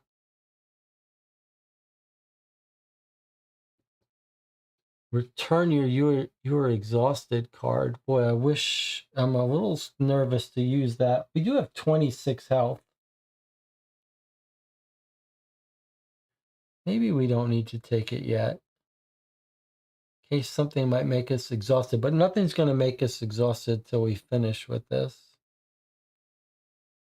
For all we know, the 102 might make us. I don't think we need to take this yet. The bomb's not going to blow up on us unless we get injured, and that's not going to happen with normal stuff. All right, let's see. How are we going to fight this guy now? 2 or more get 4. So we don't want to lose too many times because the 2 health penalty is very strong. Although it does let us take a card into hand. So I'm thinking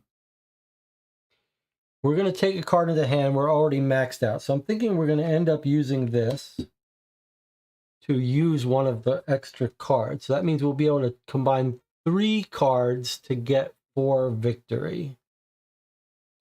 So I think the thing for us to do, oh no, it's a fight. Let's see what we've got over here. 2 less cards, we don't want that. 3 symbols, that's pretty good. We could use that, or we could get an instant one here. And we could combine both of these.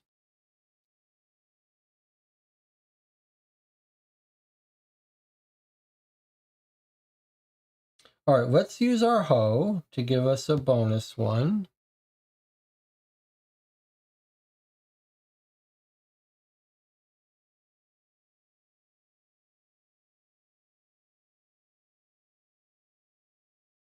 Don't think we need the flail right now. So this is going to give us a bonus one. And we'll use this because we're going to get to keep a card in hand no matter what. We don't even have to decide this yet. So I'm thinking we draw 4 cards. We're going to get to use 3 of them. With 3 of them, we should be able to get 3 stars. And then this gives us our 4th star. If we mess up, then we can use this. I think that's the right thing to do. Okay, so we should probably put a marker. We're using the hoe. We don't have to decide this right now. We just have to decide that we're taking 4 cards. Okay, here we go. Half a success. Wrong half of a success. Yeah. Okay. So if we take 3 cards, which means we have to use this. So let us take use an extra card over 2. That's our 3. Plus our 1 from this gives us 4. Okay. So there's our success. Too bad we had to use that. So we have, sorry, I should have put a 4 on this guy. So we knock this guy down all the way to 0, which means it jumps down to the next row. It's a success. Jumps down to the 6. We get to keep one of the cards. Okay, so of our 4 cards, which one do we want to keep in hand? Choose up to 2 cards in the discard pile to bring into our hand. That's pretty great. Here's a fight, which gives us a symbol and a star. That would work well with this. Or during the gear, no, that's not what we want. Draw 1 additional card and reveal it. That's not very useful. So it's either this or this. This is going to give us 1 success plus a little bit of another. I don't want these. But choose 2 cards in your discard is pretty good. What do we have that we would want?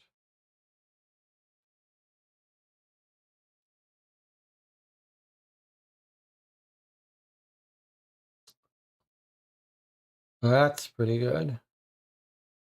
Oh, only if we have a card with projectile, which we don't have.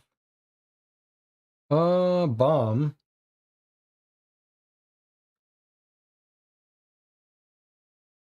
Mm, mm, mm.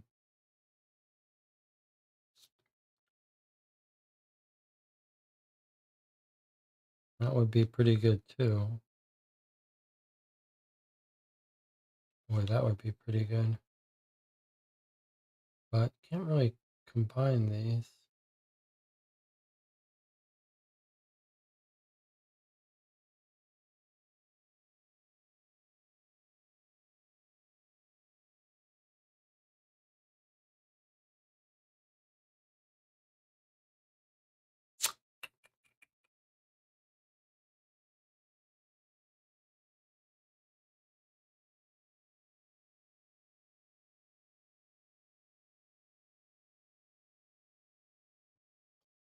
Not discarded.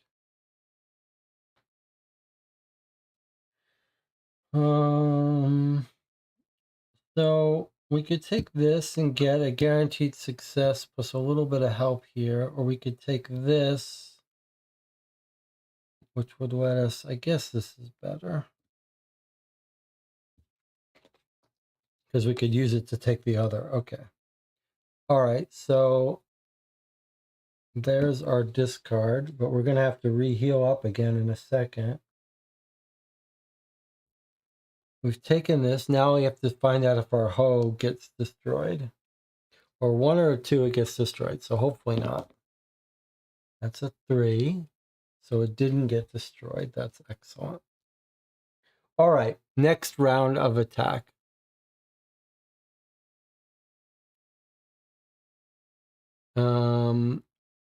We have to do 6 damage.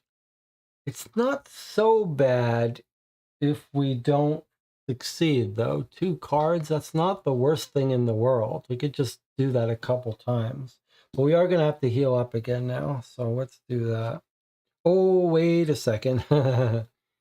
No, we don't want to do that yet because we want to use this to get these cards back before we recycle. So I think we need to do this now. Choose up to 2 cards from your discard pile, add them to your hand, and discard this. Okay, so we're going to discard this, or we're going to take 2 cards here. So what's going to help us fight?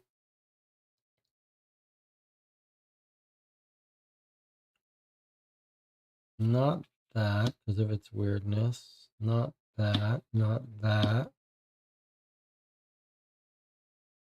That could be useful. No. Not really. Not really. This could definitely be useful. No. No. No. That could be useful. If you selected a card which is weapon, secondary here. That's not as good. Okay. So 2 cards. We're not going to do this one. I think we're going to throw away the lock picking. I think we're done with lock picking unless because we're out in the outdoors. So I don't think lock picking we need so much. So we're going to take 2 of these cards into our hand. This one, as long as we choose a weapon, which we are going to choose, this is quite powerful. So I think we should take this one.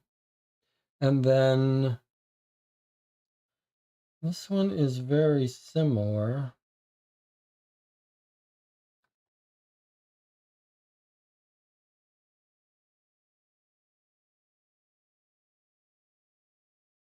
This needs projectile.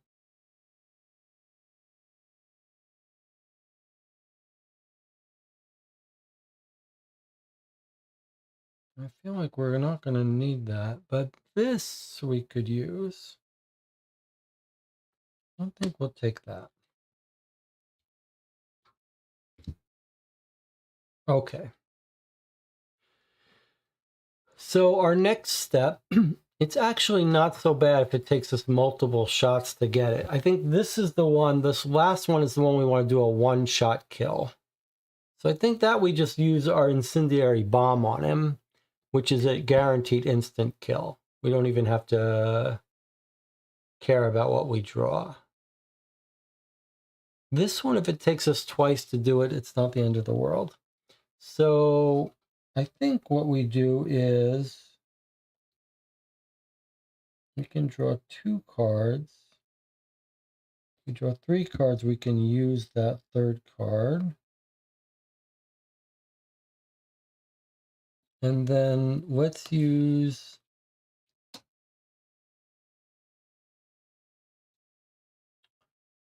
let's actually use... Oh, let's bring our health back, sorry. 1, 2, 3, 1, 2, 3, 1, 2, 3. 3, 4, 5. Okay, so 5 more health we lost, which brings us down to 21.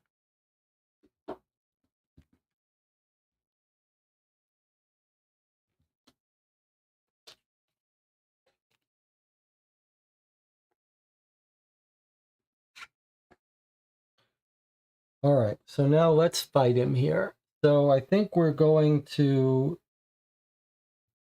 use our hoe to get us a guaranteed one.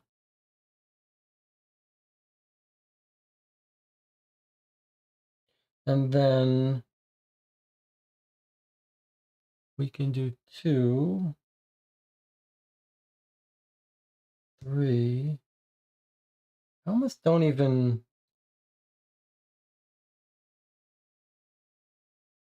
Well, sure, let's use the flail too. All right, so I'm going to use both of these weapons. Trinket, secondary, and weapon. That's fine. I can use both of them. They don't have overlapping keywords. Okay. And then we can decide to do this later, but let's draw... According to the rules, we can draw as many as we want, or at least 2, but we're going to be able to use at least 3 if we use this. Maybe we draw 4. We can use the best of it, and these symbols we can use on all of them.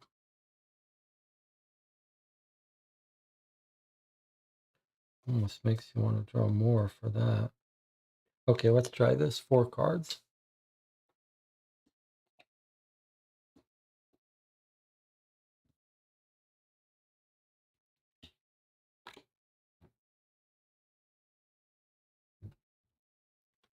Okay. So if we, where is this? This is our discard.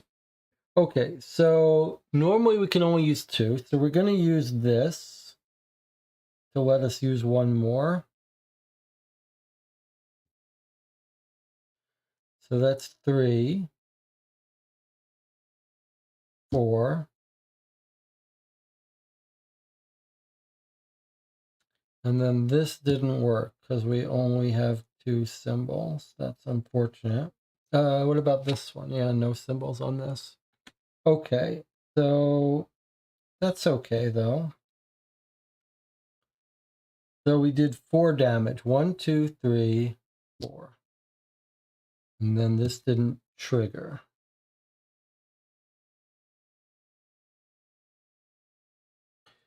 Could I get us to 6 if we wanted to? That would be 5, 6. So if we used both of these cards, we could do the 6.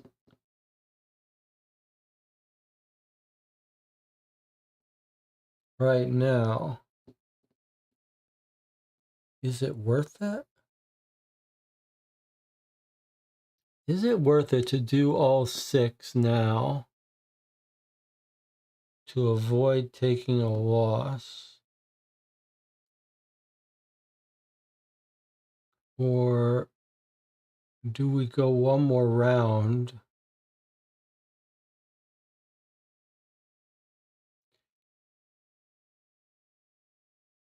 John says the green screen card is sort of blocking the cards. Sorry. Okay, so we've got 3, 4.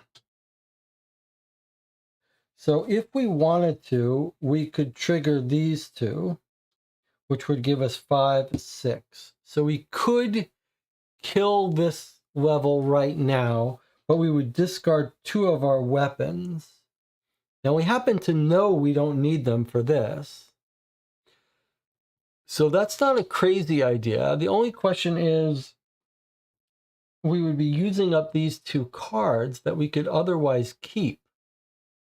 And the punishment for failing this is just 2 cards down from here. And we would get to keep one of these cards.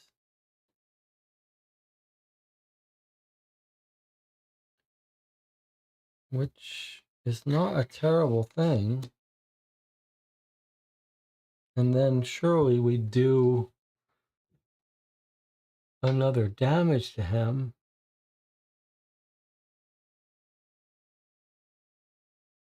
I think, oh, the top down is freaking out a little bit. Where are the cubes? Why is it doing that?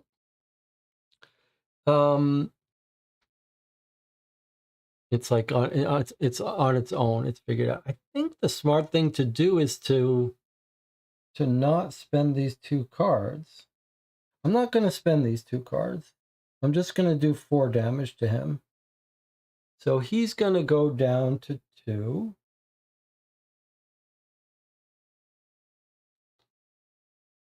He's not dead. We're going to do the penalty here, which is 2 cards off this deck goes in discard. We did spend this. This is in discard. And of the 4 cards we drew, we get to keep 1.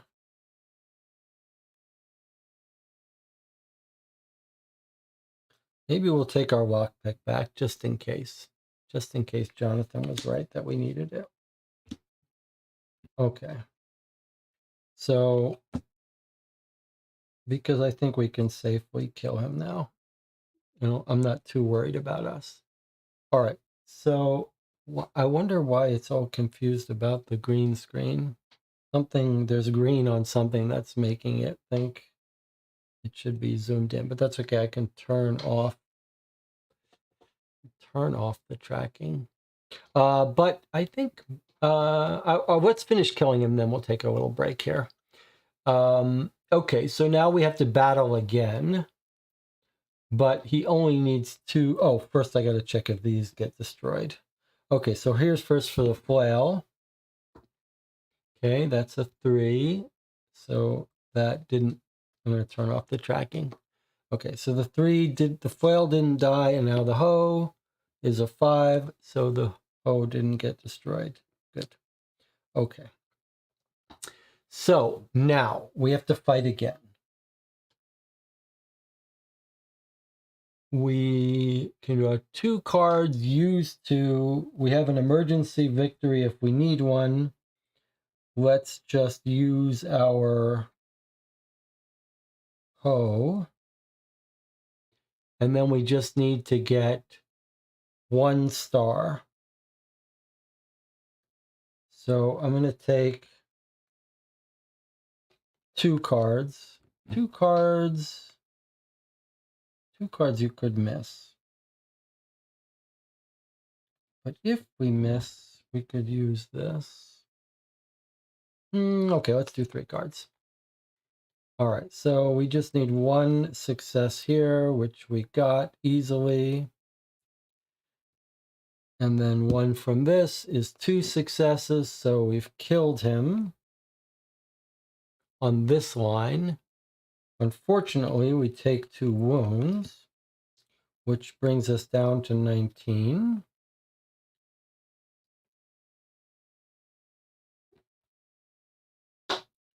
We did have a card that would let us block that. Maybe we should have done that.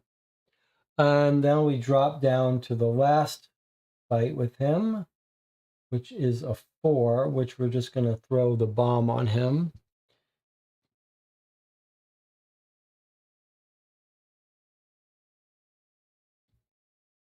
Anything else we have to do? We used this again, so we have to roll for that to see if that got destroyed. It didn't, so we're all okay. All right, so we are going to beat this guy in this next battle. But why don't we take a little break before we throw the bomb at him? And maybe we should heal up just in case the bomb explodes on us. Although technically it can't really, but you never know what could happen. All right, let's take our break here. We've been playing 5 hours. We'll see if this dialogue gets us to the end game. We're just about there. I'll see you in 8 minutes.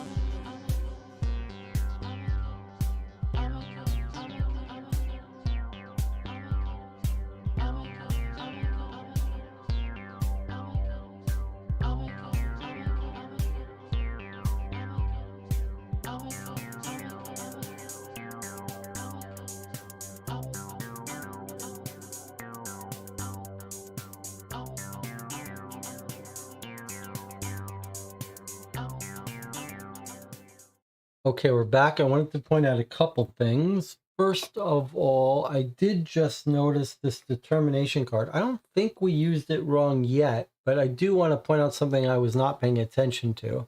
I was saying that in an emergency, we could use this after we draw cards to get a success. But look what it says. You have to use it during gear setup before you draw cards. So you can't just hold this in reserve and if you need it, use it. The rest of these you can. But yeah, okay, so there's that. That can't be used after the fact, has to be used during it. And I was thinking, well, we're not going to have this blow up in our face, but maybe since we're down below 20, it would be smart to drink our potion of vigor and get ourselves back 10 points. So let's just do that. So we're going to drink this to go back 10 points from 19 to 29 now. All right, so Potion of Vigor gets discarded. Now, we're going to blow up this tree. I would like to try to find the mouse. I don't think this is quite going to be the end of the game, and I think, now that I think of it, most of the way the thing ends is you climb up the stairs together. So I think it's going to give us another chance. All right, so this is a 4 and 1. We're just going to prepare the incendiary bomb, which is going to do 4 damage, because we don't want to miss this. So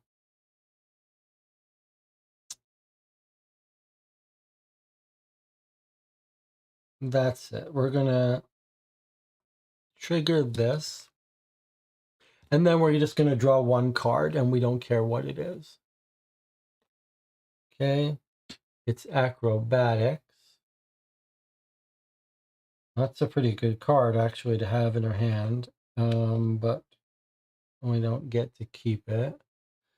This does 4 damage and kills it. Blows up on the tree and burns the tree alive.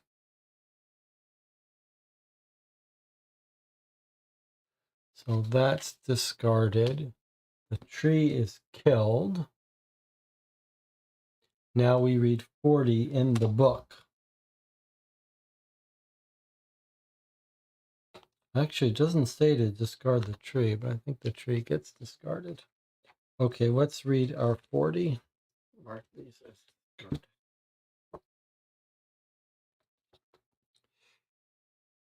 Let's hope that it didn't come back to life or something. Oh, look at that. Looks like it's over.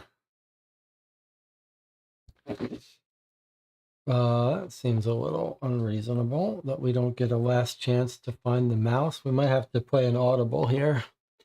The tree recoils, folding up its long, gnarled branches into a sort of protective cocoon. You hesitate for a precious second, fearing a ruse, but the abomination remains immobile. You're certain you have defeated it. Hurrah! The survivors cheer you, raising their makeshift weapons and fists in support. Hurrah! With one last effort, you clamber up the mound of rubble that stands between you and escape. Discard all the cards on the board. Open the introductory scenario entitled A New Beginning, where the bookmark is, and read the epilogue to end the scenario. Well, that was strange. So we did defeat it. Now it says to clear everything out. So let's, assuming that it really is the end of the scenario, we didn't need to eat up that vitality. Let's ask ourselves if we want to allow ourselves to do this. Do you want to try and get the mouse? Jonathan doesn't have. We need to get 4 things. Well, what would we do? We'd use this one for one of them.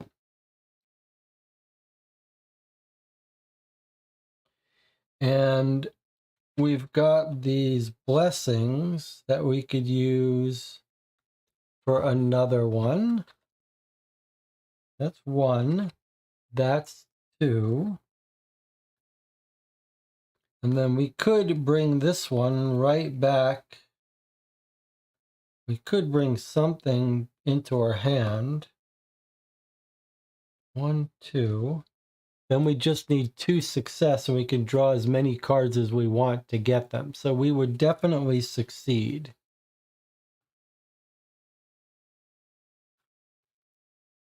We wouldn't even need, but we'd lose our blessings. I think we should do it. Let's do it. We were thinking about it for so long. We've got plenty of health. All right, so we're going to tap this right now to get us 1. And we're going to tap this right now to get us 2. Now we just need 2 more. And we can draw as many as we want. So if we draw 4, 1, 2, 3, 4, we could draw 5. And we'll surely get 2.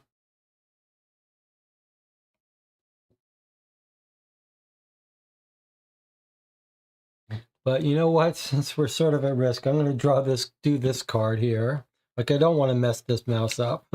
Let's just look at the top 3 cards and see if they'll be enough for us.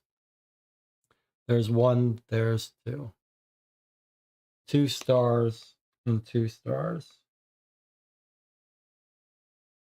We actually wouldn't even have to use this right away. So I think what we'll do is 2, 3, we need 4. Okay. So I'm going to put these back on the thing.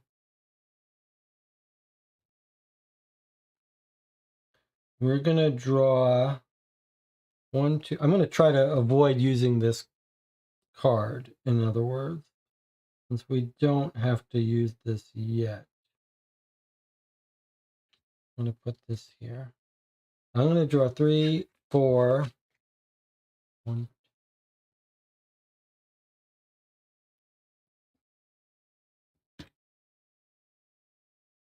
5. Take health away. Okay. We're going to draw 6 cards. We're going to try to get this. Oh, we can only use 2 of them.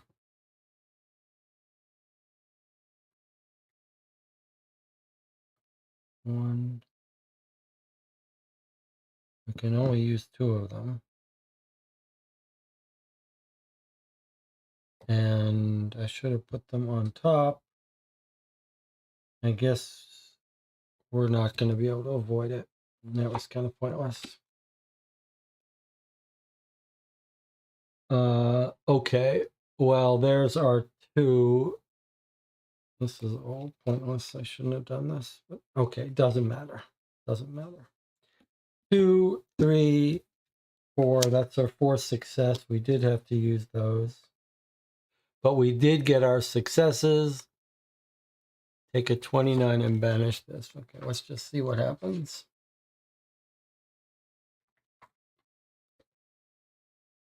You freeze when you hear a brief, sharp squeal. As soon as the small silver shape rushes across the room, you pounce on it. Walda, you caught a gray mouse.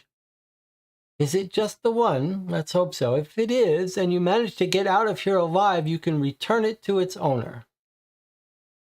So we could eat it if we wanted for 3 health, or we could just take it with us. And that's what we're going to do. Unfortunately, we had to get rid of our where you are lucky. So let's hope this game is over. Otherwise, we have done some bad things.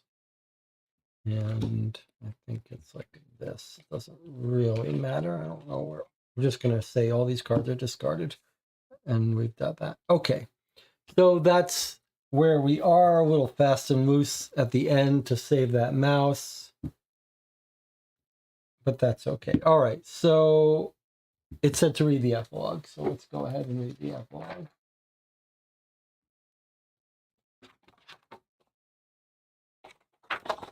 All right, 5.5 hours in. All right. Conclusion.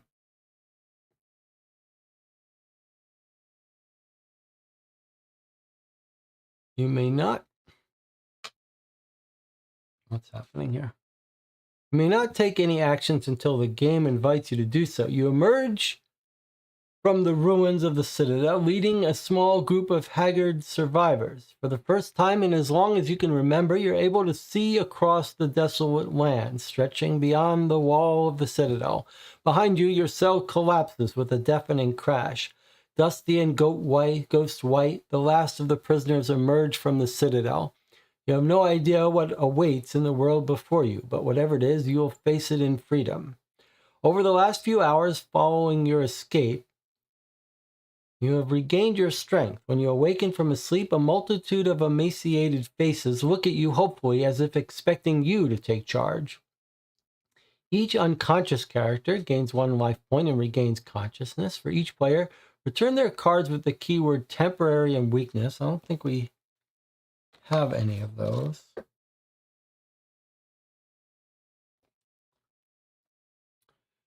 Discard cards in your hand. Unblock anything that's blocked. Shuffle the cards from their discard pile back into their action deck. So, discard cards from there. Everything gets cycled back. Okay. Fine.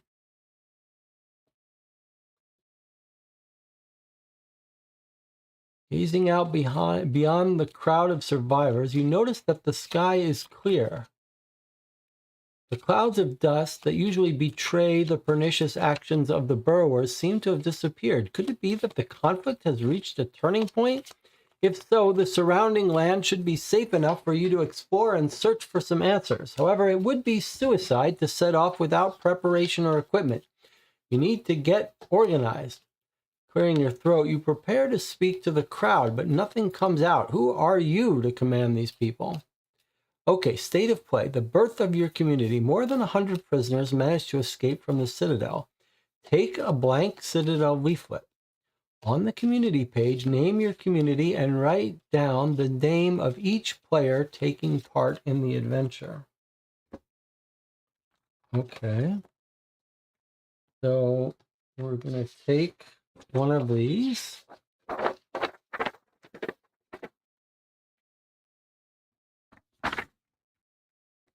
All right. And the name of our community. Players taking part in the adventure. Is this us as players? All right. Who is in the channel? If you speak up and you're in the channel, you might get yourself put in this list here. Anyone have any idea what you want to name it?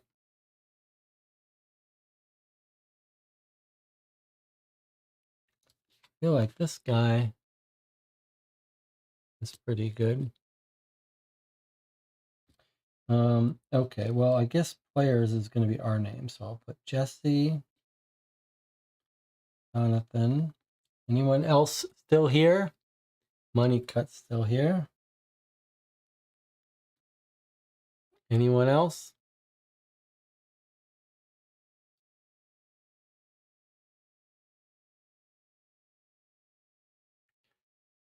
Name it for the guy who died in the stocks. We don't know his name. I'm going to put Isara in here too, because Isara was here for a big chunk of it. And then, I mean, the character was Arthur, so I'm going to write down Arthur here, even though that seems like a character. Isara is here, so Isara got added. Okay.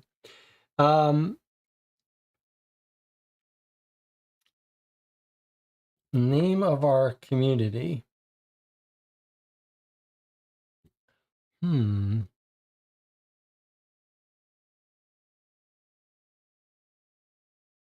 going to call us the Mouse.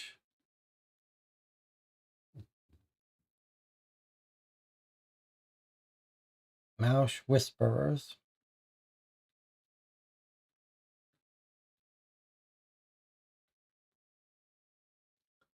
Mouse Whisperers, because we leave no mouse behind. We find all the mouses. All right, now, is that all we're supposed to do? On the community page, name your community, write down the name of each player taking part in the adventure. Okay. Next, if you have an objective card that is objective number 2, return it and read 33. Otherwise, read 22. An objective card.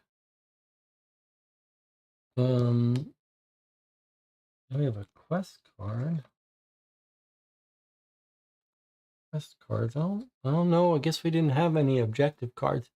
Hey, look, there's the mouse. Okay, otherwise read 22. All right, so I guess we got to follow this in order. Objective card, huh? Okay. All right, so it says, because we don't have objective card 2, we read 22. Was that something we could have found and we didn't? It says, a group of prisoners lifts you up and carries you in triumph. You have saved many lives by defeating the tree. Not only will the prisoners sing of your epic battle, but they will be invaluable in helping you set up a camp on the outskirts of the Citadel. We got +1 barrel, +1 helmet. Take a 99 card and return the dialogue book. Okay. So 99 card. There's a bunch of them.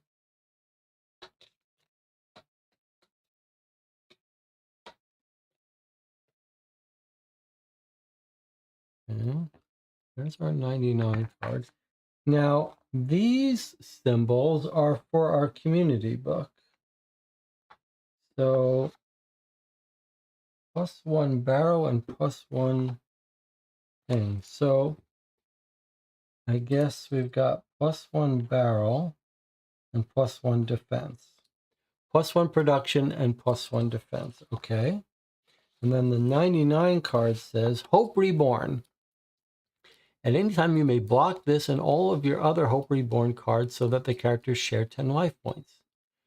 Or we could take this action to check destiny things. Okay, I'll just put this in with our others. Okay. Next up, if a character has the Walda card, banish it and read 91. All right, so we rescued the mouse. Now we're sending it to be banished. Is this one supposed to be banished? Return this, not banish it.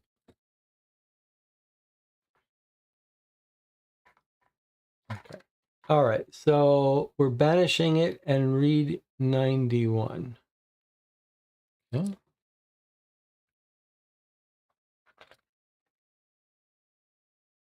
Feels like it should have properly given us a choice to do that mouse before ending the game, but we would have done it if we had any doubt.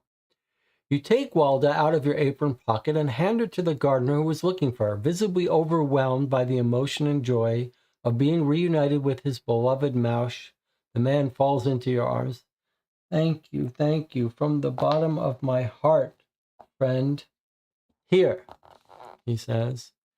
As a sign of my gratitude, I came across it by chance while fleeing a hail of rubble in the sacred grove. Take a 99 card and a 149 card. Okay, so another 99 card. And then a 149 card. There's lots of. Okay, let's see what these are. And then return the dialogue book. Okay. So 99 is more hope. And 149 is a mirror for bartering. Okay, Hope Reborn and a mirror goes into our thing.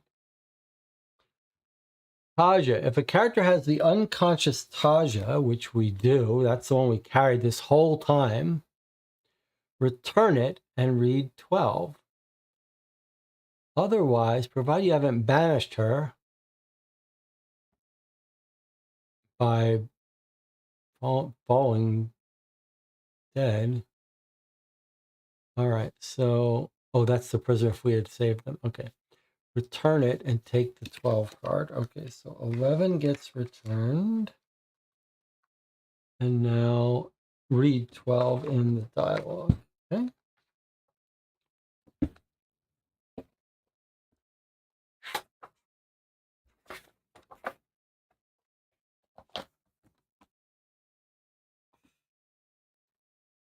Haja gradually comes to. She sits up with a grimace, but does not seem to recognize you. By Shentai, what happened? She stammers as she sees the gutted husk of the Citadel. The shock is so great that you fear for a moment she will faint again. You gently pat her hand as you tell her of your recent adventures, from your manic escape through the collapsing building to your epic confrontation with the frantic tree. If I understand you properly, then I owe you my life and my freedom, she says in a faltering voice. As if to change the subject, she calls out to a gardener she knows. Hey, Bayal, how many survivors are there?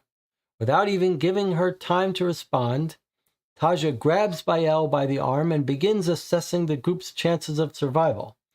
Taja is esteemed by all and will be a valuable asset when the time comes. So we got +1 crown and 2 99 cards.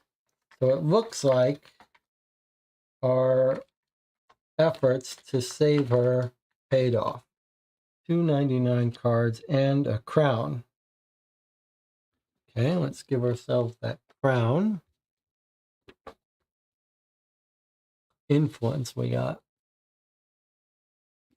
Okay, and what were the 99 cards we got? Hope Reborn and Hope Reborn, just as Jonathan predicted. 2 hopes, exactly what Jonathan predicted. Okay, now, the prisoner. If it is available, banish a 439 without revealing it.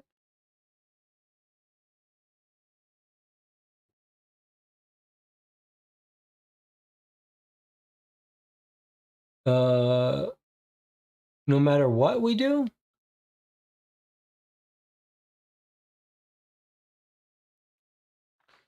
Oh, you know what? I guess if we had rescued the prisoner, we would have had 439.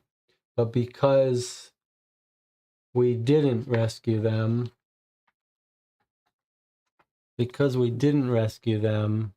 this leaves the game. That's a shame. That's a shame. Okay. Okay, if you have objective card that is objective number 1, Ratgo, that was the thing that would have made the mouse easier to get, but we never found it. All right, now we continue, I guess. 1 season has passed. Under destroyed canvases piled up against the rampart and in the gutted alcoves, the survivors approach their breaking point, torn apart by tension and hunger. You have no choice but to present them with a project full of promise.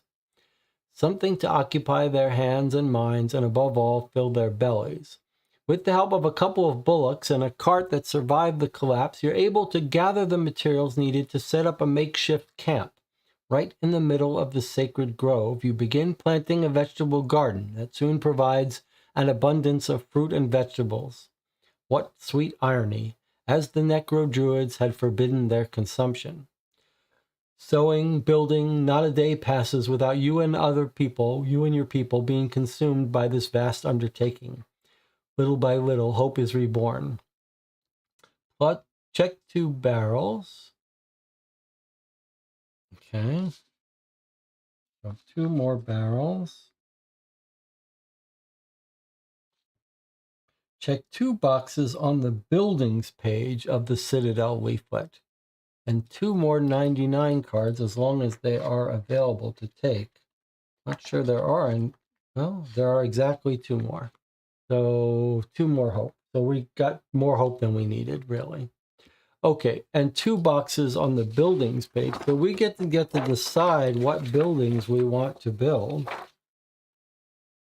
So let's do that in a second. At the end of another day's work, you contemplate what has been accomplished, what you have accomplished. The dwellings extend well beyond the Citadel's walls. Soon the common room will be filled with lively conversations and laughter. All of this in a little less than a cycle. As the last rays of sunshine disappear, you have to face the reality that in spite of all you have achieved and the lives you have saved, this is a tenuous victory.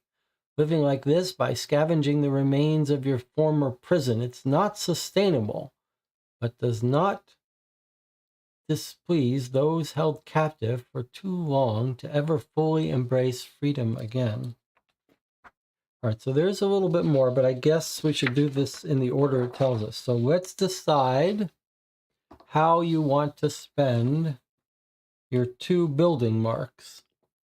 Feels like it would take some time to think about this fully, but we can make, we can make 2 marks.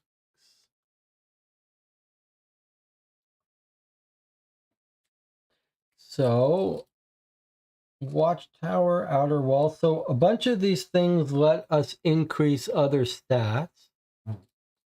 Then we could build a place of worship and take cards, 49, which are more hope. You can build an apothecary to get a, what is going on? Okay. We can build an apothecary to get a potion. We could build a pen to get animals, gambling den, library, an arena, dispensary, a tavern, an herbalist shop.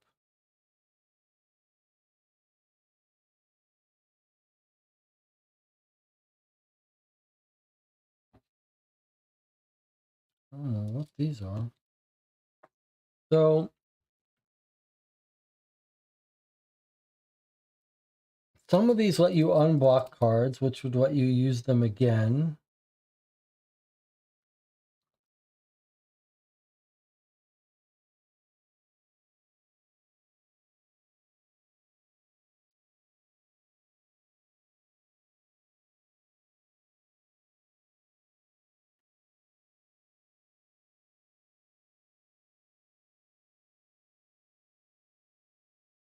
So we could split them, but it makes sense, it feels like, to build.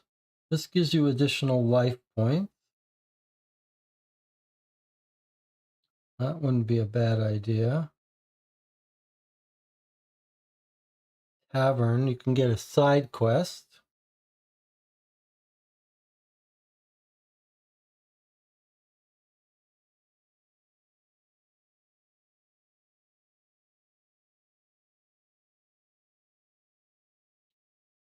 I guess the ones that appeal to me most might be, let's think about it in terms of a fun standpoint, not in terms of health. I don't know what these are, but these seem kind of interesting. The academy seems interesting because I think when you upgrade skills from the destiny tree, you have more to choose from. Where's the academy? When you check a something symbol, randomly take an additional 4 advanced skill cards to choose from. So it gives you more choices. Gives you more choices. Okay, that's reasonable. These are some special goods, 234s, 345s.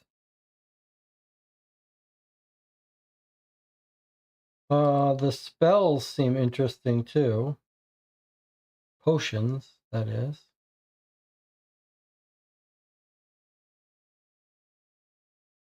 Animals.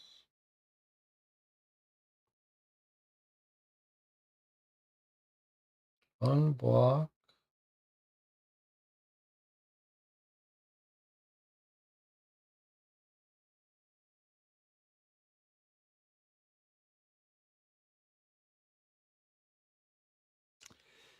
I'm up for anything. Jonathan, you got a strong feeling?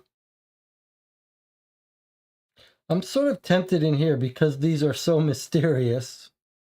234, 345s. Like if we did these and they were good, we could do more of them. And I am interested in the spells. Academy, you get more cards to choose from. I guess I'm not as interested in that, although I guess if we let us find a skill we really liked. Side quest would be quite interesting too. Side quest, tavern, or 234. All right, tell me which one of these two, Jonathan, do you want? Tavern for side quest or a mystery?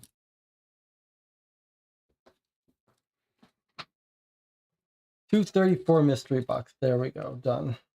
Immediately after it's built, take all 234 cards, choose one, write its title above, and return the other cards. Okay, so that's what we did. So it says take all the 234s. Okay, there's only 2 of them. And we get to choose one. They're like unique buildings. So we could build an arcane well. One day a timid girl pointed to the ground and said, "We must dig here." And something told you to listen. Today a well bores into the bowels of the camp to a source of arcane energy which imbues some magically sensitive beings. Okay, during preparation, you can take a 246 or unblock an apprenticed arcanist card without losing any life points. Okay, so that's weird. Plans and Mechanisms Guild, we've heard about them. Antos has recently joined the Citadel. This quiet man is a member of the Plans and Mechanisms Guild. He passes on his knowledge to young recruits so they can solve problems in the construction of buildings. You can take a 266 or unblock an apprentice engineer's card without losing any life points. Apprentice engineer or return apprentice engineers so that they stay at the Citadel to help you build a building. Well, which one, Jonathan? Plans and Mechanisms Guild or the Arcane Well? The Plans and Mechanisms Guild are in the glossary somewhere. A guild of engineers focused on blueprinting and theoretical experimentation, which made no significant contribution in the fight against the burrowers, mysteriously supplanted the old Machinists Guild.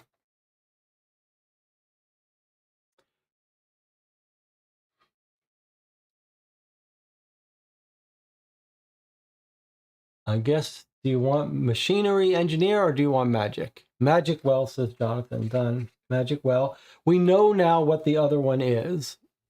So we can put this 234 back. We're taking this one, the arcane well. It tells us to write it in here. Arcane well. And then we think the other one is the machinists.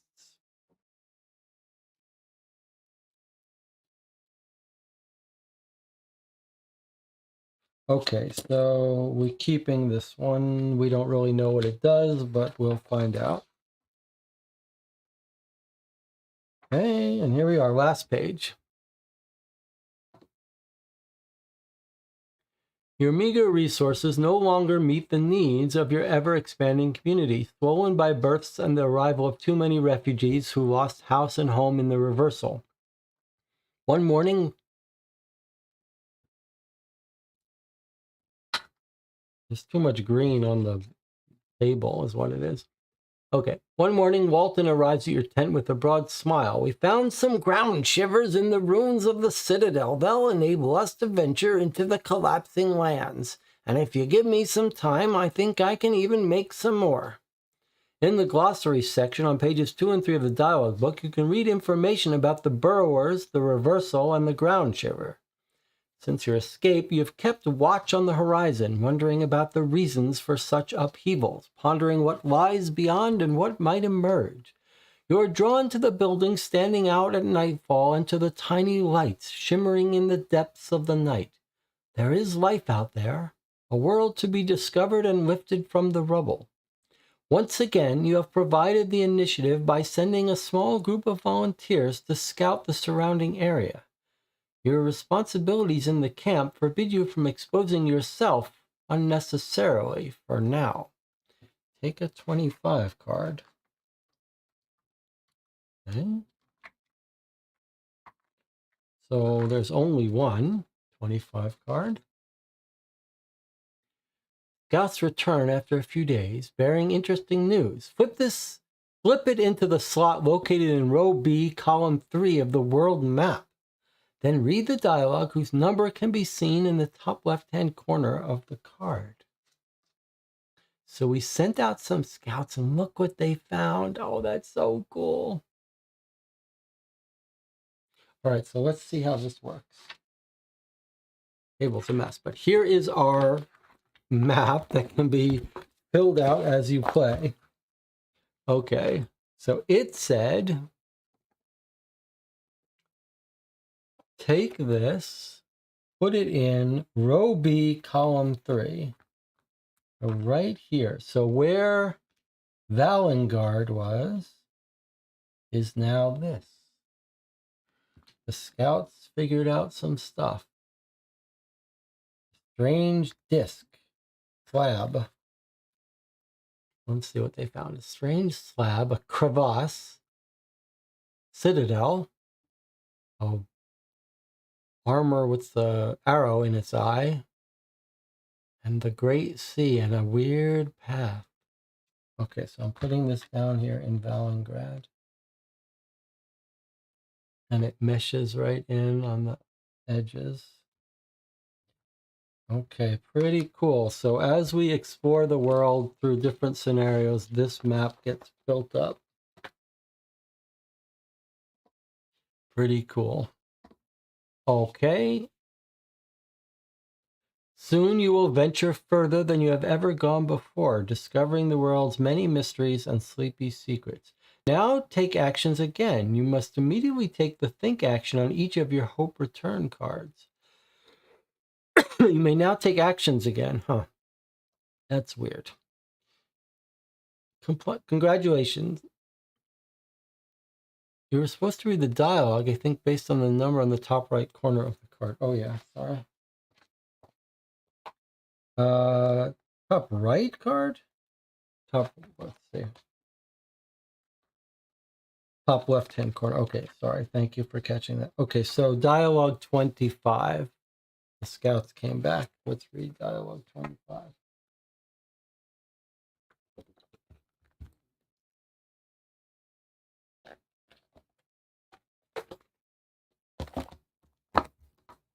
It's been a while since we had a 6-hour session. Dialogue 25. Here we go. Thank you for catching that. We were careful and we all came back unscathed. The ground shiver you gave us helped us avoid some rare burrowers by alerting us of their presence. Here's our citadel. We found traces of an ancient battle a little further south. Perhaps there is something that can be recovered to improve our defenses. An impassable crevasse cuts us off from the north. As you can see here, the great sea has spread much further west. Finally, there is a strange stone slab here, but we weren't able to open it.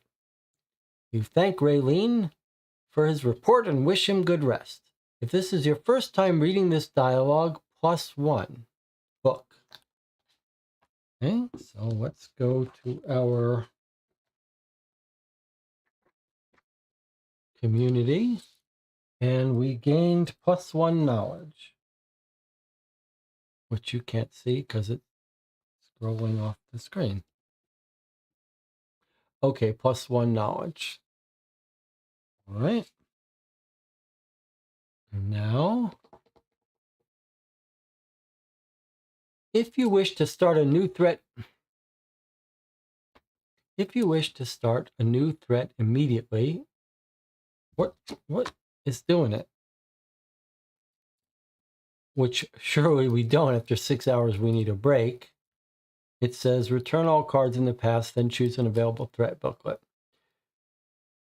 Return this introductory scenario. If you prefer to continue your adventure later, choose an available threat booklet.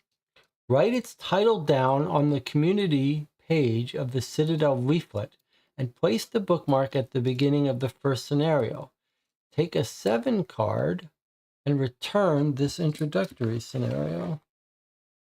So we're just continuing with our stuff. Just take a 7 card. Okay. 7 card says take an 8 card without flipping it and place it on top of a pile comprising from top to bottom all the world event cards. And then for each character, your character card, blocked cards. So if we had any block cards, they would stay blocked. Their action deck, their discard pile, and their purse cards. Wow, we keep them all for our next adventure, even past the intro tutorial? That kind of surprises me. Okay, so let's just make sure. Are we supposed to cash in our hope? Yes, we're going to do that right now. Then return this. Okay, so that's for putting it out. Yes, we're going to do the thing the hope it said, but now let's see. Everything got discarded. Temper and weakness gets gotten rid of, and then we just have an action deck. Okay, so then it says you can take actions again. But does that mean we can explore again to go back in and find things? That's weird. But now you must immediately take the think action on each of your Hope Reborn. So if we get our Hope Reborn, what's a little weird to me is like 4, 5, 6, 7. So actually we have exactly 7 Hope Reborn. So that's perfect. But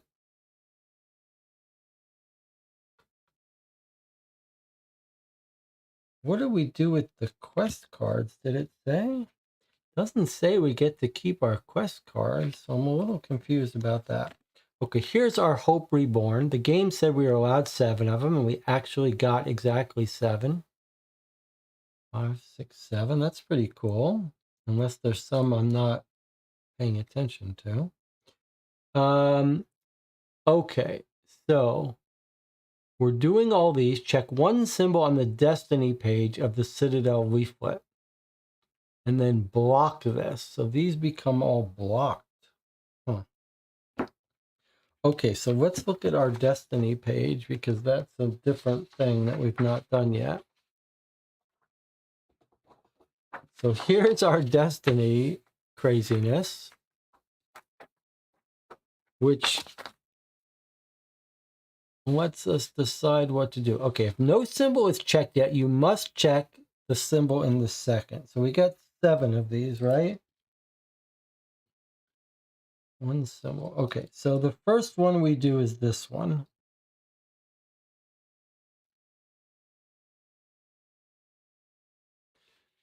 This says, randomly take 4 advanced skill cards from the game box. Jonathan was saying we should have upgraded that, but we didn't. 1 player gains 2 of these cards, or 2 players gain 1 each.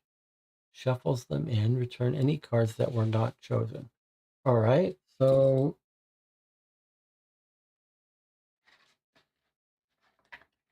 there's a huge deck of these advanced cards.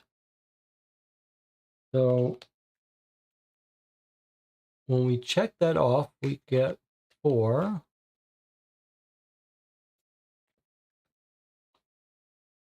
Okay, I'm just going to randomly take 4 here. Maybe Jonathan was right. Maybe we should have upgraded this.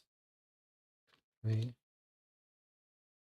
Okay, so we chose 4, and we can keep 2. This is rather involved here.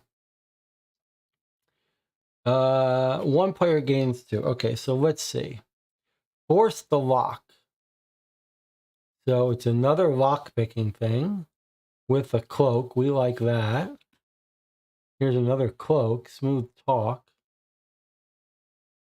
So if you're dialoguing with someone, you can turn cloaks into success. That's pretty cool. Okay, healer. We don't have too many of these, so I'm inclined not to take this. Telekinesis.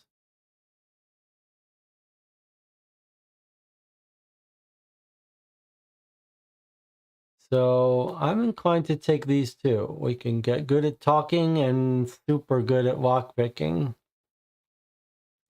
But do we need more lockpicking?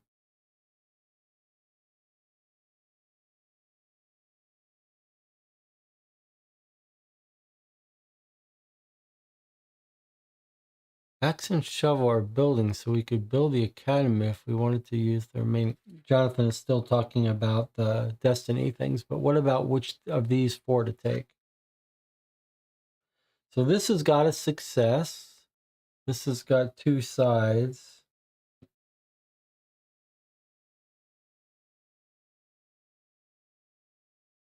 This is hard to use, though. What about healing? We don't often encounter healing cards. This would be nice in getting us two swirlies.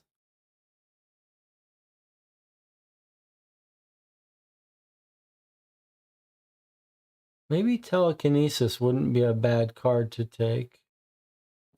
So maybe these two or these two. I don't think this one's good for us, healer. What do you think? These two or these two?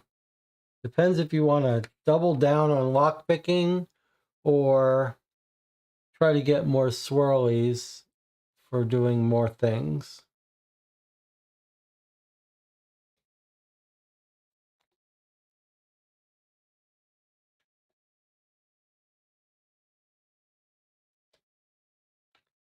I mean, this card might not be so useful, but it does have two symbols, including a fist and a success.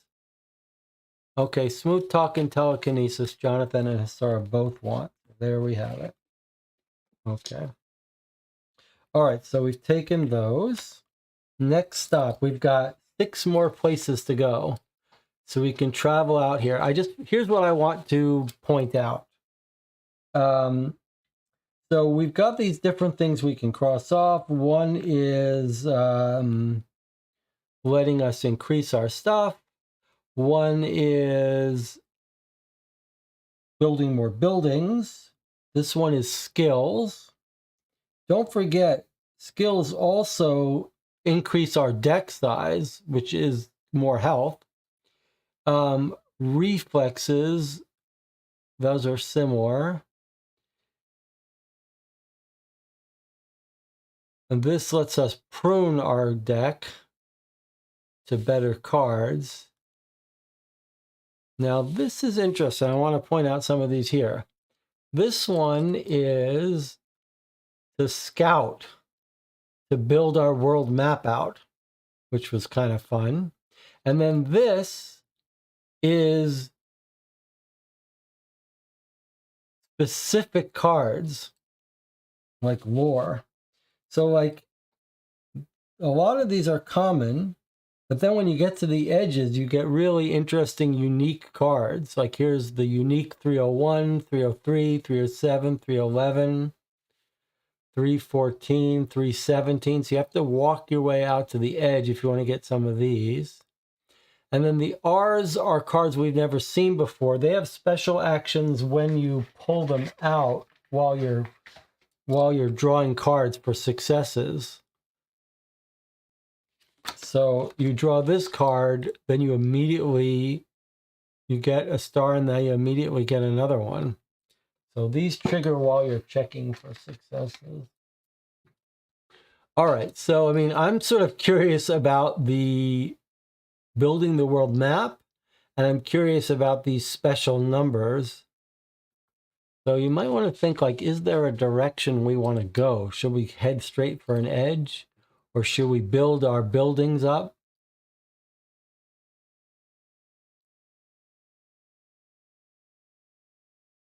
All right, so there's 3 of us here, or DJ Moneycut as well. Who wants to pick a place to go?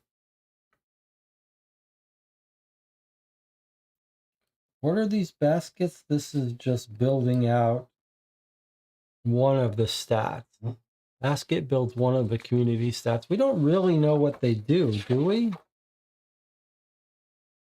We don't know what these things do. Production, defense, knowledge, influence. We really don't know. I like the idea of sort of heading out to one of these places.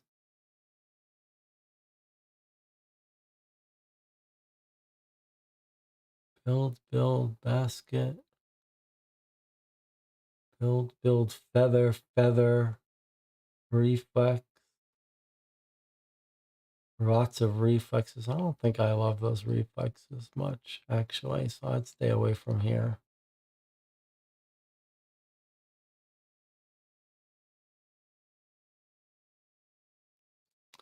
Head towards 301, says Jonathan. I think you'd be more interested in 311. Build, feather, reflex.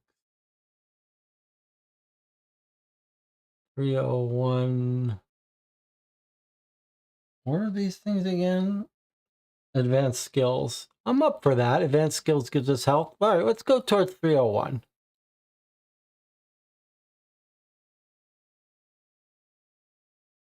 So it would be like this.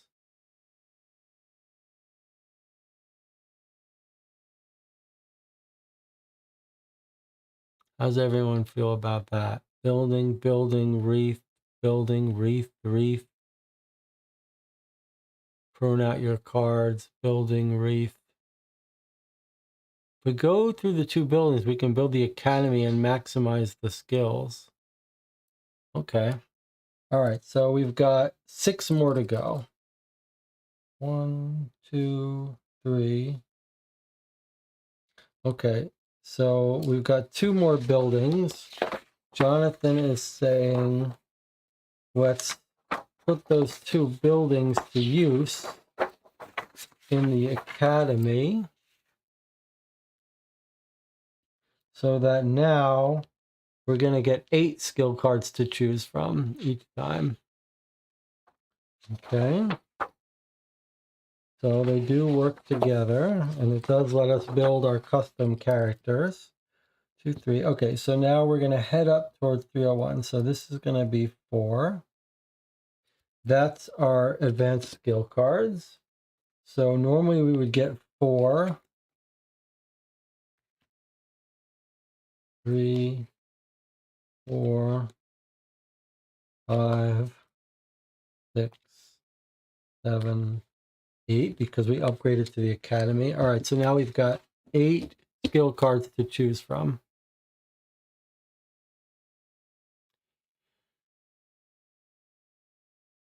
Okay, well, this is useless to us because no, we can't have another active player. Okay. We can keep an extra card and generate a symbol. Conjurer. This is nice. Any symbol. Discard other hand cards from your hand in order to take into account the class icons in their result area. That's interesting. And we can take 2 of these. Okay, fight. With the swirly symbol, 2 of them turns into 3. That's pretty good. Must be magic. Since, like, it's nice to have it, I like the idea of having this other symbol, like not having all the symbols, but having a couple makes sense. We already went kind of hard with the swirly, so I kind of like the idea of doing swirls. Every swirl you can turn into a victory when you climb. That would be pretty good. Strength. Just a pure 2 success. That's pretty nice. When you must discard this instead. Oh, 2 cloaks. Oh, that's pretty good. Stealth, and what's this? Evading a trap or something? That's pretty good too. I guess these are the ones that appeal to me most here.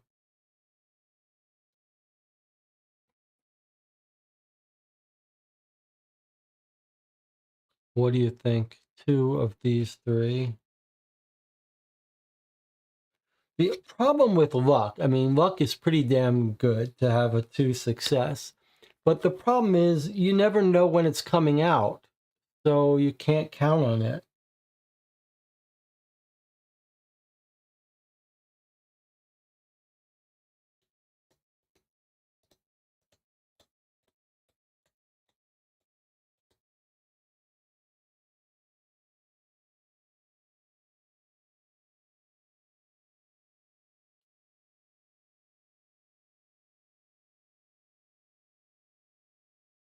One nice thing about the arcane shock is that we're not so good at fighting, so this is nice.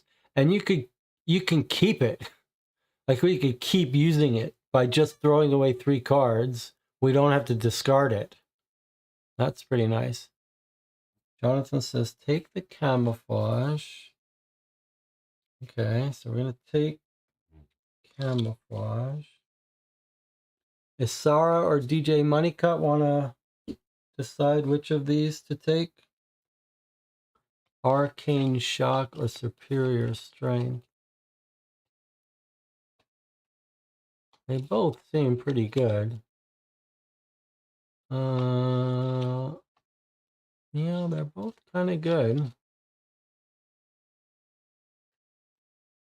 You could say we got weapons to give us fight, but we don't have much for strength. And this is nice that it always lets you keep an extra card. And it gives you 2 symbols. Isara says Arcane Shock. Okay, Arcane Shock it is. All right. I'm going to put this one. I feel like that one's not going to count. Next time we draw this, we're not going to count it against this. We're just going to throw it away. Oh, maybe, or you have companion. I still think we don't count that against us. Okay. 1, 2, 3, 4. All right. Now, if we go this way, that's 5. Or we're going to get a whole bunch of extra skills.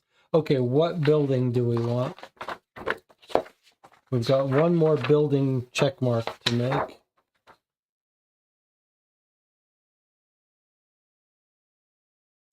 So we could take a Glimmer of Hope card during each preparation. We had one of those before, so we know what it means. A Glimmer of Hope is return 5 to take a 99, or unblock a card. Does let us unblock things, but not that great. On the other hand, doesn't clutter up our hand.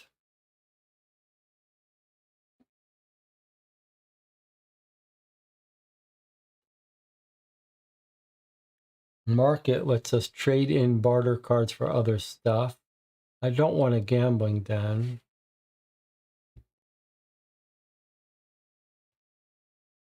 This lets us take animals. Apothecary. Maybe we should work on the apothecary.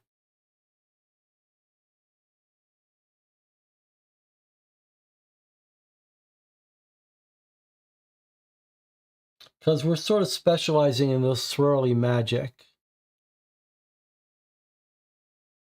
Although apothecary could just be for healing. Hey, look though. This lets you build up stuff every time you go out.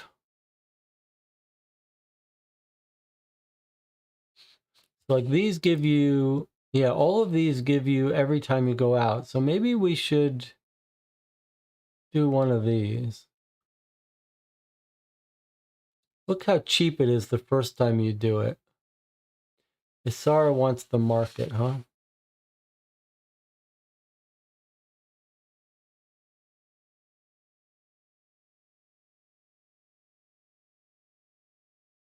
What's the 199 card?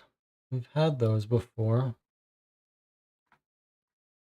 199s are just nice items. They're just items. They don't do anything.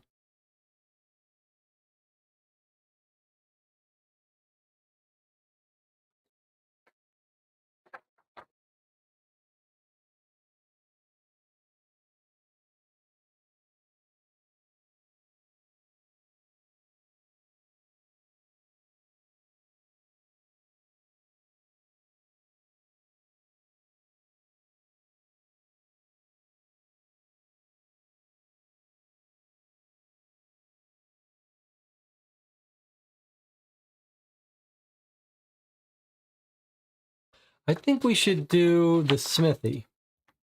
Look at what the smithy says. It says, at the beginning, we take a 190, which is Gladius. I don't know what that is, but probably some sort of weapon.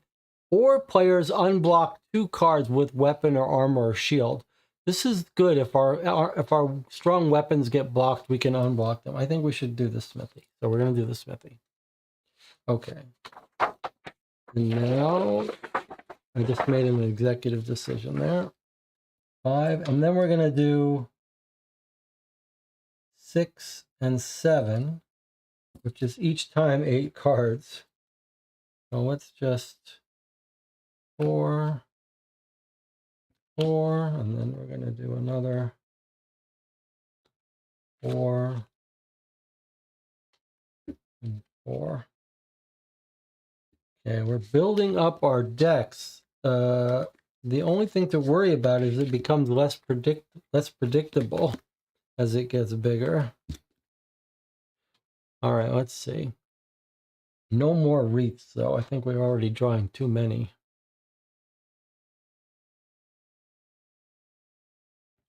All right.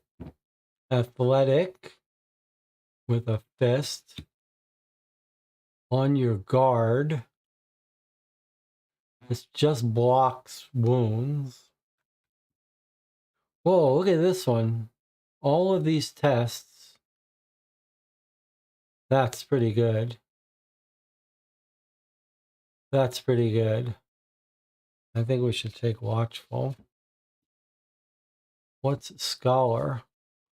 So for all of these tests, any symbol we want, I like that. For these weird tests, which aren't very common, we can draw 3 less and use 2 more. That's pretty good. This is pretty nice. Often this is quite expensive. This makes it a lot less expensive. 3 success. You normally don't need 3 success, but being able to do this, let's run, it's not walk. I guess that could be good. Astute. Reveal the top 5. You can add one of these cards to your hand. Instinct. Choose 1 card in your discard, add it to your hand.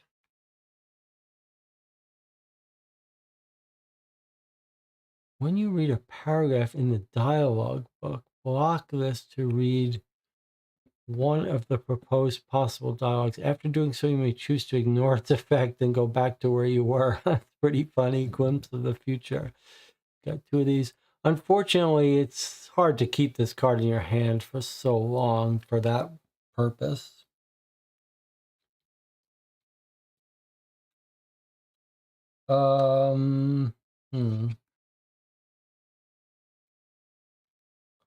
It's blocked. I don't like these blocked cards.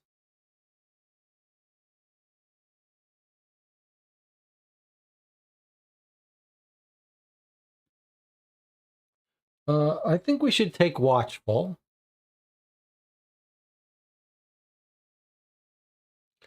And I'm not sure what else. Any thoughts?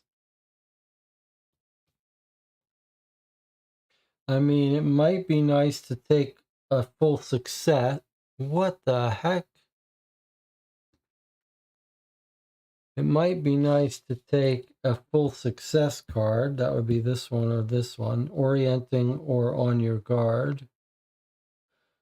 It's not going to be very often that we need this, though. but maybe it's not going to be very often that we need any of these. I suppose this one is always going to be useful, and it does have a symbol. And these instincts, we have a couple of these, they're always useful.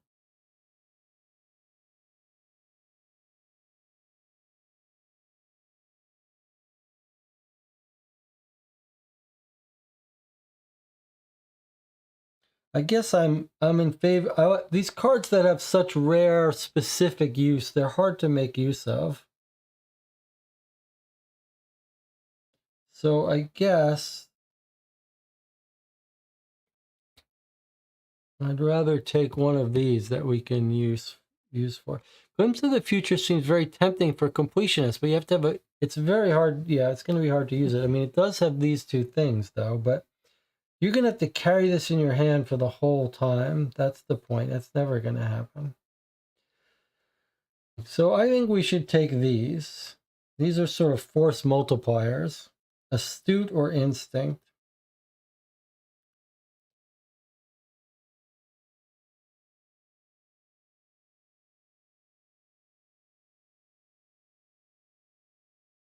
I think we should take this one. This one can be used very cleverly. John Isara says orienting is very interesting to me. I mean, problem is it's so rare that you need that. And run, like we had one opportunity to run. I think I'm gonna have to have us take astute. I have to make the decision here just because I think this one could be handy. It lets you see what cards are in your action deck. If you only have 5 left, this would tell you exactly what you're working with and let you take one. All right, so we're going to take these two. Then these go away. But now we've got a second set to choose from. Okay, evasion, fighting or running. Draw 4 less cards, and you've got 2 more symbols and a symbol. That's pretty nice, especially for our character. That's a pretty good one. Keen senses, looking, listening, traps. That's pretty good. A stunning blow. If you want to apply the following effect, you must block 1 card with the keyword weapon. That's pretty good. 2 successes. I like that. And fists turn into successes. Walking and running, not so good. Look at this. 2 symbols of any kind. Plus trigger it to get yourself 2 symbols. I like that. Here's this card we've seen before. Just take a card out of action deck or discard. Health, first aid, I don't like that. Look at this card.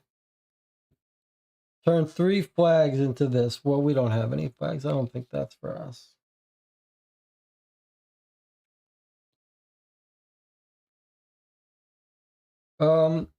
I don't think this one is that great for us because we don't have much fighting fists. So I don't think we should depend on those symbols. This is going to be pretty rare to use it, and we're not specializing in those symbols. So I think we should take 2 of these. 3.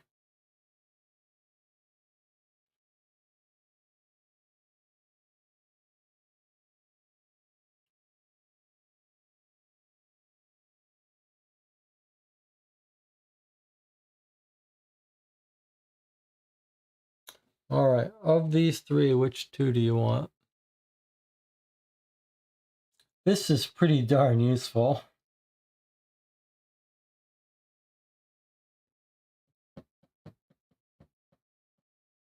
But you do block it.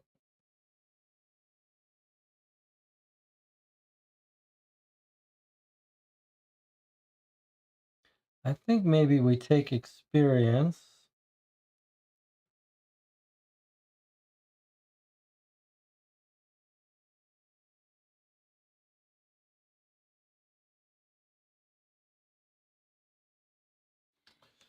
Maybe keen senses? John says experience and evasion. And Astara says I am with Jonathan. Okay, experience and evasion it is then.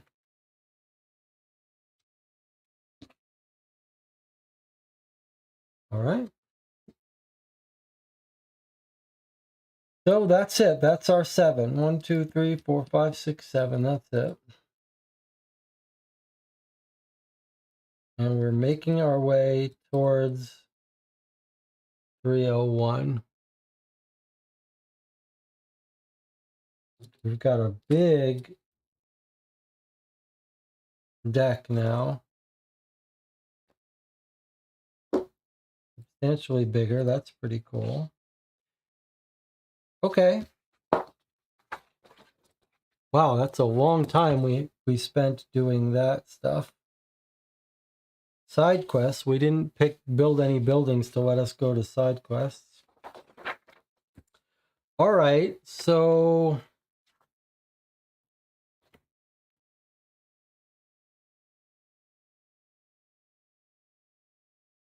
boy, that was pretty involved, huh?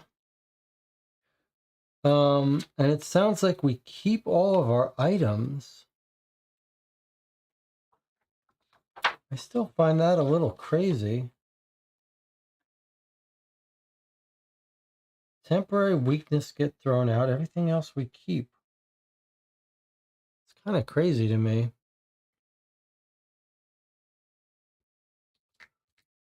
What are these cards? These are cards we got rid of. So we used some of those purses to get... Well, okay. Why don't we do this? Why don't we take a 5-minute break? I know we're all exhausted, 6.5 hours.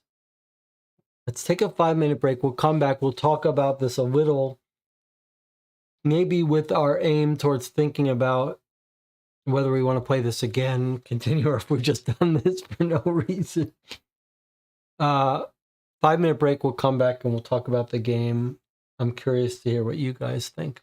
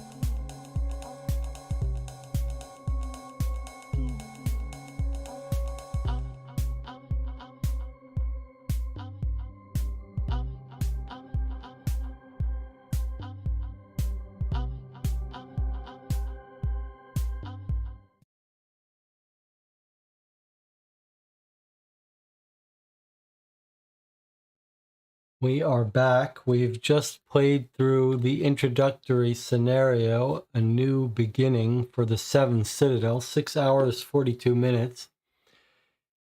It does make me realize, having seen that there are other playthroughs of the 7th Citadel up on YouTube, and none of them are anywhere near 6.5 hours. I wonder if that means that it's like only I take so long to play these games. I'm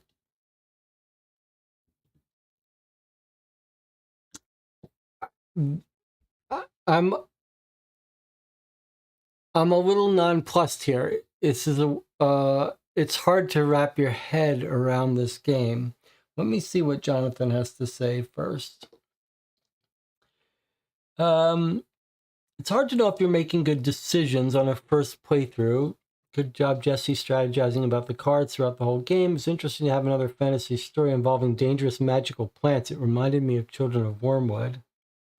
Jonathan says, I think that for the most part, there was a good pace between card managing to pass tests and more narrative decisions. The only part where it drags a little is combat, because that's a handful of challenges in a row. Jonathan says, how much fun was it on your end, Jesse? Sarah says, the game feels really immersive. Every action is well thought out, but in the end, the decision-making is scary because it's uncertain what lies ahead.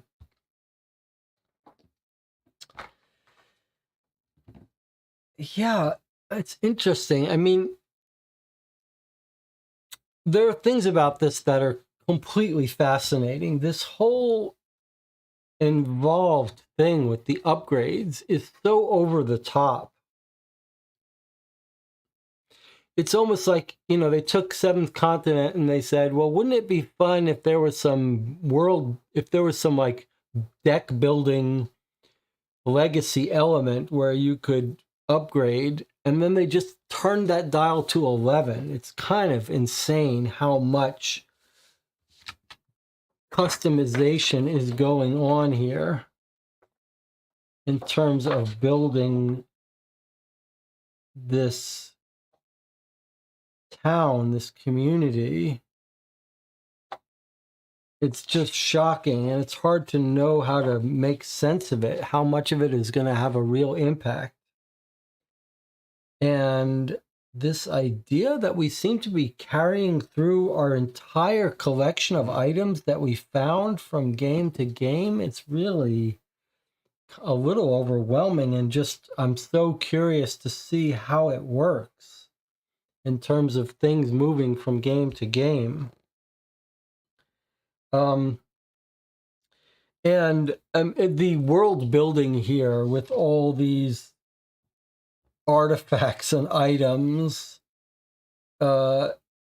is really impressive. And there are these little moments, like the bomb that could blow up on you, that are just really cool. I do think I agree with Jonathan, though, that there is some very tight little, maybe tight's not the right word. There is some real optimization required to play these games. And there's some interesting things, like it reminds me a little of Sleeping Gods, where there's a real attempt to make combat a kind of puzzly optimization thing. And here, this thing with the chains where you can only draw and use certain cards, and then you've got cards that modify that, and then you've got different penalties for losing, and you're trying to think, well, should I lose here? Should I win here? And I do think it's very clever, and you can see why the people that love this kind of optimization, and Sleeping Gods tries to do it in a different way with a spatial arrangement. You could see why some people really like that. It is sort of brain burnery stuff. I do tend to think, though, that it's a little bit in conflict with the narrative exploration. As Jonathan says, things really slow down when you deal with something like this. It's not really a complaint. It's just a little bit jarring to go from exploration to this combat. I would say this kind of combat stuff was my least favorite part of the game. Not a knock on how it works, just my least favorite. We did choose to play on story variant, which gave us a little bit more health room, a little bit more room to handle our health, and we were fine with our health.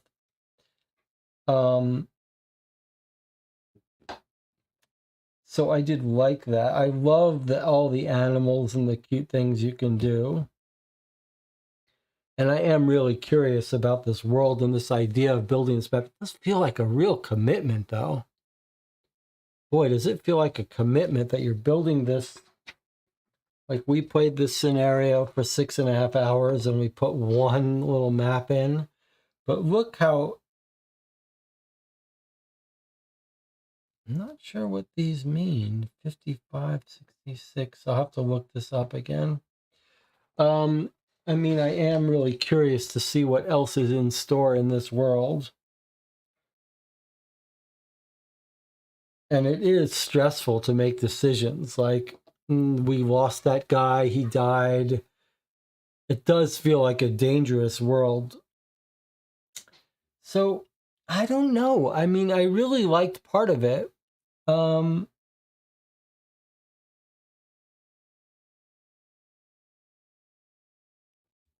It's a lot to do. The rules are straightforward enough. It's easy to overlook one thing here or there, but nothing important. But it's a little overwhelming. And I guess another little bit of a complaint was that, you know, they went over and above with this stuff with this dialogue book. But there was a little bit of a feeling like, okay, this happens now, turn to dialogue 10, and then 10 let you choose to go here or here or here, and then that jumped off, and then you put down the dialogue book, then you pick it up again. There's a little bit of feeling like it's a little bit fiddly going back and forth between the dialogue book. It almost felt like maybe they could streamline it a little bit.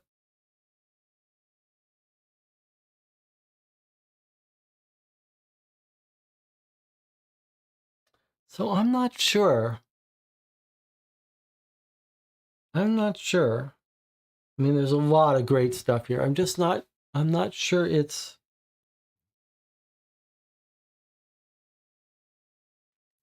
I'm not sure it feels like one adventure, if it's just going to feel like some disjointed adventures. Like, we are bulking up, but now we've got this big giant deck.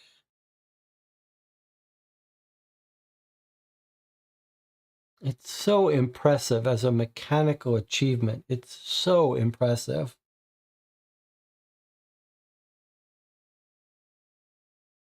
I just don't know if at some point it's too much to manage the odds and too much to manage what's going on. And so much going on that it almost feels like, if it was a smaller story of a couple characters, you could get fully invested in them. Here, it feels like there are so many characters, so many people, so many things going on that it's hard to feel too emotionally invested in them.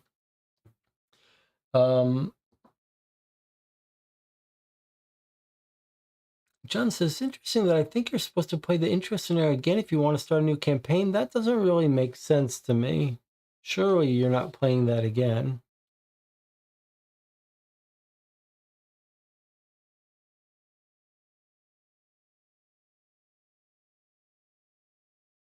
John says, I'm curious if in the main threats there would be more options you could pick from to try and match your character strength.